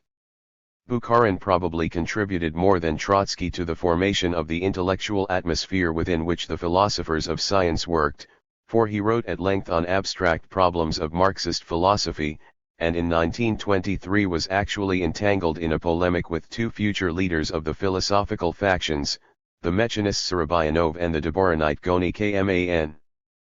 But in the period 1924 to 1929, as the reader has already seen, an artificial silence prevailed between Bukharin and the philosophers of science. One may nevertheless suppose that during this period the philosophers experienced a continuous influence from Bukharin's widely read theoretical writings. The essential nature of that influence can be perceived by considering one of the issues on which Bukharin explicitly disagreed with Bogdanov, who was Bukharin's mentor in philosophy. 39 Both accepted the view that the mode of production determines the organization and development of society, but Bukharin feared that Bogdanov had psychologized the human side of the mode of production, that is, the relationships of production. Bukharin corrected the mistake as follows: in my view, the relationships of production are the labor coordination of people, considered as living machines, ill space and time. The system of these relationships is as psychical as a system of planets together with their sun. Determinateness of place at each chronological point, that is what makes the system a system. The implicit vision of a single universal science, expressed perhaps in a set of formulas from which all particular phenomena could be derived, did not offend Bogdanov. It had indeed been his before it was Bukharin's. They could not agree on where to seek this scientific monism, as Bogdanov called it. Bukharin seems to have visualized the ultimate unity of science in a sort of energetics, which, in the particular case of human society, would calculate the absorption of energy from non-human nature by the living machines, whose organization in society would be derived from their spatial distribution in the productive process, itself determined by the non-living machines at which they labored. 41 The reductionism of this philosophy is not its only noteworthy feature. Like many other mechanists, Bukharin believed that dialectical materialism meant little more for natural science than a conscious formulation of what natural scientists were already doing. It is curious that he approached this conclusion by an argument very similar to one often used to discredit dialectical materialism. The distinction between mechanical and dialectical materialism is a false one, the argument runs, since the characteristic features of dialectics, so far as these features are rational and not a vestige of Hegelian mysticism, can be found in mechanics as well as any other science. Hence, the opponent of Marxism concludes, the celebrated dialectical materialism is exploded.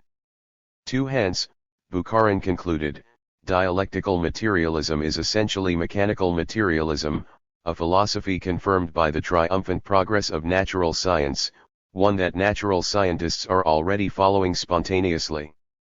43 The first argument ends with a sneer at Marxism, the second in a posture of reverence, and the version a Russian natural scientist might choose to accept would therefore be a matter of considerable political importance to the Bolsheviks. But it seems clear that the scientist could accept either version without altering his methodology unless, to be sure, he felt that mechanistic methods had become inadequate for science's further development. It would probably be incorrect to assume that Bukharin elaborated his philosophy with an eye on natural scientists and their political attitudes. The present writer gets the impression that Bukharin was primarily a social theorist who took seriously, and tried to obviate, many of the criticisms of Marxism. The startling derivation of relationships of production from the spatial distribution of the producers was, in effect, a reply to the argument that historical materialists equivocate when they include social relationships within the allegedly material mode of production that determines human development. The search for a purely mechanical worldview in the laws of thermodynamics, and that is the essence of the notorious principle of equilibrium, which Bukharin took from Bogdanov, who had taken it in turn from Gibbs and Le Chatelier. 45 was an effort to forestall several famous criticisms of Marxism. The critics argued that dialectics is not a truly universal methodology. What could be more truly universal than the laws of thermodynamics? The critics said that Marxism is based on a religious faith in infinite progress, that its allegedly scientific prediction of social development is actually a new eschatology. Bukharin affirmed the reversibility of universal processes, human included, pointing to mechanics as his model. The critics called dialectical terminology a gibberish, used by its adepts to mean whatever they might choose. Bukharin offered the theory of equilibrium as a formulation of the laws of material moving systems cleansed of idealist elements. Marx and Engels emancipated dialectics from its mystical husk in action, i.e., by applying the dialectical method materialistically in the investigation of various fields of nature and society. The problem now concerns the theoretico-systematical exposition of that method and the placing of a foundation, also theoretico-systematical, under it. Just that is furnished by the theory of equilibrium. 44. Disturbed by the ambiguities in Marxism, Bukharin tried, in effect, to eliminate the Hegelian, the dialectical parts. 47. But, like Trotsky, he did this in order to achieve a satisfactory vision of the universe rather than a set of practicable methods for scientists. Theoretically, social science and biology could be reduced to mechanics, but in one place Bukharin argued that it would be truly monstrous to suppose that, let us say, the law of the conservation of energy makes the law of labor value, or the doctrine of the base and the superstructure, or the laws of monetary circulation superfluous. The latest generalizations of science do not liquidate the particular laws, they merely establish the connection among them, they express the principled monism of science and the unity of its method. But this does not in any measure abolish any division of scientific labor, i.e., the special scientific disciplines.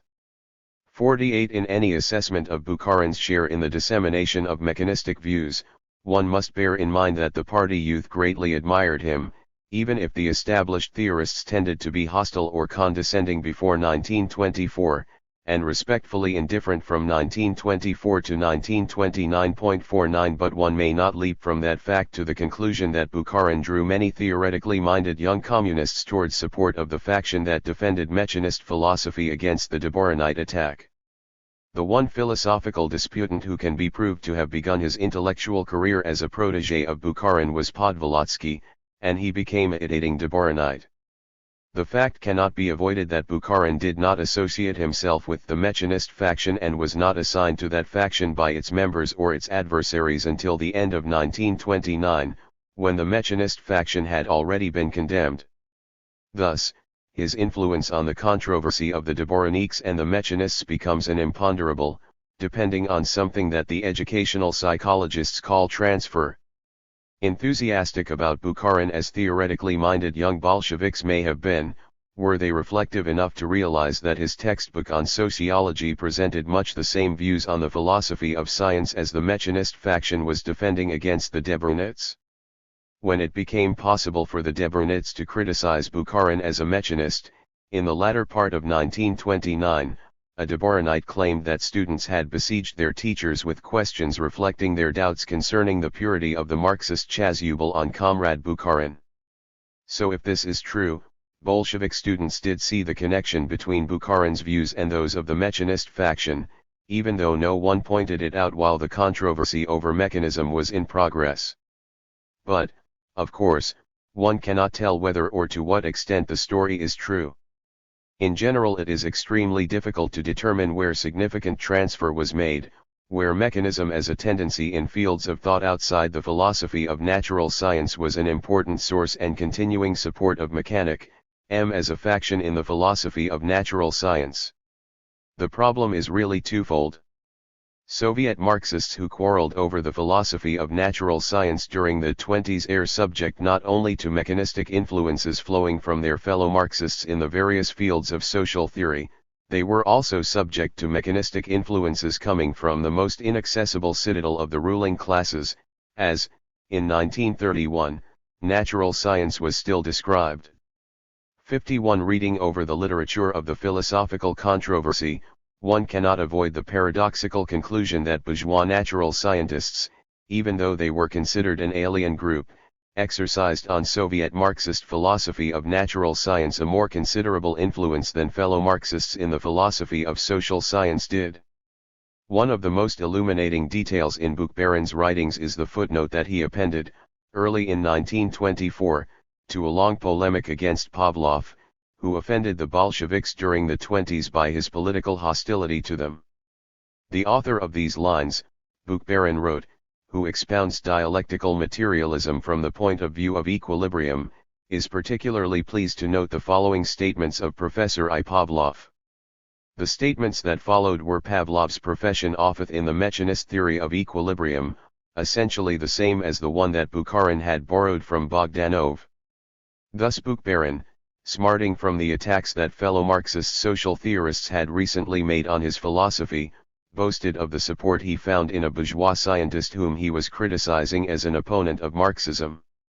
In general, one is impressed by the predominance of mechanistic over non-mechanistic influences coming into Soviet Marxist philosophy of natural science from biology and physics during the 20s. To be sure, the writings of Soviet Marxists were a curved mirror in which the current 41 of philosophical opinion among biologists and physicists were reflected with considerable distortion. But they were for all that a mirror, and on looking into them it is possible to say that there was a great deal of mechanistic thinking among biologists and physicists of the 20s. One notes, for example, the fairly uniform assessment that the Marxist disputants made of the philosophical outlook prevalent among natural scientists. Debrunits and mechanists who mentioned the subject, and they did so frequently, were almost entirely agreed that most natural scientists who gave a thought to the philosophy of science were mechanist or positivist in one form or another. 54. On the part of the Debrunits this was a damaging admission, for they were in effect confessing that theirs was more a philosophy for than a natural science. It therefore seems probable that Professor A. F. Samilov was indeed expressing communist doctorum opinio as a Deboronite admitted 56 when that eminent physiologist explained why he sympathized with the mechanist philosophers. Natural scientists do not form some kind of caste or union, whose members are bound by some definite philosophical worldview. They are bound together essentially only by a method of research. Whoever understands the peculiarities of the contemporary experimental method of natural science and knows how to use it in his chosen specialty we call a natural scientist. But here it is fated that the method of contemporary natural science drives the natural scientist spontaneously to the side of mechanistic materialism. Once he has learned and grown accustomed to turn for the explanation of the complex to simpler relationships, once he has learned to reduce the more complicated phenomena to simpler ones, he spontaneously comes to the thought that all phenomena iavolnaya can be reduced to a rather simple phenomenon, to the motion of a material point in space and time. The method and the worldview of the natural scientist are organically interconnected, and without concerting together on this matter, natural scientists, in the mass, in a preponderant majority, profess the mechanical view concerning all phenomena of dead and living nature and death. Even if we question the quantitative accuracy of Professor Samilov's judgment, there can be no doubt that a good many of Russia's natural scientists were as he described most of them, and these must be counted among the mechanists by tendency overwhelmingly non-Marxist in this case. Among them, to take one of the few Marxist examples, was Zavadovsky, a biologist who concluded a popular survey of his science's history with the declaration that the trend from primitive fantasy to science was a movement. From external manifestations to physico-chemical and mathematical analysis, from mysticism and the prejudices of naive vitalism to the rigorous analysis of the consistent mechanistic interpretation. And everywhere from quality to quantity. We can say boldly that contemporary biology has developed under the sign of the numeral and the experiment : 7. This credo was stated in 1924 with no thought of starting or entering a controversy, and, so far as the present writer knows, no Soviet Marxist took exception to Zawodowski's credo. But in 1923 and 1924 other writers who expressed similarly mechanistic views were being challenged in a number of small separate controversies, merging into a clash of two factions. Zawodowski and many other mechanists in tendency did not join in that clash, but, Marxist and non-Marxist alike, they must have been a considerable influence on it. 7. The first challenges to mechanism, 1922 to 1924. Mechanist thought was challenged, before 1925, in a series of isolated disputes concerning diverse issues, disputes that only gradually developed into a clearly defined struggle of two factions with the philosophy of natural science as their main concern.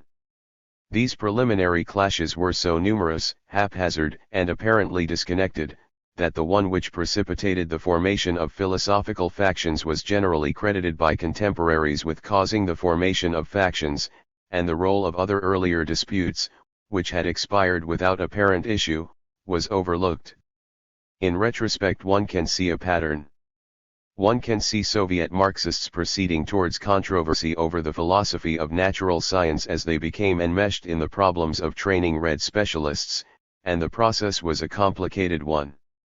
A.K. Timiryazev, for example, a physicist who turned Bolshevik in 192 to become one of the chief figures in the reconstruction of education and subsequently one of the chiefs of the Mechanist faction, aroused no discord in 1923 when he addressed a gathering of the editors of Under the Banner of Marxism on a question not infrequently discussed in the party's Moscow committee, whether the teaching of natural science in the communist universities could be entrusted to non-Marxists.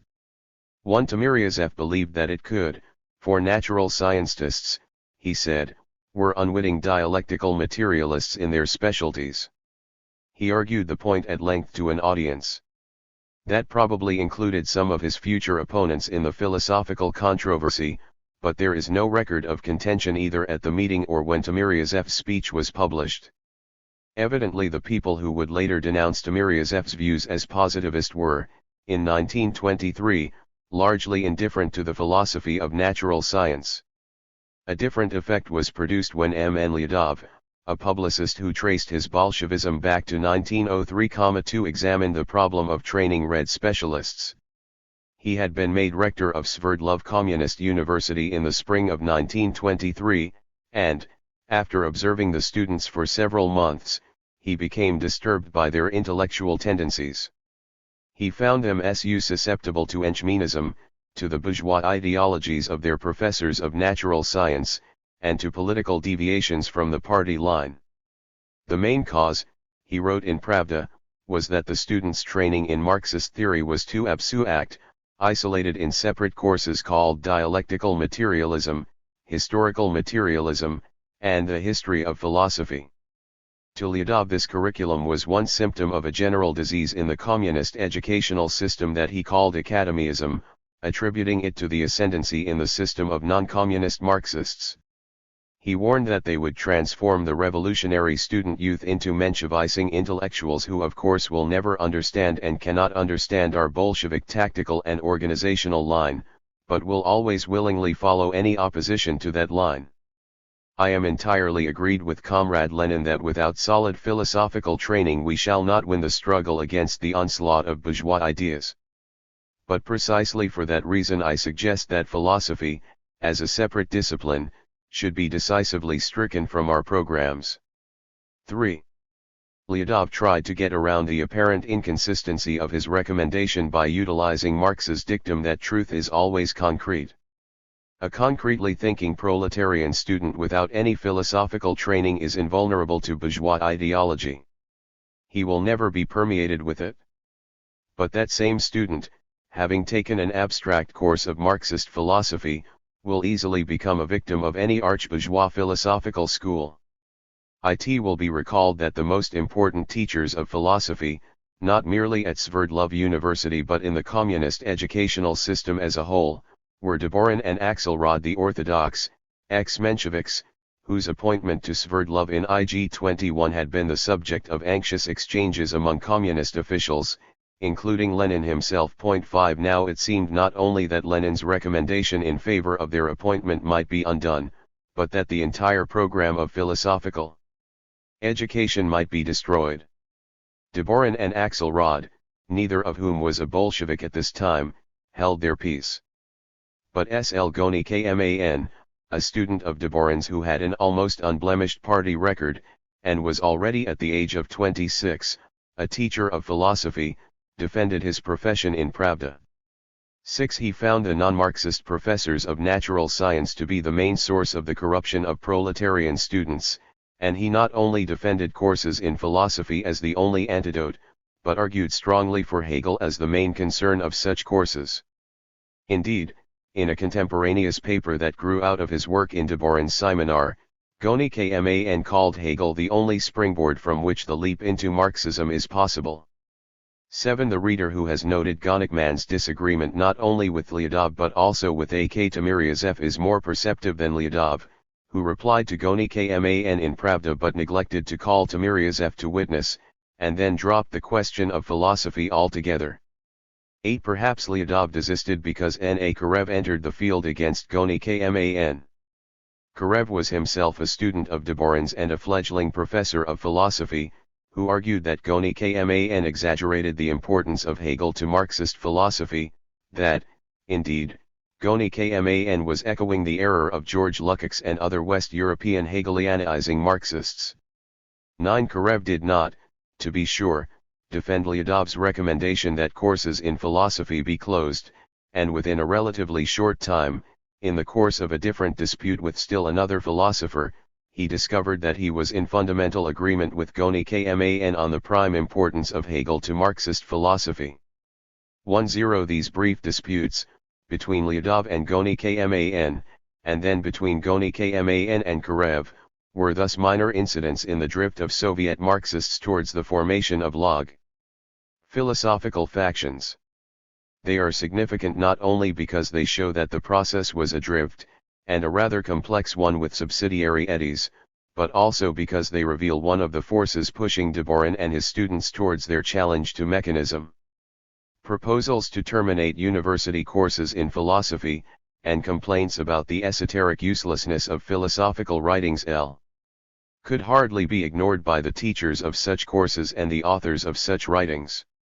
Concern over the spread of Enchmenism and analogous doctrines also aroused some disputes in 1923 and 1924 between a couple of psychologists and 3 philosophers.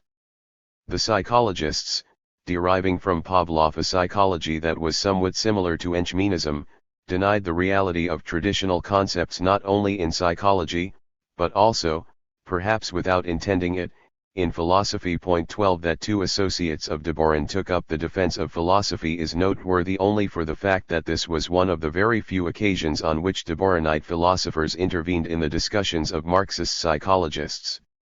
13 But the third man to defend philosophy was not an associate of Deborin, he was Sorobayanov, a prominent anti-religionist and subsequently a leader of the Mechanist faction. He was willing to accept a radically reductionist psychology, but demurred at its extension to Weltanschauung and epistemology. Epistemology is not biology, and conversely. That epistemology cannot but rest on the achievements of the natural sciences is indisputable, but it is also indisputable that the ends sought by epistemology are other than those in biology. That is why the conclusions of academician Pavlov, which are entirely correct in our view, cannot be interpreted in the extended fashion of the Enchmenists. These words, written before Sorobayanov had to defend himself against Deborinite charges of denying the right of philosophy to exist as an independent discipline, show that the clash of the Deborinite and Mechanist factions would not be a simple clash of friends and enemies of philosophy. The psychologists who were the enemies of philosophy in this early dispute took no part in the subsequent controversy of Mechanists and Deborinists, and the friends of philosophy TMNED up on opposite sides of that later and larger controversy. 15. Another series of minor disputes that brought Soviet Marxists to the verge of their major controversy was set in motion by JORAVSKY, a friend of Lenin's whose tastes in philosophy, however, were rather different. While convalescing from a serious illness during the Civil War, he followed Lenin's suggestion to compile a one-volume selection of the correspondence of Marx and Engels. "Only scholarly fools like you and me," Lenin said, "ever read the 4 fat volumes published by Babel and Bernstein 16. The selected correspondence that resulted is probably familiar to students of Marxism all over the world in one of its many editions or translations, but the first editions of the early 20s, which contained a long preface by Adoritsky, were not universally received as a standard work." I7 In his preface, Adoritsky tried to prove Lenin's remark that materialist dialectic is the focus of the entire correspondence. But instead of seeking an understanding of dialectics in Hegel, as Lenin had done, Adoritsky concentrated on the positivistic utterances of Marx and Engels. Without realizing it, he came close to the revisionist view that Marxism is a social theory rather than a universal philosophy. To be sure, he proclaimed his adherence to the orthodox view that Marxism rests on materialistic dialectics, which is universal in its application, but he declared that this universal methodology is merely a handful of common-sense rules of thought. Applied in one area, it gave rise to the natural sciences; consciously applied in another area by Marx, Engels, and their followers, it gave rise to the social and political theory of the Bolsheviks, to which Adoritsky devoted the bulk of his preface. Referring to Marx's desire to present the rational kernel of dialectics in a pamphlet, Adoritsky denied that more than a pamphlet was necessary in these matters, i.e., in dialectics everything essential has been said. No new philosophy of Marxism need be created. We need the dialectical method, the consistent application of the materialist point of view, and the positive sciences, which deal with concrete material, study objective reality, and do not weave a web of ideology. 21 In another place he declared simply that philosophy, as an ideology, must be overcome pre-Adolina. 22 In asserting that dialectics was no ideology, which he 3. defined as any partial and therefore unrealistic scheme of thought. 23 Adoritsky helped initiate a special controversy among Soviet Marxists that dragged on for years in various forms. One writer, for example, roused considerable furor by turning to Freudian psychology as a necessary supplement to Marxism in explaining the origins and nature of ideologies. 24 Among other philosophers, the debate centered on the definition of the concept itself. Was ideology necessarily a distortion of reality? Was human thought either science, disinterested and therefore objective, or ideology, interested and therefore unreal, or was it in some sense both? Adoritsky was not active in the controversy he helped initiate, beyond publishing a single reply to a critic who had called him a meninist. 25 A teacher of historical materialism at Saratov State University, I.P. Razumovsky, came to Adoritsky's defense with a pejorative explanation of ideology that included philosophy in it, and left no place for either in the classless society of the future. Only the positive sciences would be necessary to the dispassionate minds of that time.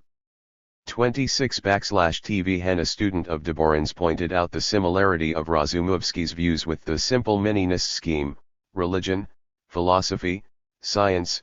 Razumovsky complained that he had been misinterpreted and began shifting his position until he turned into a Deborinite. 27 The reason for his anomalous shift, and for Adoritsky's grudging endorsement of the Deborinite faction in 1929, will be examined below. But these opponents of ideology had an anomalous connection with the start, as well as the close, of the Deborinite campaign against mechanism.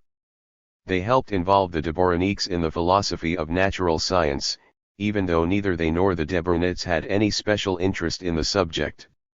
/TVHCNAK Tamiryazov argued at length that the natural sciences were classless, disinterested branches of knowledge on which bourgeois philosophers willfully fastened their ideological nonsense. Deborin and his students tacitly agreed. Adoritsky and Razumovsky merely suggested this view while arguing that ideology, philosophy included, must be eliminated, and the Deborinites took up arms. Of course, the Deborinites' main object was the defense of philosophy, but they could not help raising the question whether the natural sciences were pure of ideology. 2. the Debrunists were not eager to get involved with this question. Indeed, in 1922 to 1924 they did not always object when philosophy was rejected as ideology. The determinant of Deborahite silence or protest seems to have been whose or which philosophy was the target of positivistic arguments. Thus, in 1922, when the future enfant terrible of the Mechanist faction used thoroughly positivistic arguments to discredit the religious philosophy of the academic philosophers then being exiled, no Deborahite protested.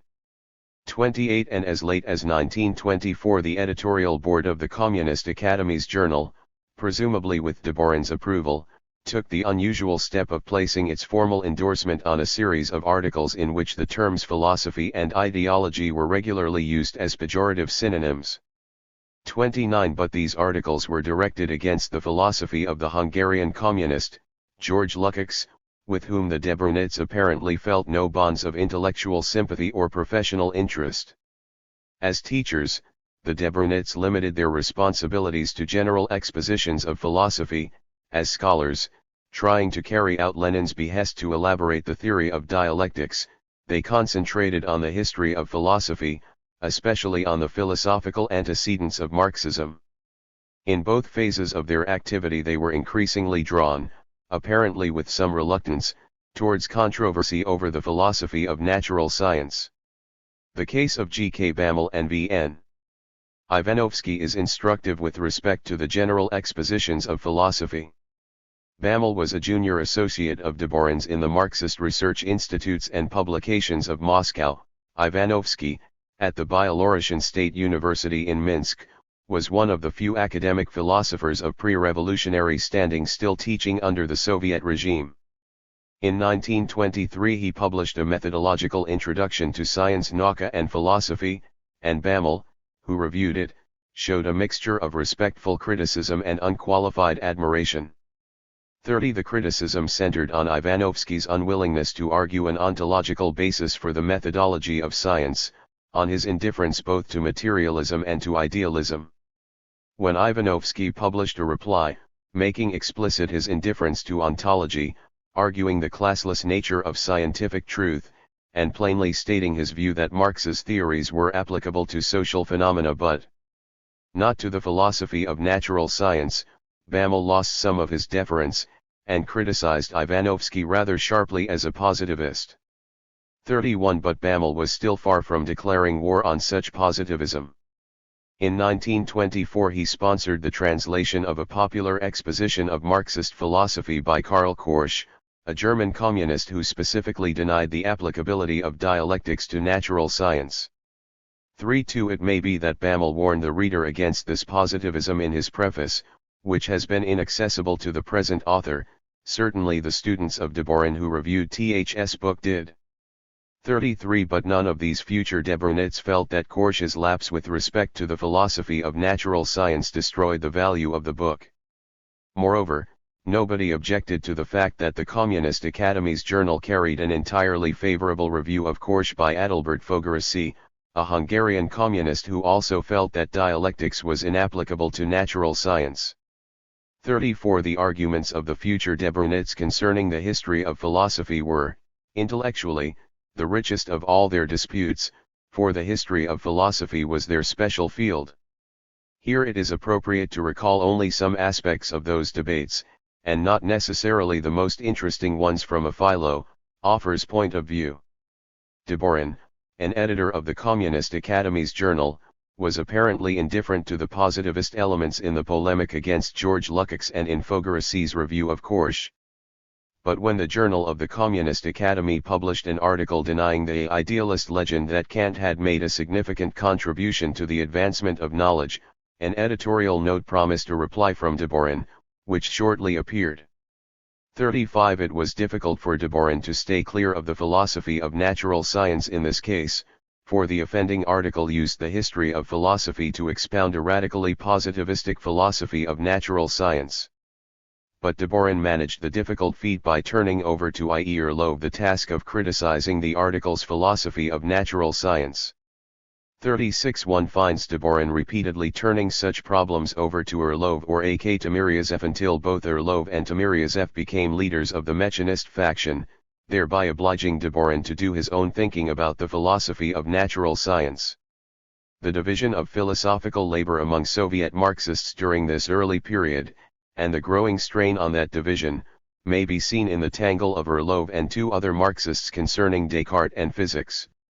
Orlov, who was one of the few Soviet Marxists specializing in the philosophy of natural science in the early 20s, published a popular historical survey of the concept of matter. He held Descartes responsible for the purely descriptive or formal method in physics, a method that had been Orlov's bête noire ever since his pre-evolutionary debut as a philosopher of science. 37 It happened that Z.H. Zietlin, a young Marxist physicist who would be a leader of the Mechanist faction, was just then coming to the conclusion that Descartes' method was essentially the progenitor of all that was worthy in natural science, and in social science as well. Moreover, Zietlin was convinced that Einstein's general theory of relativity was acceptable to dialectical materialism, and he had already debated the issue with Orlov, who felt that both the special and the general theories were contrary to sound physics and philosophy. 38 Now, in 1924, these future leaders of the Mechanist faction extended their debate to Descartes and the history of philosophy. Thereupon a student of Deborin's specializing in the early modern history of materialism entered the dispute. And he did more than challenge Zietlin's interpretation of Descartes. He disagreed with Zietlin's view on the relationship of matter and space. 39 But it is indicative of the continuing Deborinite reluctance to assume full responsibility for the philosophy of natural science that he refrained from comment on Zietlin's views concerning the theory of relativity. Indeed, as late as 1927 he was still neutral on that issue. 40 As the example just given suggests, the disputes of 1922, 1923, and 1924 that were concerned specifically with the philosophy of natural science tended to occur not between Deborinists, on one side, and Mechanists, on the other, but among people who later joined the Mechanist faction or took no part in the major philosophical controversy of the 20s. The Deborinists did not participate in discussions of the philosophy of natural science during these early years.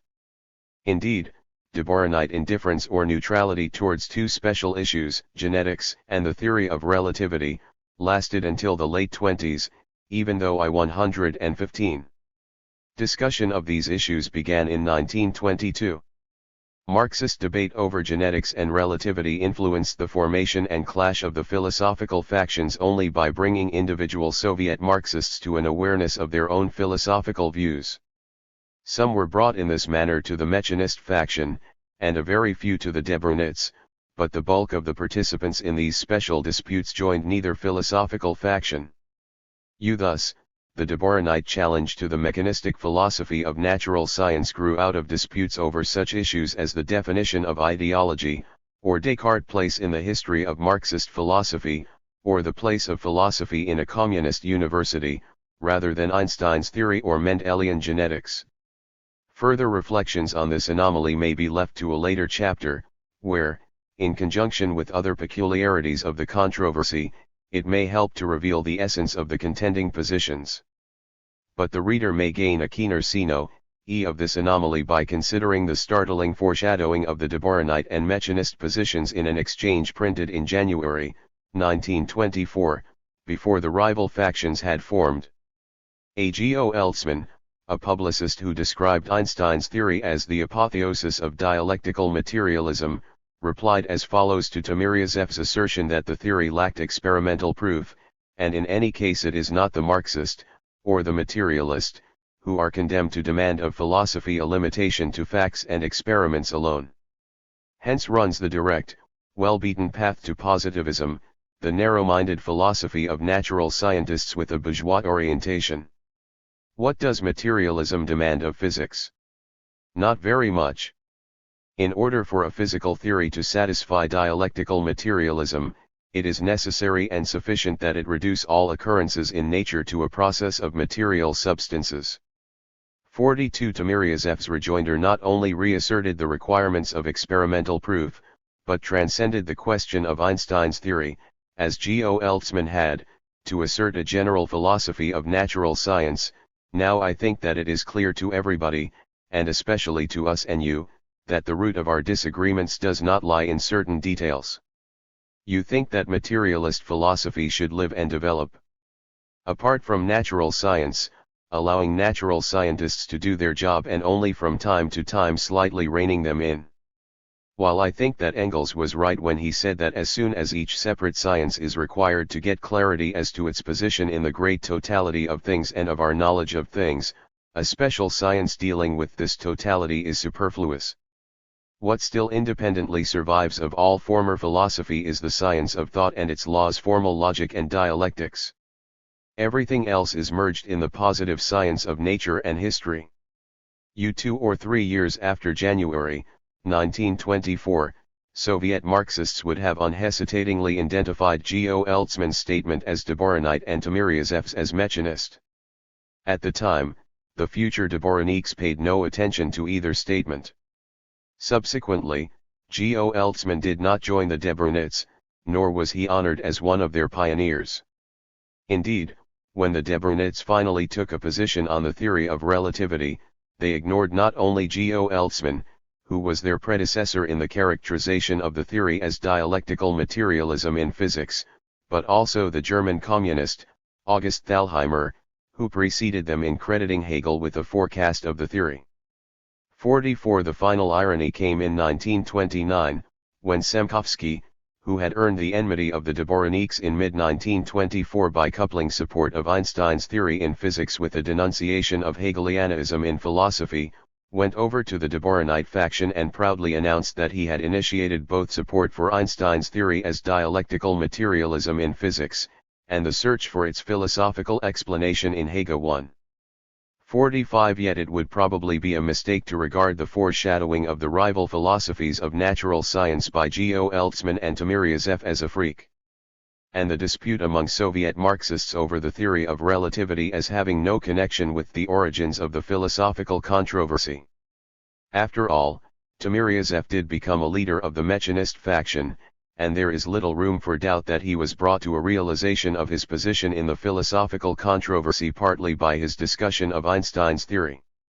Oddly enough, the same can probably be said of the physicist Z.H. Zeitlin, who was defending the theory of relativity against Timiryazev's attack at the same time that both of them were becoming leaders of the Mechanist faction in philosophy. For Timiryazev did not reply with the rival philosophy when Zeitlin hailed a successful repetition of Michelson and Morley's experiment as a great victory of the mechanical picture of the world and, accordingly, of dialectical materialism, which assumes that all the phenomena of nature are the motion of matter, i.e., are subject to the laws of mechanics. 46 Timiryazev, tacitly accepting Zeitlin's philosophy, rejected his physics by pointing to Dayton Miller's alleged refutation of Michelson and Morley's experiment.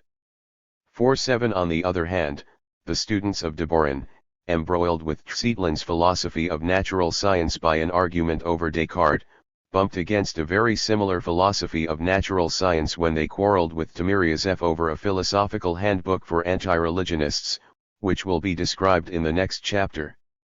Obliged in this manner to fashion their own philosophy of natural science, the Dvorinites raised a cry for Hegel and against mechanism, and Timiryazev and Zeitlin sank their differences over Einstein's physics to defend the Mechanist philosophy they held in common. 8.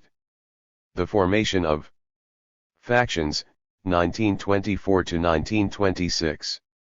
Demands for the curtailment of philosophy as an independent discipline, and problems in the historiography and popularization of Marxic philosophy provoked Dvorin and his students to unconnected polemics in the first half of the 20s. In 1924 and 1925 two new elements were introduced into the continuing stream of such minor disputes. Dvorin's two most distinguished colleagues among the professional philosophers expressed a muffled sympathy with the demands for the curtailment of philosophy, and Dvorin's students challenged mechanism in a book by I. Istvanov, a party chieftain and leading anti-religionist. The unexpected result was the crystallization of philosophical factions that were divided by issues centering on the philosophy of natural science. There can be little doubt that Li Axelrod the Orthodox and Siu Semkovsky were, along with Deborin, the most distinguished professional philosophers in the Soviet Marxist community during the 20s. Bogdanov, of course, had a more famous history, but his status during the 20s was low, even if he did participate in the work of the Communist Academy.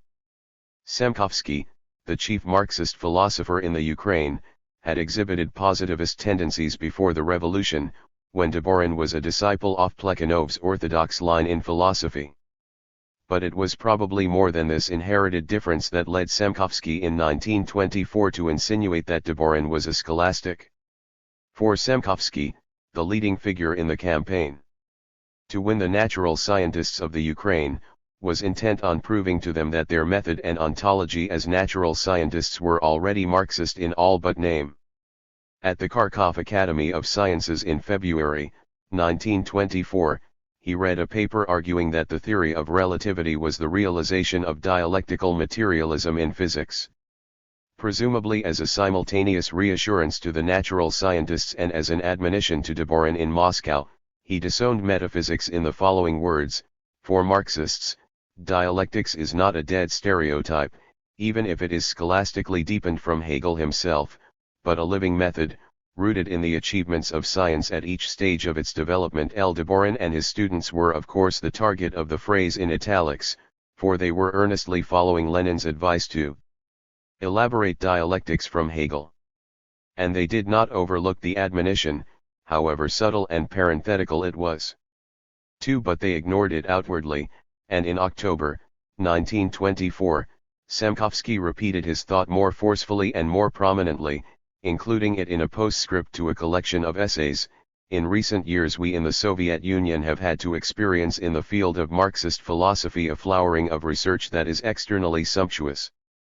But this entire flowering threatens to remain a sterile blossom in view of the scholastic deviation that draws it backwards, away from the actual, living problems of dialectical materialism, which are raised by the development of the natural and social sciences, back to the fruitless scholasticism of school philosophy. Semkovsky still did not mention names, but it was plain that he meant Deborin and his followers. About the same time a similar complaint came from Axelrod the Orthodox. In an introduction to some things of Plekhanov's that were published in 1924, she wrote, "At times the old abstract scholasticism, clothed in Marxist terminology, emerges before us with extreme clarity. The concrete, real, base is set off to one side, and all thought is drowned in barren and meaningless metaphysical abstractions." The implied criticism of Deborin and his students was even more remote than Semkovsky's remark of February, but the Deborinists took immediate offense, and began a campaign against Axelrod before they took public notice of Semkovsky's criticism. Axelrod and Deborin were, it will be recalled, jointly responsible for education in philosophy at the Institute of Red Professorship, the graduate school preparing communist professors, and at Sverdlov Communist University, the model for a growing network of communist universities. Perhaps Axelrod was beginning to have second thoughts about the concentration on Hegel at the Institute. Whatever the reason, Deborin and his followers must have been angry, for they began a rather underhanded campaign against her. A Deborinite review of a booklet by Axelrod insinuated that she had abandoned the orthodox philosophy she once learned from Plekhanov, but, ostensibly as a kindness to her, refrained from offering evidence. 5. In the fall of 1924, Ian Sten, probably a student of Deborin's, went further, in a review of a Polish Marxist's popularization of philosophy. Semkovsky had written the introduction for the Russian translation, and Axelrod had added footnotes, both taking exception to the Polish Marxists' positivistic tendencies. 7. But Sten criticized the positivism in the book without mentioning Semkovsky's and Axelrod's disavowal of it, and concluded his review with the opinion that a new edition with a genuine introduction and genuine notes could be a useful addition to the literature. 8. Even in 1925 the clashes of Axelrod and the Deborinists continued to be somewhat veiled by indirection, as in the examples just given. 9. It was not until the spring of 1926, at the debates within the Communist Academy's Institute of Scientific Philosophy, that the break between Axelrod and de Boron came fully into the open. 10. The incidents that have just been detailed may seem like petty backbiting more than the beginning of a philosophical controversy. Certainly they do not have as much claim to philosophical significance as some of the minor disputes that were, during 1924 and 1925, continuing to erupt.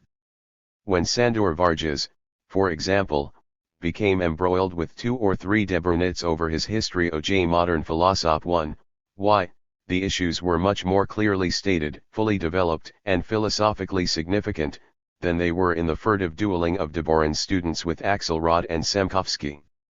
And the dispute over Vargas' book did contribute to the formation of the opposing factions.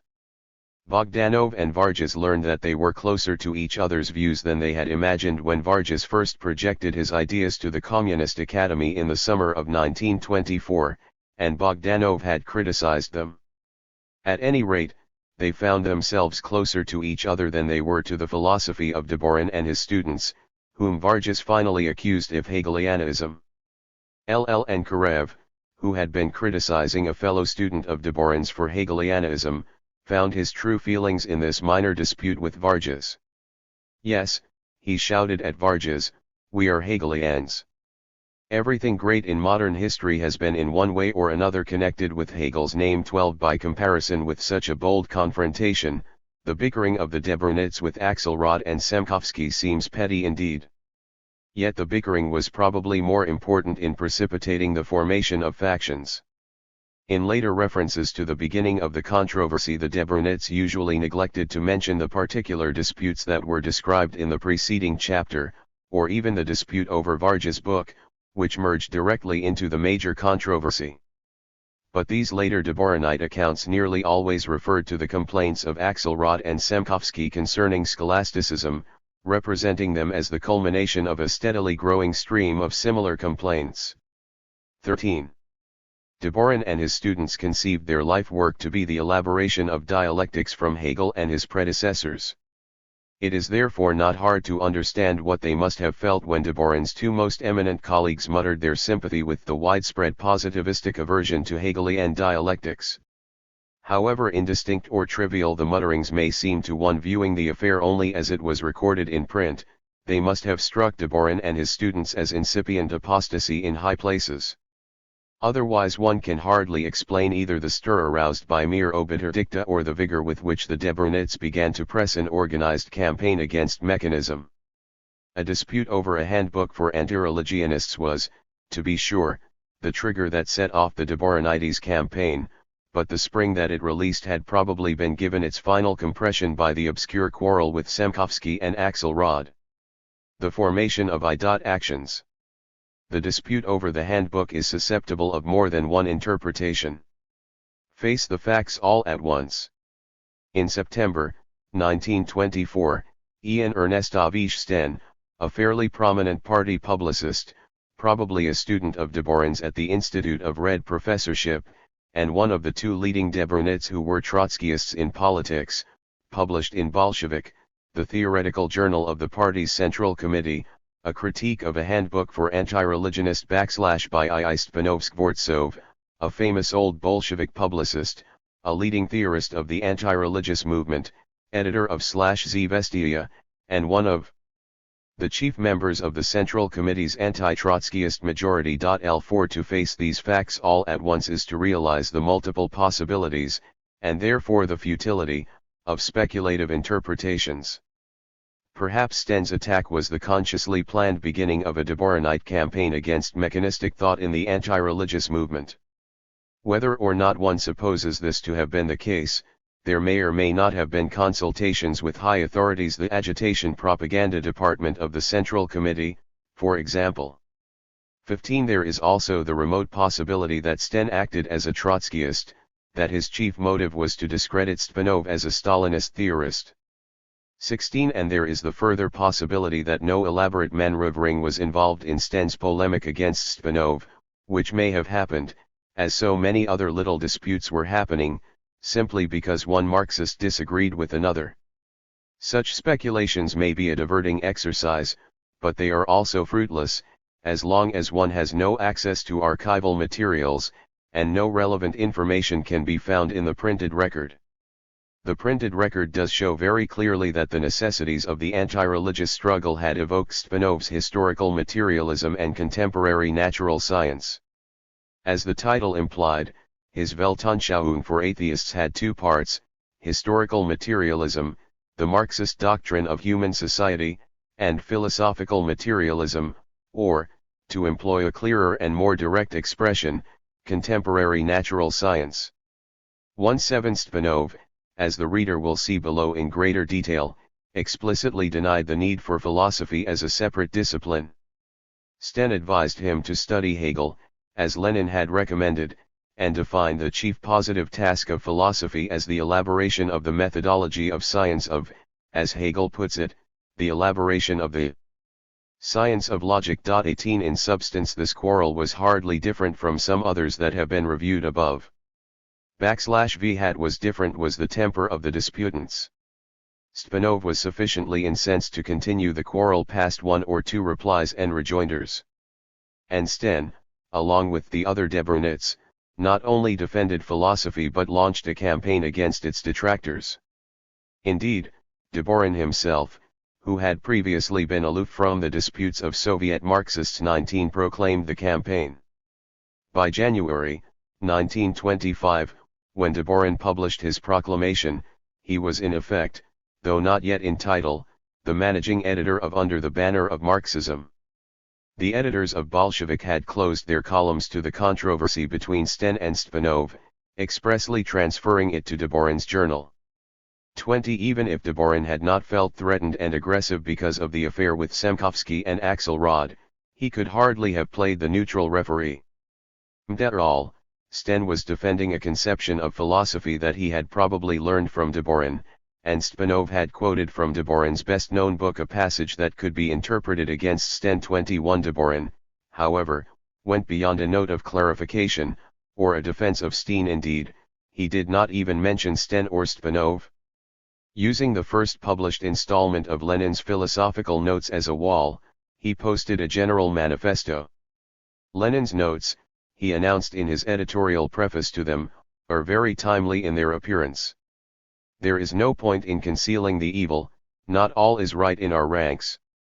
Some comrades are inclined towards a simplification and vulgarization of Marxism, dialectics included.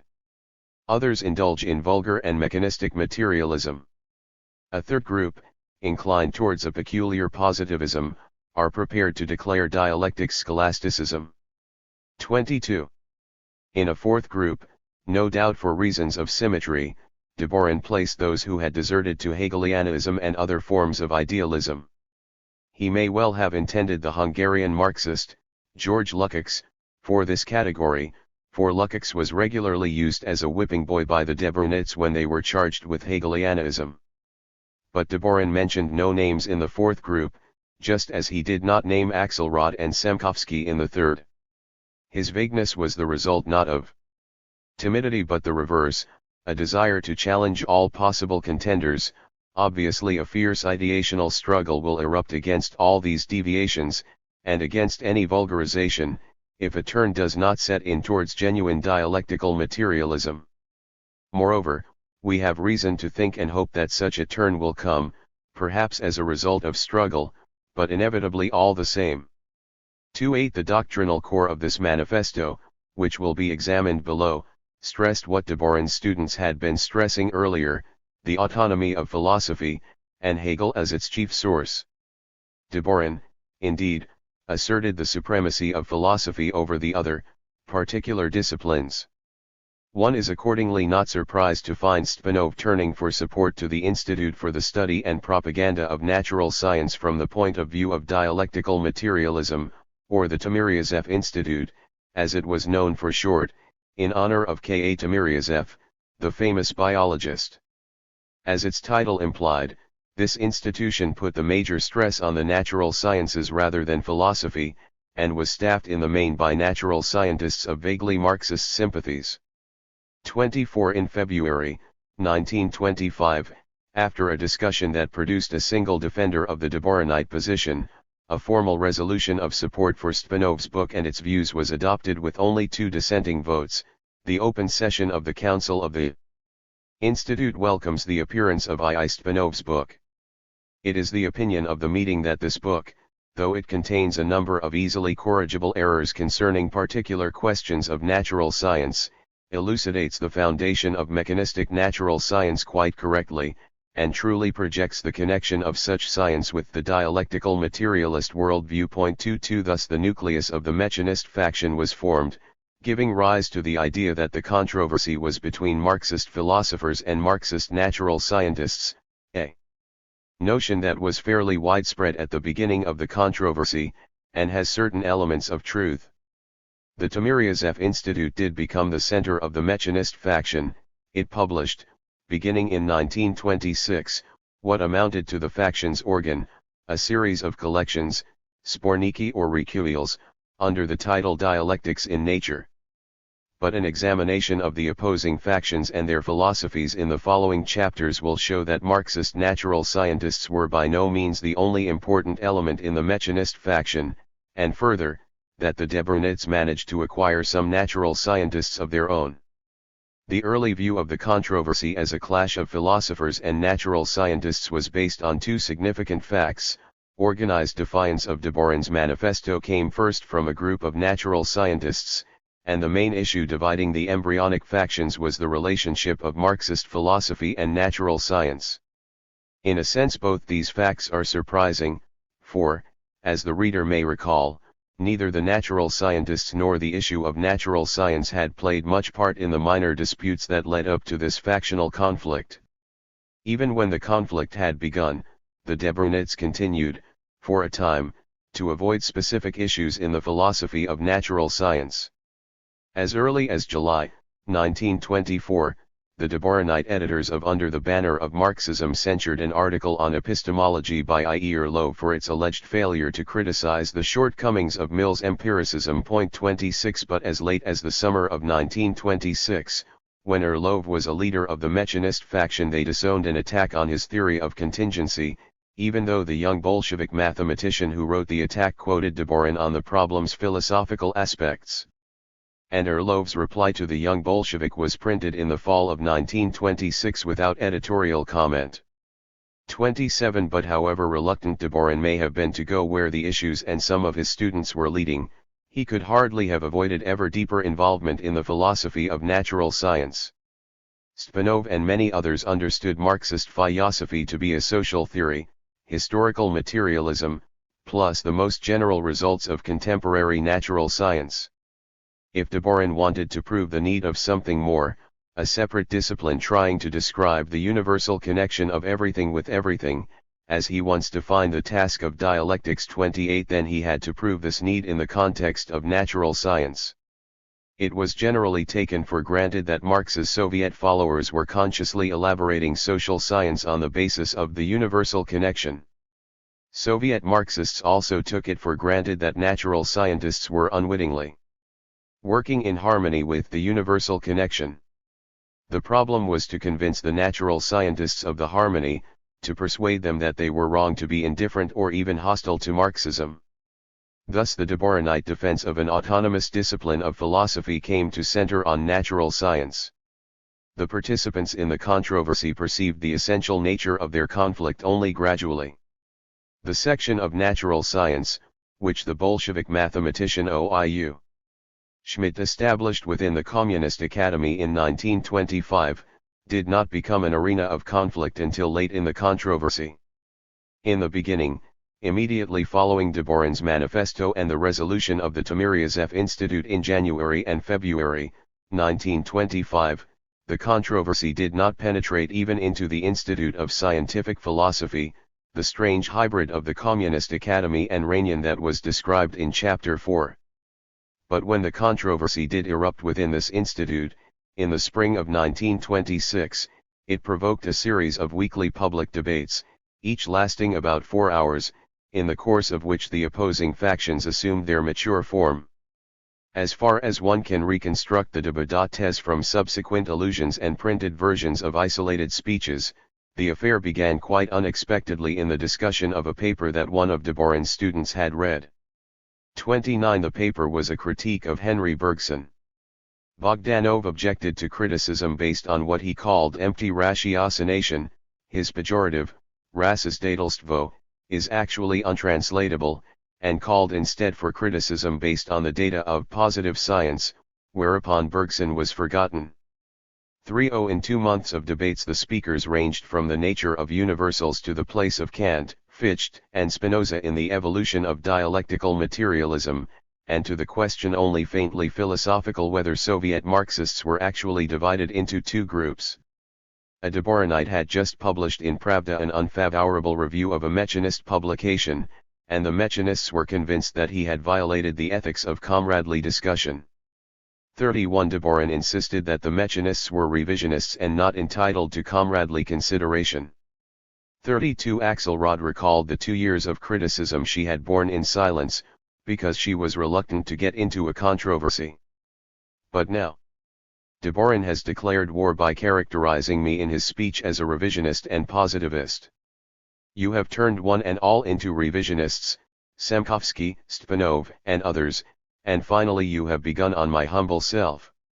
You have smitten all, you have excommunicated all. There remains Deborin alone, and his students. 3a. The major philosophical question that revealed itself as the debates wore on was whether or not dialectics should be elaborated largely from Hegel, apart from the concrete material of the natural sciences. In giving a negative reply to this question, such different thinkers as Axelrod, A.K. Timiryazev, Bogdanov, and Vargas found themselves in substantial agreement, probably to their own surprise.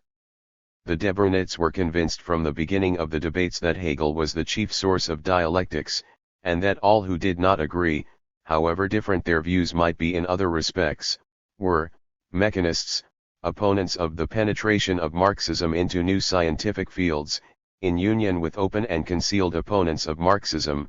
34. The Mechanists impatiently tried to brush off the label of Mechanist, as indeed their opponents did the label Deborinite, for each faction claimed that it was simply Marxist. As the Mechanists denied that they were opposed to the penetration of Marxism into natural science. They were opposed, they said, to the neo-Hegelianism or scholastic realism that the Deborinites were trying to bind upon natural science. 36. About 2 months after the debates within the Institute of Scientific Philosophy ended, V.V. Sarin, a fairly prominent Bolshevik administrator and publicist, 37 wrote an account for Pravda, in which he not only credited the debates with crystallizing the factions in philosophy, but described Deborin's school as the orthodox Marxists, and called for party intervention on their behalf. It would be a departure from our party's tradition, if the struggle of ideas now proceeding in the field of philosophy were regarded as having no significance for the party and as being unworthy of its attention. Ideational hegemony for orthodox Marxism and Leninism must be secured here too. And one cannot consider oneself or be a supporter of orthodox Leninism without sharing all of Lenin's fundamental philosophical posits without exception, both in general and regarding Hegel in particular. 81. By his allusion, in another place, to the Central Committee's resolution of July 1925, concerning the literary controversy, Sarin seemed to be calling for a most authoritative form of party intervention, which did not actually appear in the field of philosophy until January 1931.39. Until that time, one can only guess what the party's policy was towards the controversy over the philosophy of natural science, if, indeed, the party had a policy in the matter.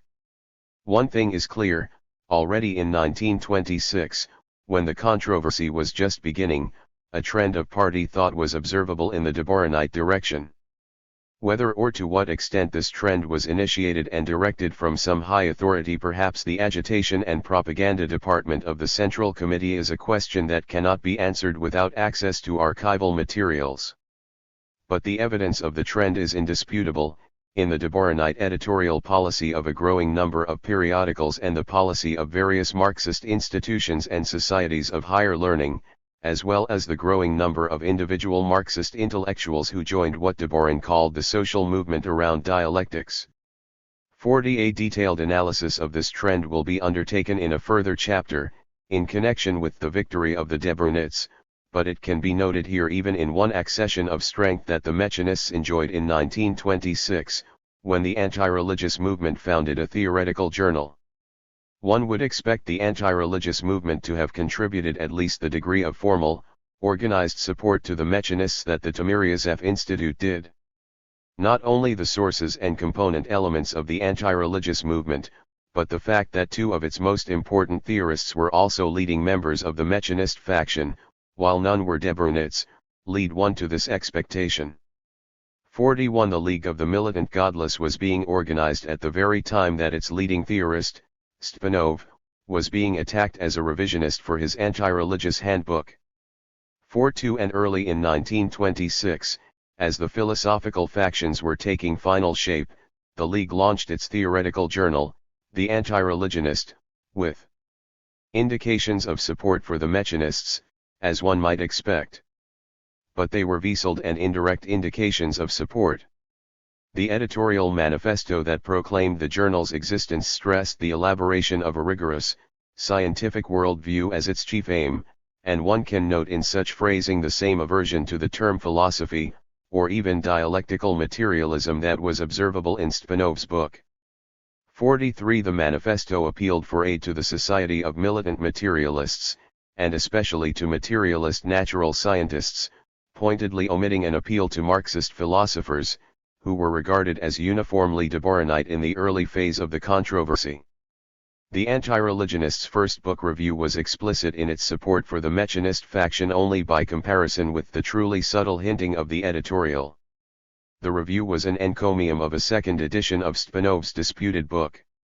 Noting that the first edition occasioned lively debates in philosophical circles, and completely ignoring the issues of the debates, as though they were without significance to the anti-religionist, the reviewer declared that Stepanov's book correctly elucidates the foundations of the Marxist worldview. 44. That was the full extent of the journal's support for the Mechanist faction. For a long time the anti-religionist was Mechanist in tendency, not only the frequent popularizations of natural science but even the periodic lists of anti-religious literature displayed this tendency, for these bibliographies had no category marked philosophy, and the works of Debornits were not mentioned, as a rule. The editors, Jaroslavsky and Lukakevsky, did not excise from their journal such remarks as occurred, for example, in a report on the public debates between priests and anti-religionists. Sometimes the theme takes a philosophical deviation, the speakers toy with foreign words, quarrel about terms. 45. But there was no open support for the Mechanist faction. Sorobayanov, who was a prolific anti-religious writer as well as a leading opponent of the Debornits, published his philosophical polemics in other journals than the anti-religionist.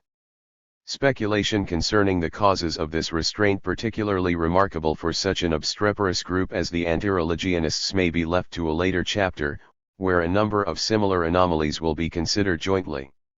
The fact itself is 1. Noted here as a sign of the Mechanist faction's peculiar failure, at the very outset of the controversy, to realize fully its potential resources of strength. A similar failure can be noted in the case of natural scientists with Marxist sympathies. From the general agreement in both factions that the majority of Marxist natural scientists sympathized with the Mechanist faction, 46, we may assume such sympathy to have been a fact.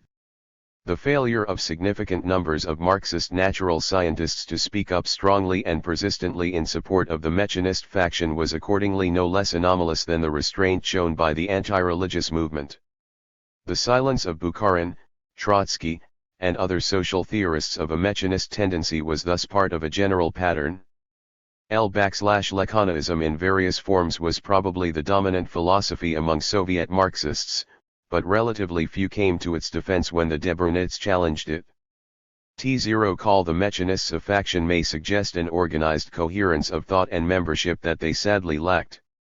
Most of the Soviet Marxists who associated themselves with the faction did so only occasionally and briefly, and those who may be considered the faction's leaders, either because of their personal eminence or because of their persistence in the faction's cause, were far from professing a uniform or clearly defined creed.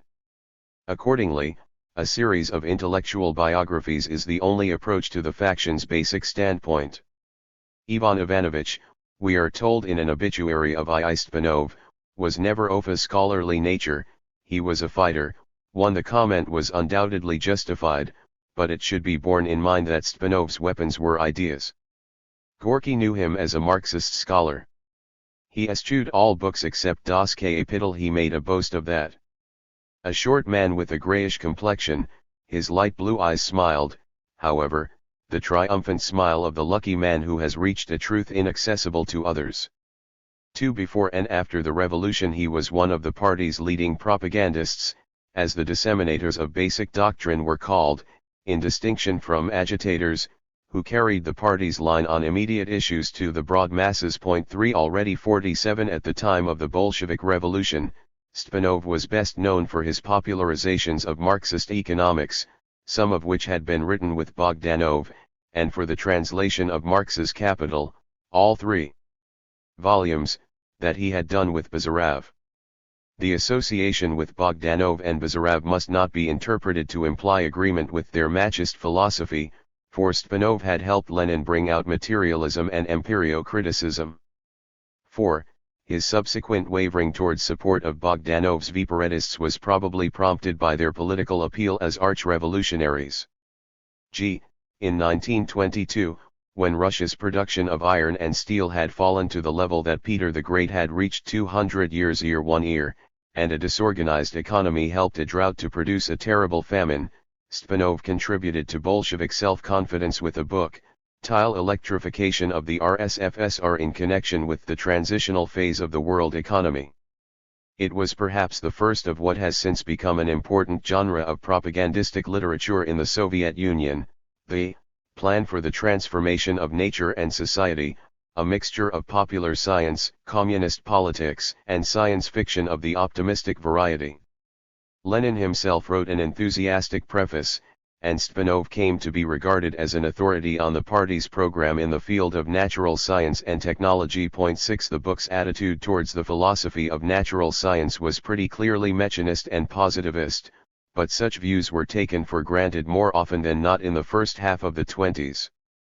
7 Stpanov was therefore surprised and indignant when an organized campaign against such mechanism and positivism was precipitated by his publication of a handbook for anti-religion ISDS in 1924.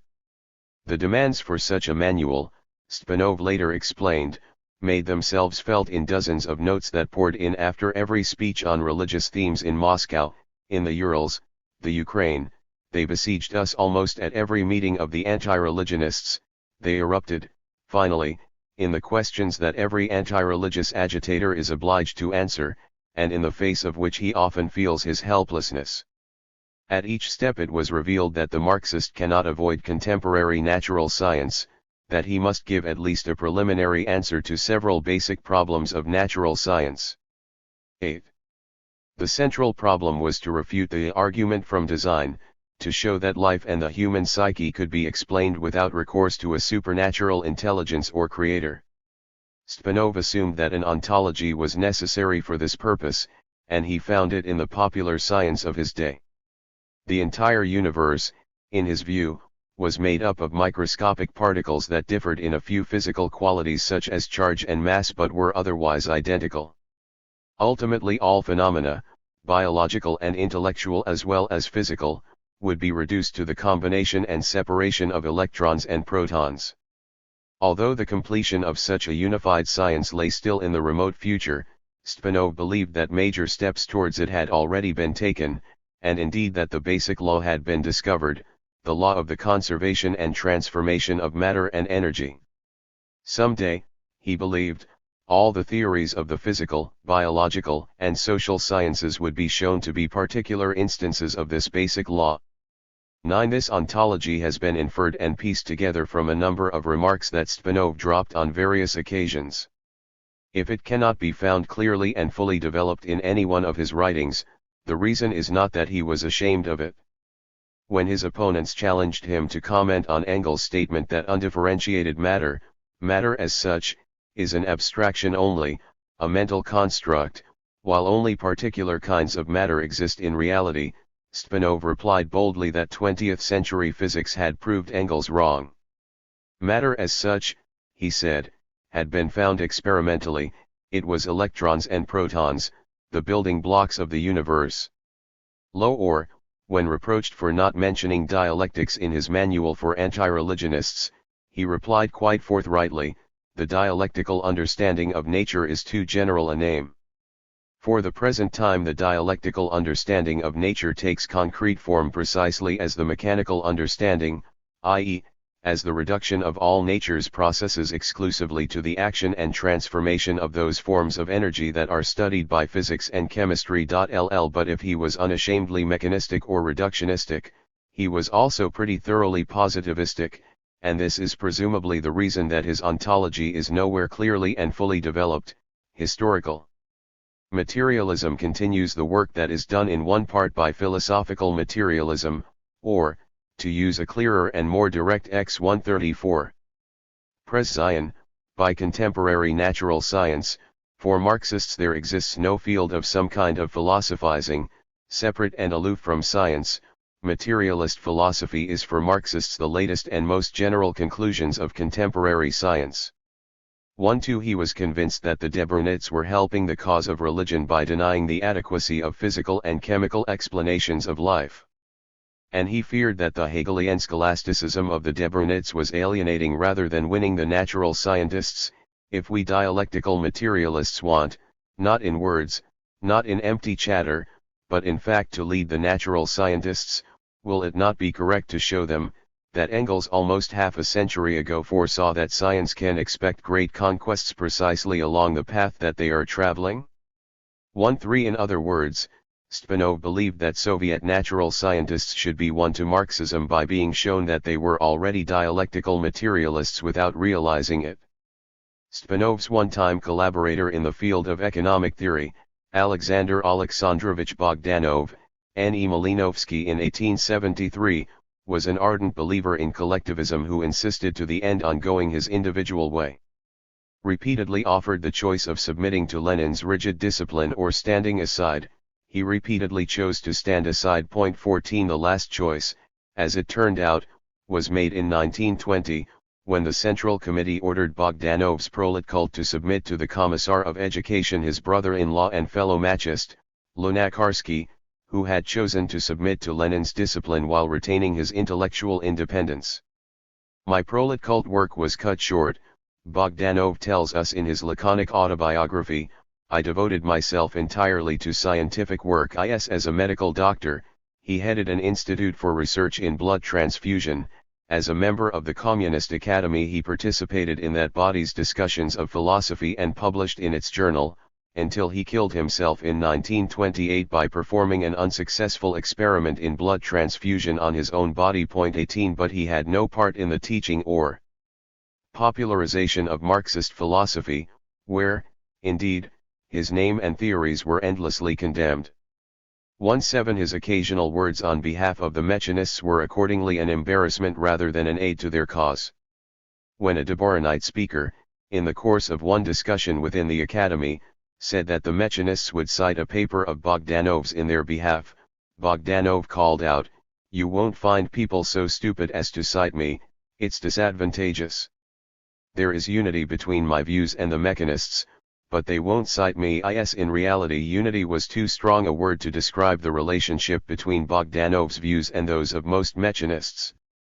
For one thing, most of the mechanists had a thirst for orthodoxy, a tendency to prove their arguments by citations from the classics, which was repulsive to Bogdanov, who had learned in a militaristic high school to fear and hate dominators and to reject authorities. 19 One needs to study, he told the Communist Academy in 1927, not old chains of reasoning, even though the best often, one needs to go to nature, to life, to prove every chain of reasoning in nature, in life, there is the criterion, there is truth, and all the rest, all expenditures of energy on what has outlived itself and cannot be revived, that is grave robbing, that is vampirism of what is moribund but does not want to die.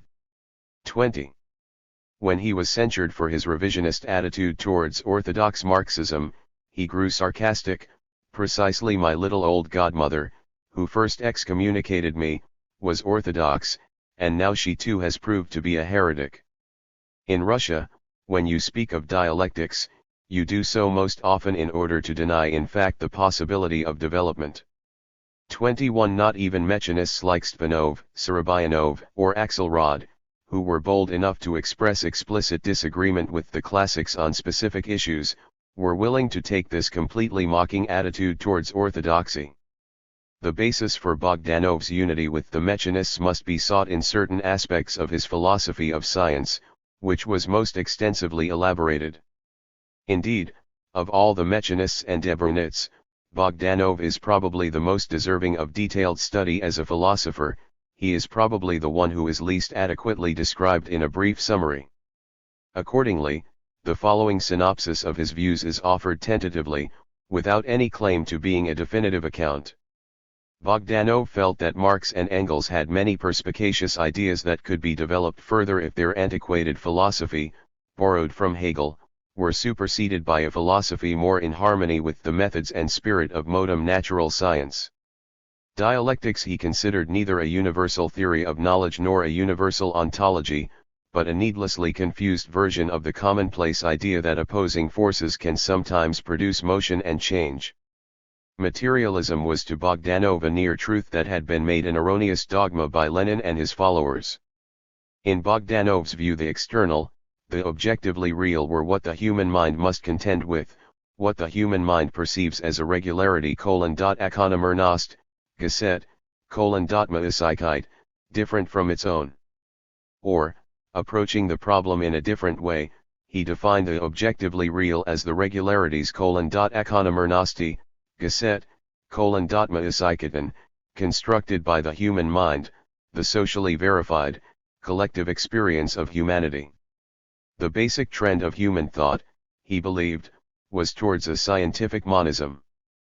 First, the fantastic monisms called religions, whose main function was to subject nature to a crude level of production and to subject exploited producers to the will of the organizers of production. Then, the speculative monisms of metaphysical philosophies, which attempted to overleap the inadequacies of nascent science. These were the past stages of human thought. The time had come, he believed, to construct a monism that could be tested empirically. He selected the thermodynamic theories of Gibbs and Le Chatelier as furnishing the most likely chief hypothesis for such a monism, and tried to surmise how the main theories of other sciences, Marxian economics included, might sometime be converted into instances of the universal law of equilibrium. 22 It was not the relativism as much as the positivism in this philosophy that brought Bogdanov into unity with the other mechanists.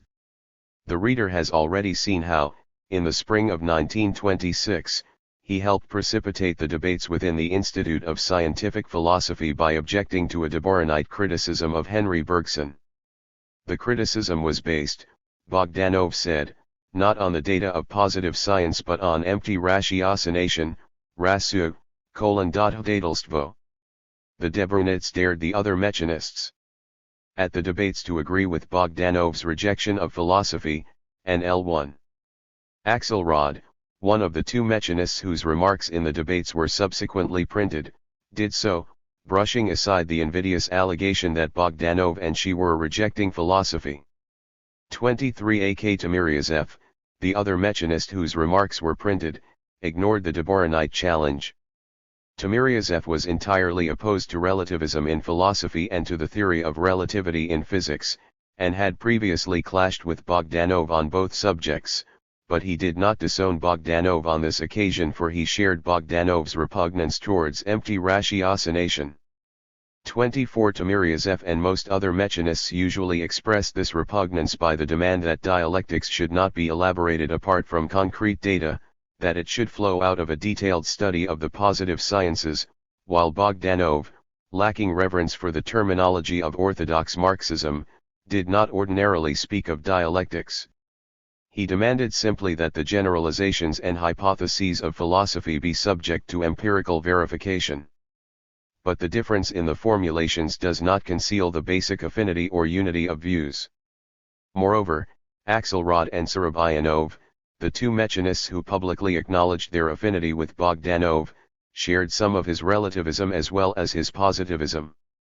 It is surprising that Lyubov Isakovna Axelrod, aged 58 in 1926, expressed agreement with Bogdanov, for she had been the first Marxist to criticize his revisionist philosophy before the revolution. She was known as Axelrod the Orthodox, or simply as Orthodox, because of her devotion to our classics and masters, as she called Marx, Engels, and Plekhanov. 25 Indeed, a full biographical study of Axelrod would probably show that devotion to Plekhanov was the central principle of her intellectual life. Her politics faithfully reflected Plekhanov's somewhat erratic Menshevism throughout the pre-revolutionary period of her life. With him she quit politics after the Bolshevik Revolution, and she probably retained his attitude towards the Soviet regime even after he died in 1918.26. At any rate, she did not join the Bolshevik Party, and she publicly refused to repudiate her pre-revolutionary Menshevik views when she was pressed to do so. 27 The reader has already seen that Lenin nevertheless urged her appointment to an important place in the teaching of philosophy at Sverdlov Communist University and the Institute of Red Professorship, and that she had a falling out with A.M. Deborin, her colleague at these institutions and at the Communist Academy. In the ensuing dispute she tried to prove that her philosophy was orthodox, that it was derived from Plekhanov, whose piety towards Marx and Engels is well known. 28 But her orthodoxy was more Protestant than Catholic. What her individual reason found in the revered texts and in the new revelations of science, not the collective wisdom of instituted authority, defined the orthodox position for her. In 1929, when a conference of Marxist-Leninist institutions condemned mechanism, and even after 1931, when the party's Central Committee officially endorsed the condemnation, she did not renounce her views. 21 She has already been quoted sneering at her opponents for excommunicating everybody but Deborin and his students. 30 On one occasion she expressed herself more forcibly. If one is to regard as revisionism differences from the classics in the evaluation of one or another particular phenomenon, then it is perfectly clear that nothing remains for the followers of Marxism but to repeat, and to repeat endlessly and with painful tedium, what was said by the masters. In other words, the living, eternally creative theory of dialectical materialism would have to be converted into a deadening religious dogmatism. 31 Orthodox Marxism, she explained, was adherence to the method and spirit, not the letter of the doctrine. 82 Axelrod's understanding of the method and spirit of Marxism found positive expression mostly in the fields of aesthetics, social theory, and the history of philosophy. Her largest work, a doctoral dissertation that had appeared in 190 was a study of Tolstoy. 33 But she was better known as a polemicist. Lenin had esteemed her attacks on various forms of idealism and revisionism, which were reprinted several times in the Soviet period until the habit of judging books by their authors' politics grew even stronger than reverence for Lenin's judgment. 34 Her polemics with the Debrunits, who were originally no more interested in the philosophy of natural science than she, began with arguments about Spinoza and Hegel. But in defining their respective attitudes towards Hegel, Axelrod and her opponents defined their divergent views on dialectics, and by their debates over Spinoza, they clarified their positions on materialism. At the center of her quarrel with the Debrunits, Axelrod found the problem of dialectics, or rather, not the problem itself, but the different views on the relationship of dialectical materialism to Hegel's dialectics. 36 She urged, in effect, that Hegelian dialectics be forgotten. Deborin says, for example, purposefulness is transcended Zlisuberslistenima Zwipmtisigkeit ist Arifgehoben by causality. This sounds chic and entirely Hegelian. But such terminology binds one to nothing and suggests no questions. It is another matter if we say, purposefulness is a variety of causality. In this case a whole series of concrete questions immediately rises, to wit, what kind of variety, what are its sources, etc. 31 Her chief contention, constantly repeated in various forms, was that dialectics must receive the content of contemporary science. The simple transmission of some well-known Hegelian propositions is devoid of any serious significance. Dialectics acquires its true significance only when it is intrinsically and indissolubly connected with concrete content. Though she denied the Deborahite charge that she wanted the discipline, nauka, of philosophy to be limited to ethics, aesthetics, and the history of philosophy, and otherwise to be dissolved in the positive sciences, her underlying attitude clearly seems to have tended in that direction.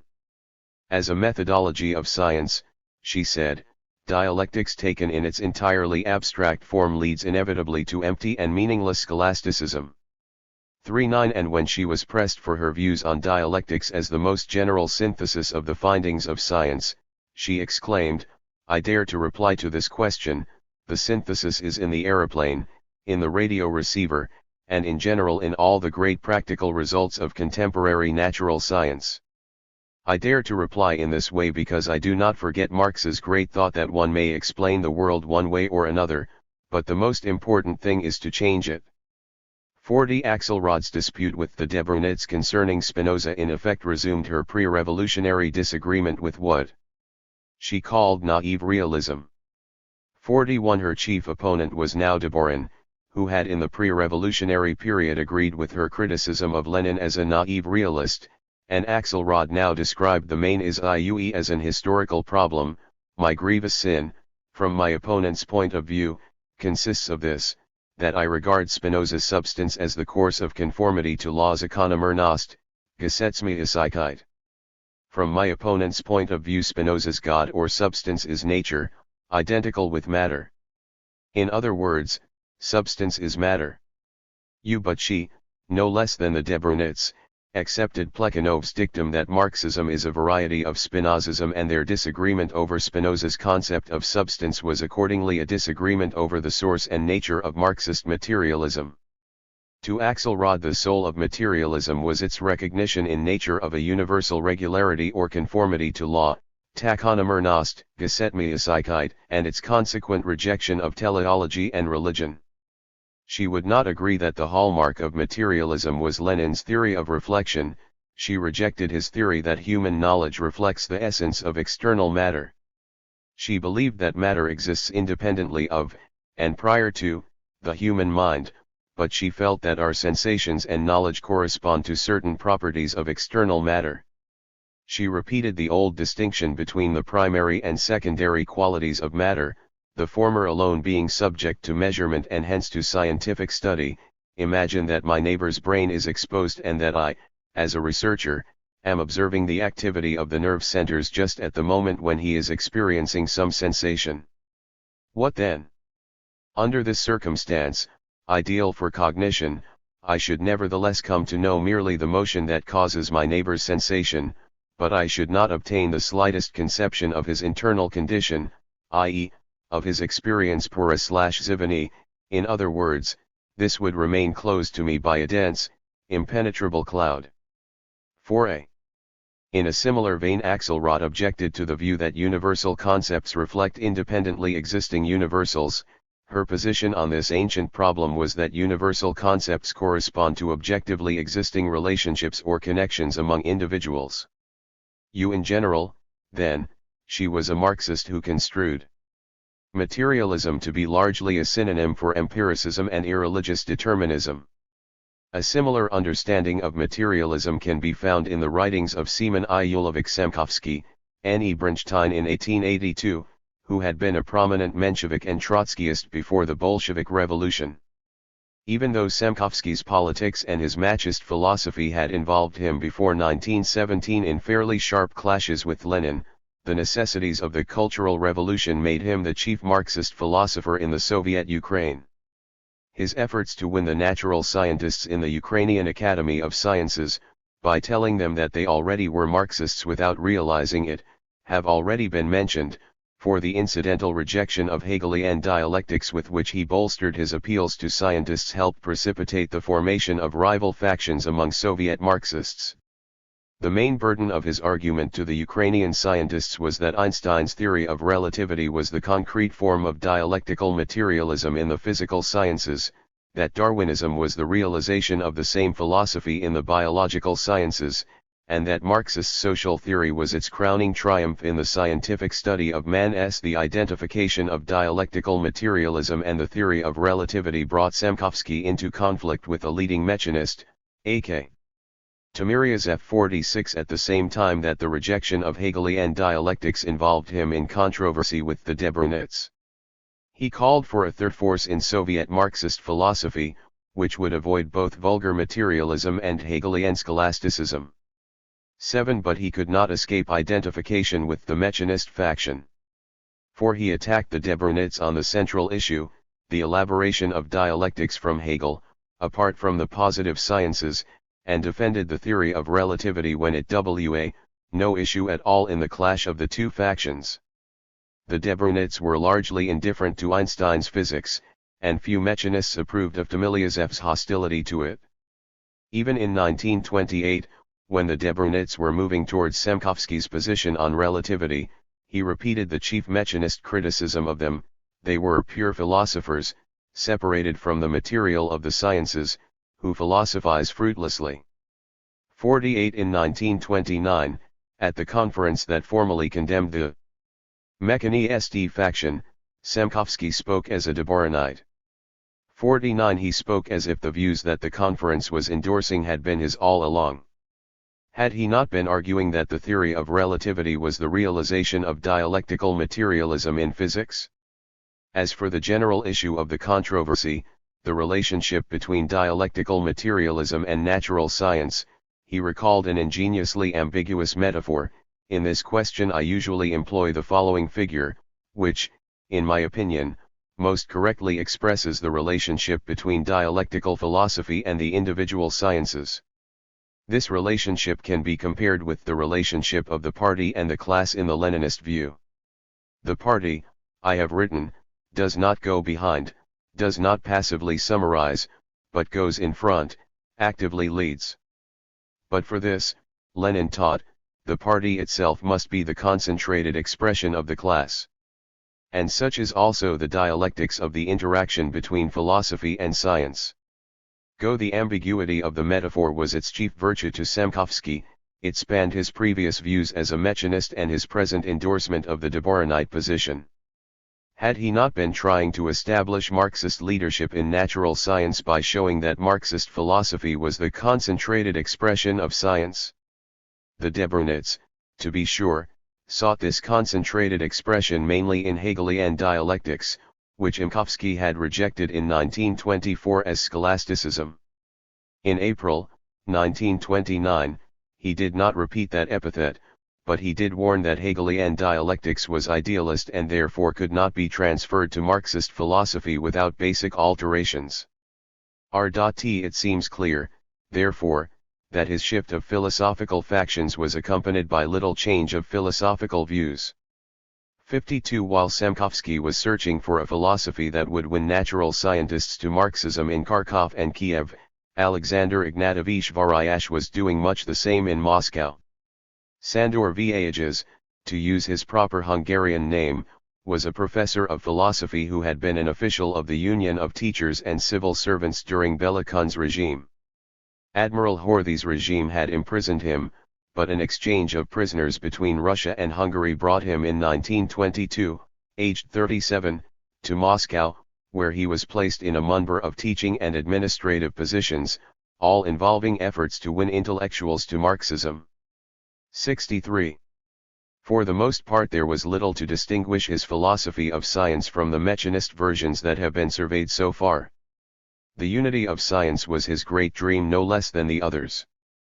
I stand, he said, on Marx's point of view that we know one single science. 54. Maxwell had taken a giant step towards the single science by reducing electricity and magnetism to a single set of laws. Most recently Einstein's theory of relativity had moved the physical sciences closer yet. Ultimately scientists would achieve the unification of physics and chemistry, then of chemistry and biology, then of biology and psychology. 55. The curious omission of the expected final item, social science, together with Varja's explicit rejection on 2 occasions of efforts to reduce social science to biology, 56 was an anomaly that was fairly common among the mechanists. But the anomaly was especially marked in Vargas' case, for he was given to sweeping assertions of reductionism. There is not one basic law or regularity, economernost, gesetme psychite, that is not physico-chemical. The so-called mechanists do not accept more fundamental, irreducible qualities than are absolutely necessary for objective explanation. We accept the fundamental qualities of the electrical charge in the two forms of positive and negative electricity. We accept the various possible distributions of electrons and other material particles. We accept also a whole series of properties, motion and extension, as attributes of matter, but naturally we do not accept as many properties as man's naked eye is capable of noting. And 7. Moreover, when Vargas discussed social theory, he was again prone to rigidly reductionist sentiments, as in the following thematic statement from his History of Modern Philosophy. Between ideas and the social process of production there exists only one correlation, namely that ideas are entirely and unequivocally and causally determined by the process of production. 58. Yet he denied the suggestion that social phenomena might be reduced further than the process of production, to biological or even physical laws. In other matters too Vargas had views that were typical of the mechanist faction. In the spirit of empiricism he derided the Hegelian panlogism of the Debrunits, and insisted that dialectical materialism was not to be extracted from Hegel and applied to the sciences. He said that dialectical materialism was to be found in the work of an Einstein or a Whale, who might imagine themselves to be following the philosophies of Mach or Husserl, but were actually using the method of dialectical materialism, for dialectical materialism is not a norm of some categorical imperative, which one must follow, according to which it is necessary to proceed in order to obtain good results. It is, as far as possible, an exact description of the actual path along which humanity is actually proceeding. Dialectics is not a logical postulate, not a norm, but the actual path. Yet this foe of Hegelian panlogism was charged by the Debrunits with hypostasizing logic and mathematics, with seeking materialist dialectics in Bertrand Russell's Principles of Mathematics. 60. And there was some justice in the charge. Vargas did have a high regard for Russell's contribution, which, as Vargas saw it, transcended formal logic and was actually dialectical logic. 61. In general he believed that contemporary logicians and mathematicians, whether they were bourgeois or not in their social philosophy, were making important contributions to materialist dialectics, which he regarded as a universal methodology that summed up the most general characteristics of the universe. In other words, Vargas had a trend of thought similar to what has already been noted in Lafargue and will be found again in Tsetlin, a tendency to fuse rationalism with mechanistic materialism. If reason is a mirror of material reality, he argued, then one can see material reality in it. In the most abstract products of reason, mathematics and logic, one can perceive the most general characteristics of material reality, and thereby arrive at a methodology for science as a whole. 82. Unusual combinations of ideas were also characteristic of Vladimir Nikolaevich Sorobayanov, who was a very prolific propagandist in a variety of fields, from anti-religion to economics. As late as 1926 the Dvorinite loophole found reason to say that Sorobayanov, who was then 40, was a rather good dialectician, and in a whole series of the theoretical disputes of these days he has taken a correct dialectical, i.e., Dvorinite position. 63. Perhaps loophole had in mind Sorobayanov's criticism of Bukharin, which has already been noted. 64. It is more likely however that loophole was pleased by Sorobayanov's explicit defense of philosophy as an autonomous discipline, in marked contrast with the tendency of some mechanists to dissolve philosophy into the natural and social sciences. 85. Moreover, Sorobayanov had no objection to the use of Hegelian terminology. To be sure, he held a number of views that the Debrunits opposed as mechanistic. He defined accident simply as an event whose cause is unknown, while they favored the Hegelian notion that accident is a form of necessity. 66. He felt that mental phenomena would ultimately be reduced to chemical and physical processes. 67 And he had a tendency to interpret the abstruse Hegelian concepts that he did accept in such a way that they became indistinguishable from ordinary concepts. Self-movement, for example, was to Sorobayanov little more than a synonym for development or growth. 68 But more than anything else, it /tas his views on the concept of quality that involved him in dispute with the Debrunits. For both Sorobayanov and the Debrunits placed heavy emphasis on the concept of quality, but each understood it differently. Sorobayanov assigned great importance to the concept of quality as a result of his difficulties in the propaganda of historical materialism, Marxist social theory, and anti-religion. He blamed these difficulties on the vagueness that he found in Marxism. Social base and social superstructure, ran the formula of historical materialism, influence each other reciprocally, but the base is the determining influence in the long run or in the last analysis. Marxist anti-religion taught that living and thinking beings have developed out of non-living and non-thinking matter in a manner that can be explained by physical and chemical processes, without recourse to the supernatural, but the Marxist classics also denied that such explanation by reduction will exhaust the essence of life or thought. 69 Sorobayanov argued that analysis of both formulas turns on the concept of quality. Superstructure and base, he reasoned, can influence each other quantitatively, but qualitative changing come only from the base. Higher levels of the organization of matter rise out of lower ones, but each level has a special quality that is not entirely reducible to the levels below it. The problem was to define quality unequivocally, and he believed that he had found such a definition. Quality is the relationship of the aggregate of properties of a given thing, a given phenomenon, to the aggregate of properties of another thing, another phenomenon.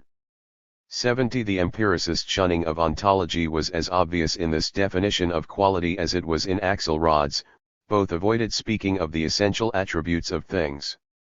To be sure, Sorobayanov repeated Axelrod's exception for motion, bulk, and weight, which he considered inherent in matter and not merely the result of the interaction between the external world and our own. 71 But on the whole, Sorobayanov stressed the agnostic view of quality as a relationship. He endorsed Plekhanov's characterization of sensations and knowledge as hieroglyphs, and he even repeated Hobbes' argument that the sound we hear when a bell rings is a phantom. 72 Into this understanding of quality, Sorobayanov introduced what he considered a scientific version of dialectics, the relationship that constitutes a quality he called a relationship of opposition or contradiction. His purpose was to make quality a measurable concept by describing it as the predominance of one aggregate over the other. When quantitative, measurable changes in either aggregate reverse the predominance of one over the other, Sorobayanov argued, a leap occurred, a new quality came into existence. To his opponents it seemed at times that he was trying to ridicule dialectics, as in the following illustration of the leap from one quality to another: I am hungry, I eat a loaf of bread less hungry, I eat another still less hungry, I eat a biscuit I am full. Quantity has passed into quality. In a certain relationship I have become a new quality. But at this moment of the leap, when I have become full, I still want to drink. In this relationship I shall become another quality, don't want to drink, only some time later. And so on. Was there a leap? Yes and no. Dialectics. 13 There can, however, be little doubt that Sorobayanov had serious purposes in mind. In the process of cognition, he argued, men seek for study only a few of the infinite qualities of things. The basis for the selection is the purpose, the practical goal of the person making the selection. This train of thought led him to recall and stress the remark that Lenin had dropped L1. While criticizing Struve, to the effect that materialism includes in itself partiness partinost, requiring that one take the point of view of a definite group or class. 74 He interpreted this dictum, which was ignored by most Soviet Marxists in the 20s, in a highly subjectivist manner. Both Lenin, the ideologist of the proletariat, and Struve, the ideologist of Russia's nascent industrial bourgeoisie, were right, each from the point of view of the class he chose to speak for. One chooses one's allegiance and interests, and truth is altered accordingly. 76 Sorobayanov called this epistemology subjectivism on the basis of objectivism, and argued that it alone could justify Bolshevik social theory and political action. 76 Of more interest to the present study is his claim that the anti-religious campaign and the effort to win natural scientists were seriously hampered by fundamental obscurities in Marxism. In any university audience to a lecture on dialectical materialism, when you give examples of the transition of a thing into its opposite, they will reply to you, "What kind of an opposite is that?" Meantime, the teacher of natural science strengthens this skepticism by a series of very learned proofs that the plant is not the opposite of the seed, that nature does not make leaps, and so on. 77 Sorobayanov admitted that, in his efforts to overcome such arguments by defining Marxist concepts more precisely, he was departing somewhat from Engels or Lenin's understanding of dialectical materialism and approaching the views of Bogdanov. But, like Axelrod or Bogdanov himself, though less forcibly, he argued that criticism of the classics was required not only by new times and new knowledge but also by devotion to the true spirit of the classics. 7-8 It should by now be apparent that the leading Mechanist philosophers and propagandists adhered not to a uniform creed but to diverse formulations of a common attitude. The problem of defining this common attitude may be postponed until the views of the natural scientists who were leading Mechanists have been examined. But already it should be clear that it is a considerable oversimplification to characterize the Mechanists en masse simply as opponents of dialectical materialism, as advocates of the view that science is its own philosophy. It is noteworthy that the one Mechanist whose views can fairly be described in that fashion was associated only briefly with the faction. In February, 1925, when the Timiryazev Institute discussed and formally approved Spanov's handbook, Ivan Adamovich Boruchevsky, aged 33, added high, vigorous assent, but objected to a fellow mechanist's use of such indisputably philosophical terms as quality. Qualities are nothing but certain changes of quantities. And for scientific materialism it is entirely sufficient to recognize that these changes arise not only by means of slow, continuous development, but also by explosions, by leaps. All the rest is the purest philosophy, which is entirely unnecessary, whether for positive science or for scientific materialism. 7-9 Scientific materialism, he explained, is a Weltanschauung that is intrascientific, that wants to be one of the limiting generalizations of positive science as a whole, and strives to emancipate science from any philosophical phantasms. 80 Boruchevsky even objected to the philosophical legend, invented by Engels and repeated by Lenin, that Buchner and Moleschott were vulgar materialists. 81 The Debrunits repeatedly cited Boruchevsky's statements as prime examples of the mechanists' views, but actually such extreme positivism was unusual for the Mechanist faction. Boruchevsky himself, who had been very active as a writer on philosophical topics up to 1926, published nothing more until 1930, when the clash between the Debrunite and Mechanist factions was superseded by a controversy between the Debrunits and a new group. 82 One suspects that in the period from 1925 to 1930 he was persona non grata to the Mechanists as well as the Debrunits. 83 Even Spanov, who was frankly opposed to the cultivation of philosophy as a separate discipline, took philosophy more seriously than Boruchevsky, treating its traditional concepts with something more than an irritated gesture of rejection. But the natural scientists in the Mechanist faction must be canvassed before its least common denominator can be discovered. There were two distinct phases in the association of biological scientists with the Mechanist faction. In the first, several biologists who were opposed to vitalism supported the Mechanist faction because it seemed clearly committed to physical and chemical explanations of living phenomena, while the Debrunite position on this problem seemed dubious. Gradually, however, these Mechanist biologists dropped out of the philosophical controversy. At the close in 1929 only one of them was still actively supporting the Mechanist faction.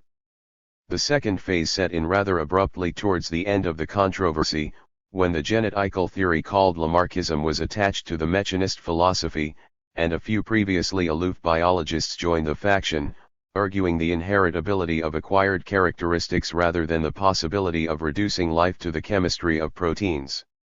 The two phases thus involved an almost complete turnover both of individuals and of issues. Among the Marxists who may be considered charter members of the Mechanist faction because of their part in the Timiryazev Institute's formal approval of Stepanov's little book, a considerable number must have been biologists. Of the 8 speakers who took Stepanov's side in the discussion preceding the vote, 4 were biologists, including the assistant director of the institute. He was the botanist, George Gustavovich Boss, aged 38 in 1925, when he helped found the Mechanist faction, and apparently a tireless teacher and papu. Lauriser both of biology and of Marxist philosophy point to in both areas a thoroughgoing reductionism was his basic principle. Theoretically and in the last analysis social phenomena are also open not only to qualitative, sociological, analysis, but also to quantitative, physico-chemico-biological, analysis. It is another matter whether, apart from the method of historical materialism, that genial method for the analysis of social phenomena, we shall sometime succeed in working out a physico-chemico-biological method that will be applicable to social phenomena. As yet we have no basis for this hope. We have not made a single step in this direction, but past unsuccessful approaches do not prove the impossibility in principle of building a quantitative, dialectical materialist, mechanical foundation under sociology. The Debrunets made much of this frankly expressed dream of the absorption of historical, no less than dialectical, materialism by a quantitative, physico-chemico-biological science. Marxist social theory was not truly scientific, they interpreted Boss as implying, as long as such a reduction was not effected. Even when Boss was sent to South America to study rubber-bearing plants, the Debrunets continued to cite him as a typical Mechanist, until 3 leading Mechanists felt it necessary to publish a joint disclaimer of responsibility for Boss's philosophical views. 4 they dismissed him as only a popularizer, though in fact Boss was ceasing to be even that, except in the rather narrow field of rubber-bearing plants. He became an eminent specialist, but he entirely dropped philosophical writing and popularizations of general biology. 5 the other biologists who spoke for the Mechanists at the start of the controversy and then fell silent were not publicly repudiated by the leaders of their own faction, and one can only surmise their reasons for quitting the fight. 6 it may be that the increasing abstractness and complexity of the issues as the controversy unfolded made them feel beyond their depth. Their chief interest, the conflict of vitalism and mechanism as biological theories, was very soon transcended by such issues as the relationship of quantity and quality, or the nature of dialectical contradiction. 7 moreover the Debrunets succeeded, very early in the controversy, in fixing upon the Mechanist faction the brand of revisionism, of opposing the penetration of Marxism into natural science.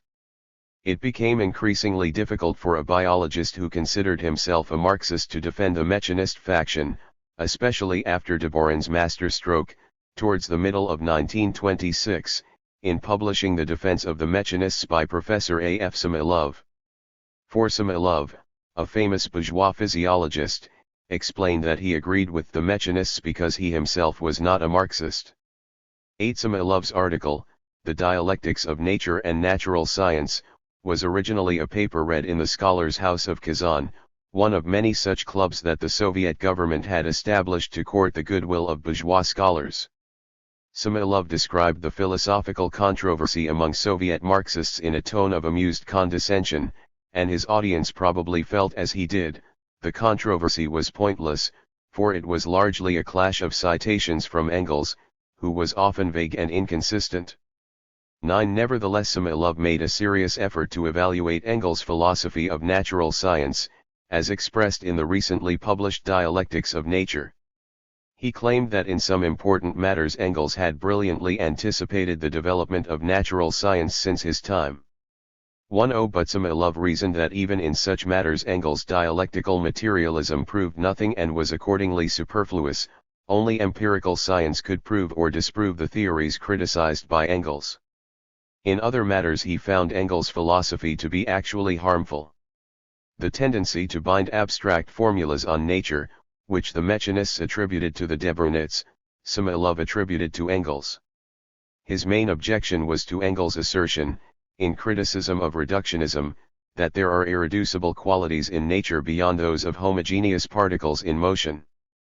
At one point, to be sure, he agreed with Engels that the reduction of thought to molecular and chemical processes in the brain would not exhaust the essence of thought. Samilov required only that the term essence be replaced by content. 11 But he would not agree with Engels that physical and chemical methods were inadequate in biological research, and he concluded by challenging those Marxists who are inspired by faith in the power of the dialectical method. By implication, the mechanists were clearly excluded to prove their method by achieving results in natural science that would be difficult or impossible to achieve with another method. If they could, Samilov said, then the dialectical method would be automatically adopted by all scientists, without fruitless, insulting polemics. 12 It must have wrung the hearts of the leading mechanists to see their main contentions cogently stated and endorsed by an eminent physiologist as an argument against the penetration of dialectical materialism into natural science. The de Boronite picture of the mechanists as apologists for the bourgeois natural scientists seemed to have received independent confirmation. Perhaps this was the main reason that the Marxist biologists who had originally supported the mechanist faction ceased to do so about 1926, for the most part without giving up their reductionist views in biology. If the case of Fyodor Filaretovich Duchinsky tends to confirm this picture of Marxist biologists pulled to the mechanist faction by their philosophy of science but alienated from it by political ideology. In 1926, as Duchinsky, a 42-year-old veterinary, participated in the debate among Soviet Marxist biologists over theories of heredity, he did not mention the philosophical controversy, but he revealed his essential sympathies nonetheless. He used the terms mechanist and materialist interchangeably, and he quoted with unqualified approval Lamarck's statement, "It is not true that in nature there are special laws for organisms, opposite to those governing the changes of dead bodies." 16. Spinov quite understandably claimed Duchinsky as a mechanist, but a de Boronite countered with a characterization of Duchinsky as a natural scientific, materialist on the road to genuine dialectical materialism, i.e., to the de Boronite philosophy. I7 Duchinsky, protesting that he was already a dialectical materialist and had been since IG03, when he first embraced orthodox dialectical materialism, complained that neither Spinov nor the de Boronite understood his biology or his philosophy. 18 One can believe the protestation of philosophical differences with the de Boronite, but the repulse to Spinov was probably due to the stigma of revisionism that had been attached to the mechanist faction.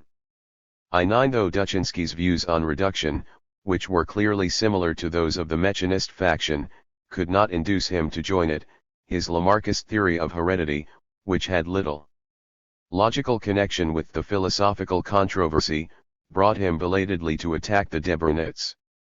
20 And this was not an isolated or unique irony. The genetical controversy among Soviet Marxists had begun about 1925 quite independently of the philosophical controversy, largely as a result of the Communist Academy's success in drawing considerable numbers of Moscow's physicians and biologists to lectures and discussions. In these discussions no reference was made to the contemporaneous philosophical controversy, nor was there much fundamental similarity in issues.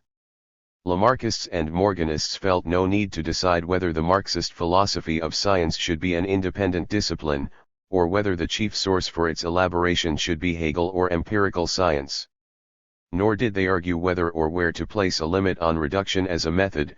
Both groups took the method for granted and argued about its application. 21 Only in 1928 some Debrunits began to claim that their philosophy sanctioned the Morganist position in genetics, while Lamarckism was allegedly a correlate of mechanistic materialism. 3 leaders of the mechanist faction, who had previously been indifferent to the genetics controversy, thereupon endorsed Lamarckism, and Duchinsky, at the very end of the philosophical controversy, attacked the Debrunets. 22. The most paradoxical aspect of these maneuvers was the general failure to demonstrate a logical connection between the biological and philosophical positions that were being paired. 23. If the Ayichanist leaders who rather abruptly went to the aid of Lamarckism did so in order to win the support of Lamarckist biologists, they had little cause to feel successful. Counting Duchinsky, only 3 or 4 Lamarckists were won to a brief, tenuous association with the Mechanist faction. Indeed, they did not actually express approval of the Mechanist faction, they confined themselves to a defense of Lamarckism, and a criticism of the individual Debrunets who were attacking it. 24. In 1930 Duchinsky deserted the Mechanists altogether. He tried to prove that the Debrunite philosophy supported the Lamarckist position in biology. 25. But these were exceptional cases. In general, the Lamarckists did not find it necessary to compromise their claim to orthodoxy by coming to the defense of the condemned Mechanist faction. It was possible to be prudently silent in philosophy while defending Lamarckism in biology. The one Marxist biologist who showed no skittishness or vacillation in the philosophical controversy, whether at the beginning or the end, was Sergei Stepanovich Perov. In February 1925, this 36-year-old biochemist helped to found the Mechanist faction by his part in the Timiryazev Institute's endorsement of Stepanov's book. He also took the Mechanist part in subsequent debates, and in April 1929, he still defended the Mechanist faction at the conference that condemned it as revisionist. 26. Indeed, Perov was one of the Mechanist leaders who refused to renounce his views even in the 30s, and one can detect a continuation of his war with the Debrunets in his participation, during the 30s and 40s, in Lysenko's campaign against Morganism. 27. This is not to say that genetical theory was Perov's main concern, whether as a scientist or a philosopher of science.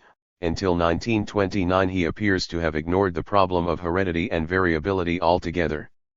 28. His main concern, as befitted a biochemist, was with chemical and physical analyses of living phenomena, and he nursed a grudge not merely against the Debrunets for their philosophical denial of the adequacy of such analyses, but even against fellow biochemists who, Perov argued, were unnecessarily multiplying the types of proteins and thereby giving support to the vitalist argument that ordinary chemistry cannot explain life. 29. Like the other leading mechanists, he regarded dialectics as a constant guiding principle, and not the wretched dregs of Hegel.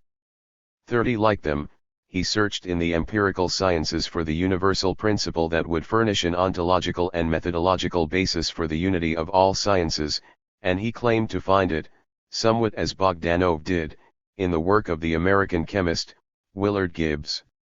Even at the conference of April 1929, when Perov for the first time stood up for Lamarckism, he defended it in terms of political ideology. Weissmannism, he said, was the basis of racism, and he was no more successful than the other speakers who touched on this theme in demonstrating a connection with the main philosophical issues of the controversy. 32. To Perov those main issues were still the reduction of life to the chemistry of a single protein, and the